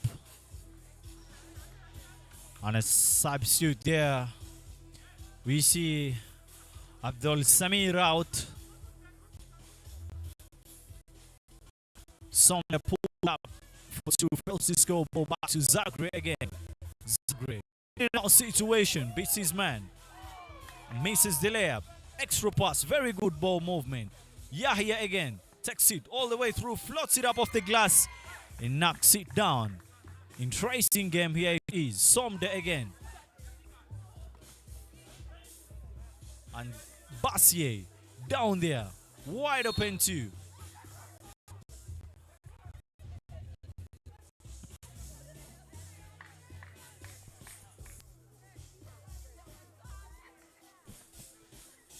Ball is for Algeria there. Yahya looks for his way onto the rim. Fails to score. Now ball back to Somde.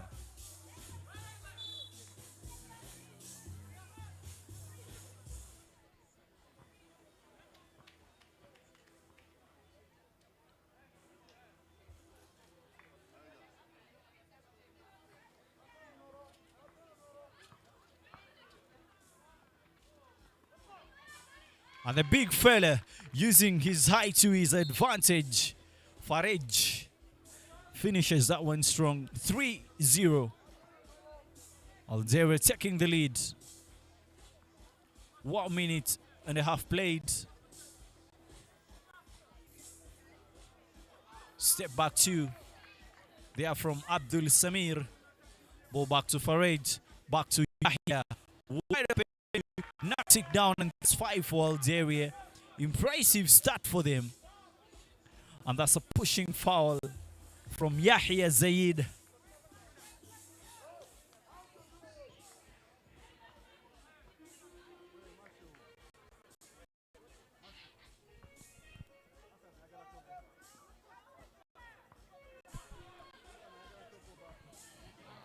And Zagre there knocks it down. Step back to. Go back to Farage. Farage again. Back to Yahya. And it's still there by Bassier. Zagre again. Back to Abdul Samir. And oh my goodness. Very good ball movement. Zagre again. Tries to knock it down. Not good enough. His teammate picks the rebound. Foul there. Abdul Samir.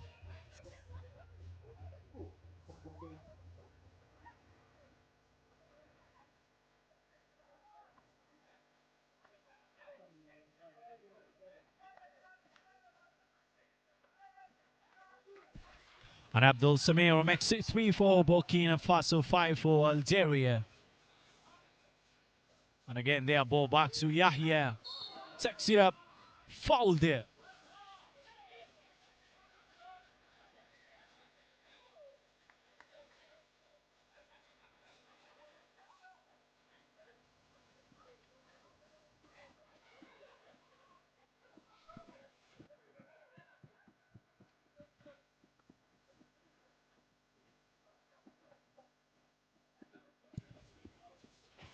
And again, ball back to Benin. Extra pass there to Somde.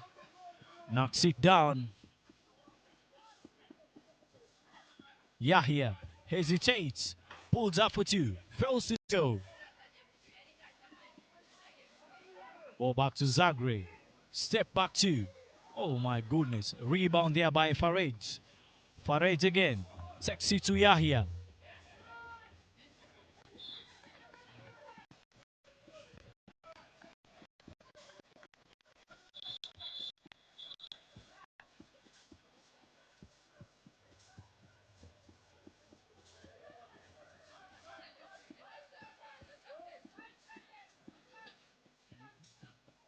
And Farage.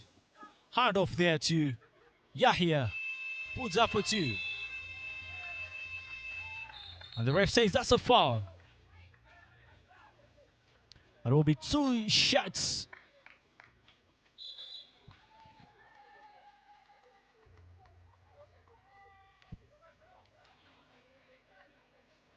And now it's a timeout called. Therefore, Burkina.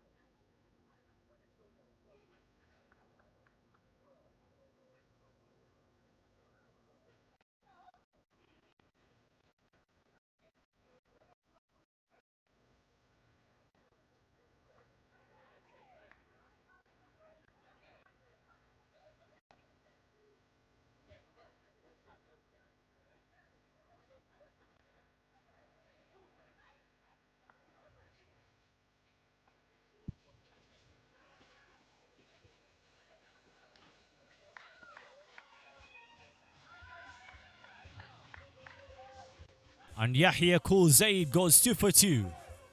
And here we go again. Abdul Samir, reverse layup. Oh my goodness. Very good left hand finish. Zaid, Algeria. So will be a substitution there. Somda out. And Zagre in again. Ball back to Zagre. Let's see what he does. Mid-range jump shot.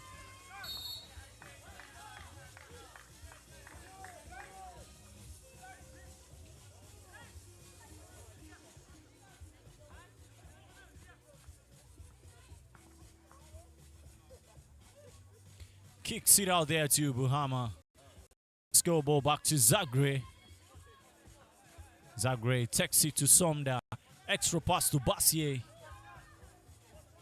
Pulls up for 2. Not good enough.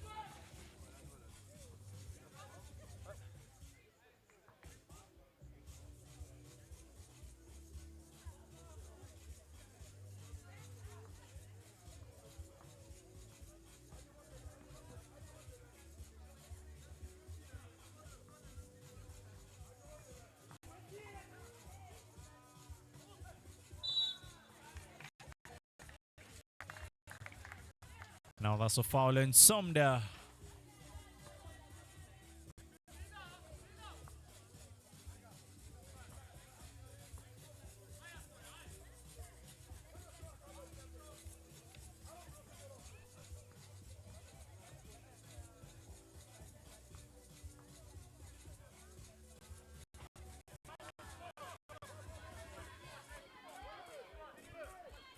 And Zaid fails to score.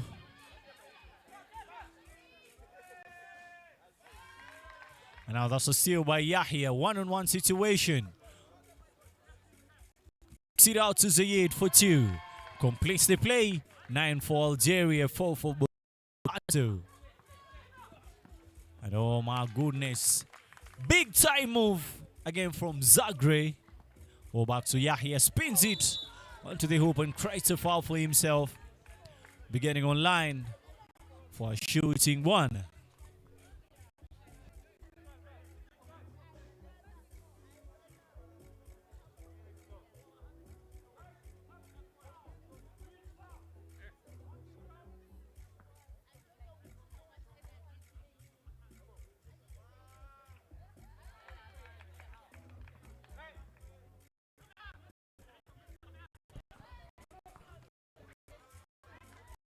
Here we go again. Big time bucket there from Yahya. And now that's a holding foul called on Mehdi.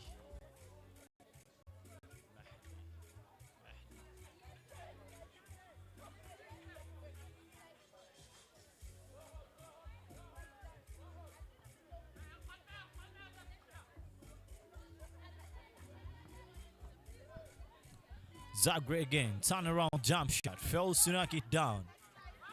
Hustle play it is. Bassier floats it up off the glass, knocks it down.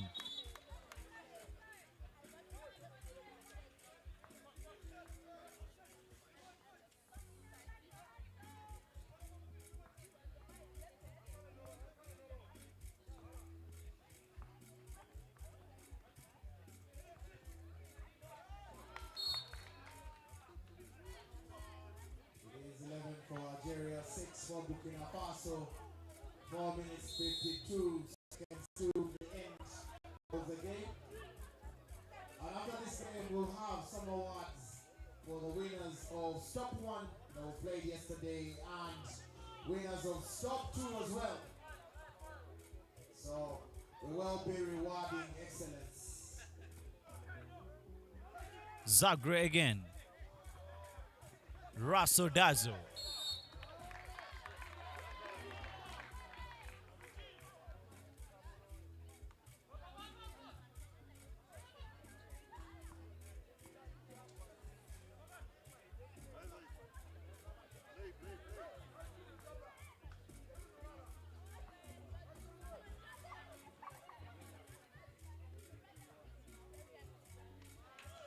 Oh my goodness.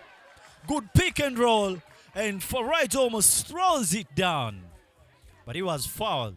Very good pick and roll from the big fella And that's the 6th foul for Burkina Faso.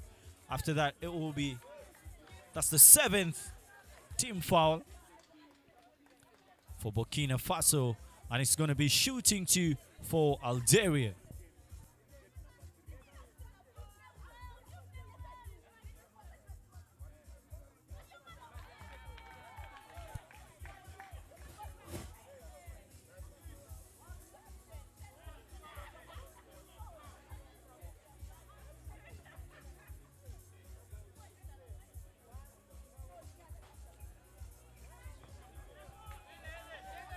Here we go again. So pass there to his teammate. Wide open layup. Knocks it down.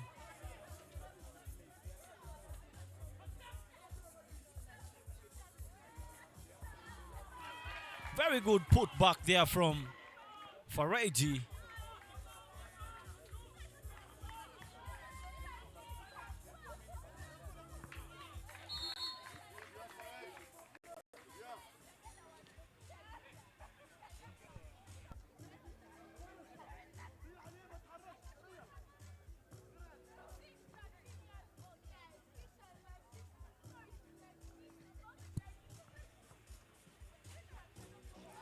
Oh my goodness. What a little pass to Zaid. Finishes strong. Good mid-range jump shot there from Zagre, not good enough. Picked up by Abdul Samir. Assist there to his teammate, fails to score. Farage again, taking control of the paint. And oh my goodness. Yahya Zayed. Time out there. Score is 14-7. Impressive plays here from Algeria, who are 7 points away from the 21.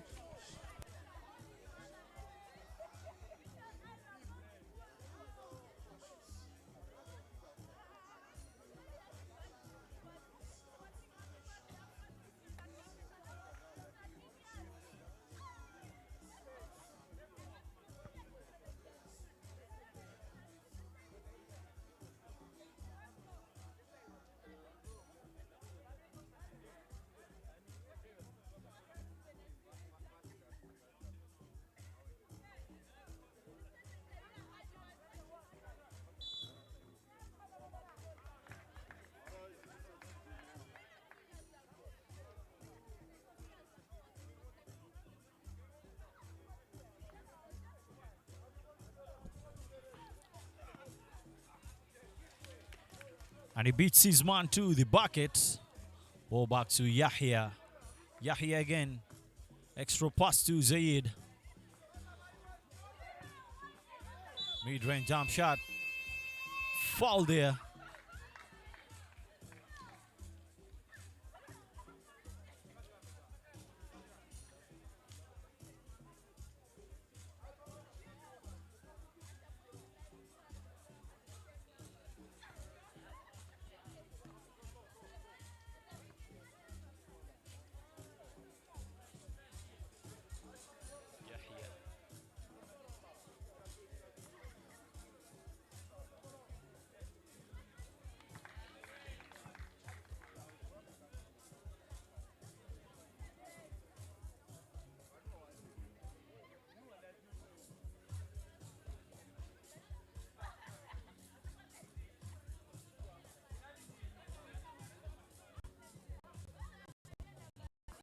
And Yahya Zayed there.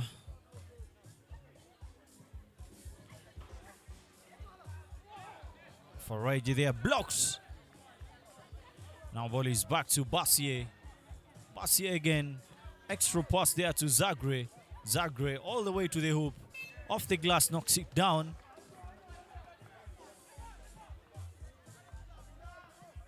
Spins.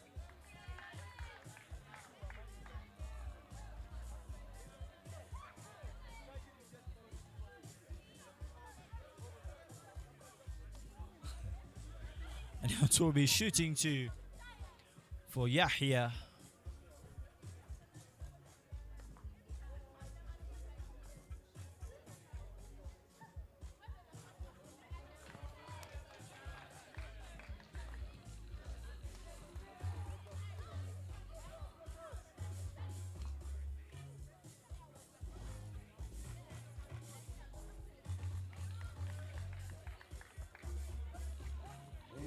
16-9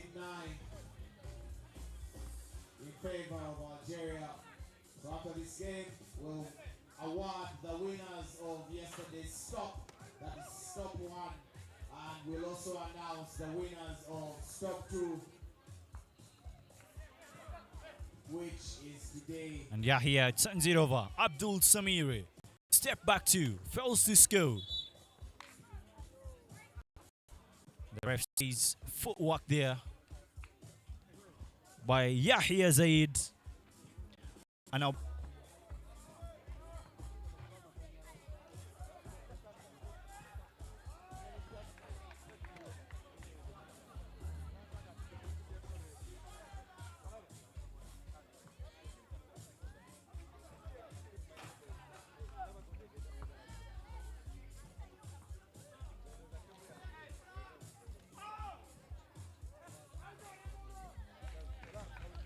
a very good putback that makes it 17 for Algeria. And Burkina Faso already into foul trouble.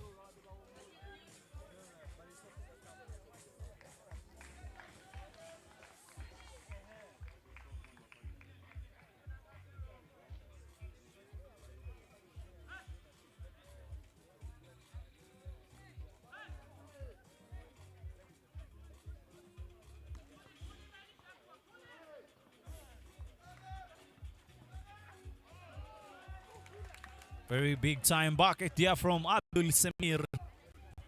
Low pass there to his teammate. Pulls it down a little bit. Pulled up for 2. First to knock it down. And ball is back there to Bassier. Bassier again. Hesitates. One-on-one situation now. This is what he likes. Fails to score. Gets his own rebound. And now gets it into the hands of Egypt. Yahya again. Drops his man. Hesitates. Pumps. Fails to score. His teammate tips it up. And again, again, and again. He never gave up on the play and is able to score. Extra pass there to Yahya for 2. Fails to score. Gets his own ball again.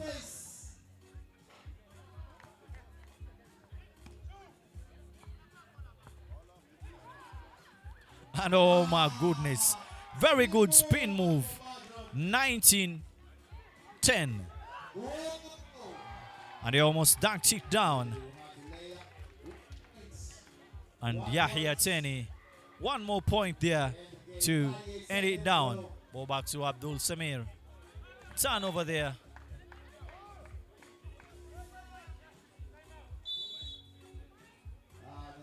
And now it's a timeout for Burkina Faso. They've been put into a difficult situation by Algeria.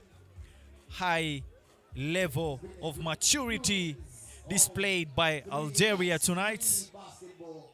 I mean, they've been able to fight from the word go, and yes, their efforts have been earned. But of course, the score you can see, it's a 10-point lead for them, and it's 33 seconds left to play. All they just have to do is to run down the clock, and it will be a win for them. Remember, Burkina Faso hasn't lost any game in this particular tournament so far.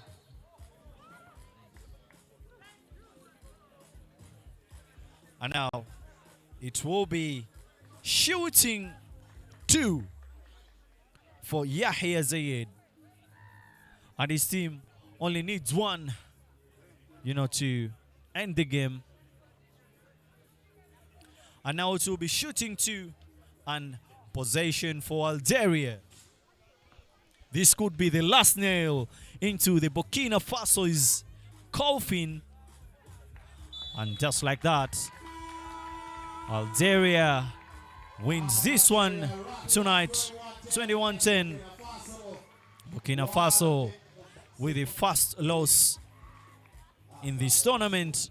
Yesterday they were unbeaten, and today they lose to Algeria.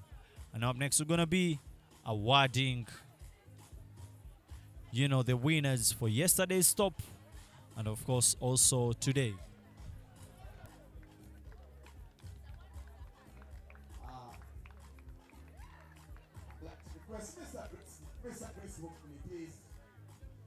grace us with your presence.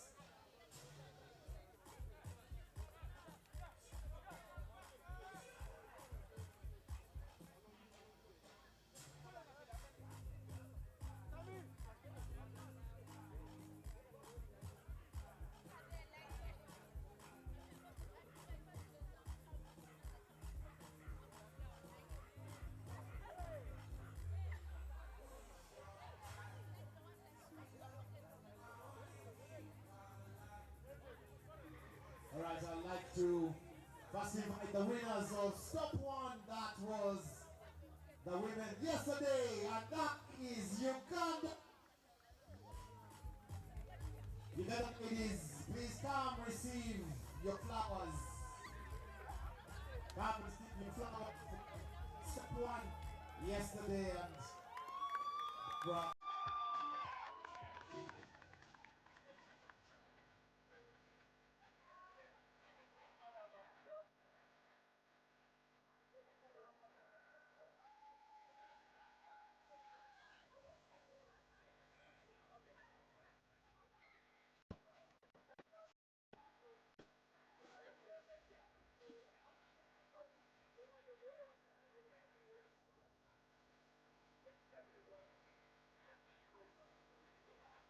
winner, Stop 1.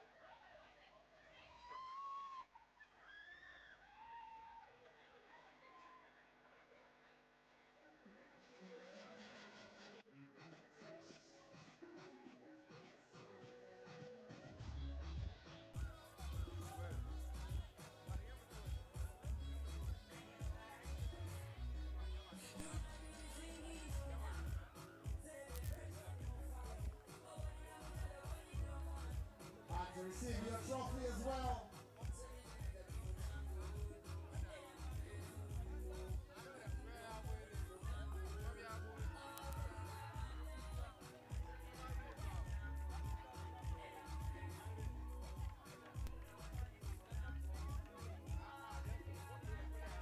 Congratulations, ladies. Alright, to our winners of Stop 1, it's in the men's edition. The winners, Stop 1, the men's edition, Burkina Faso. Well played yesterday.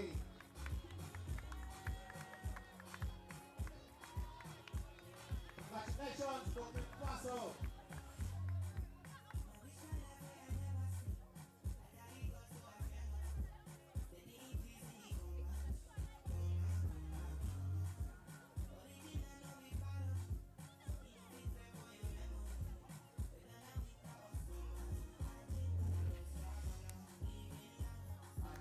Your medals as well.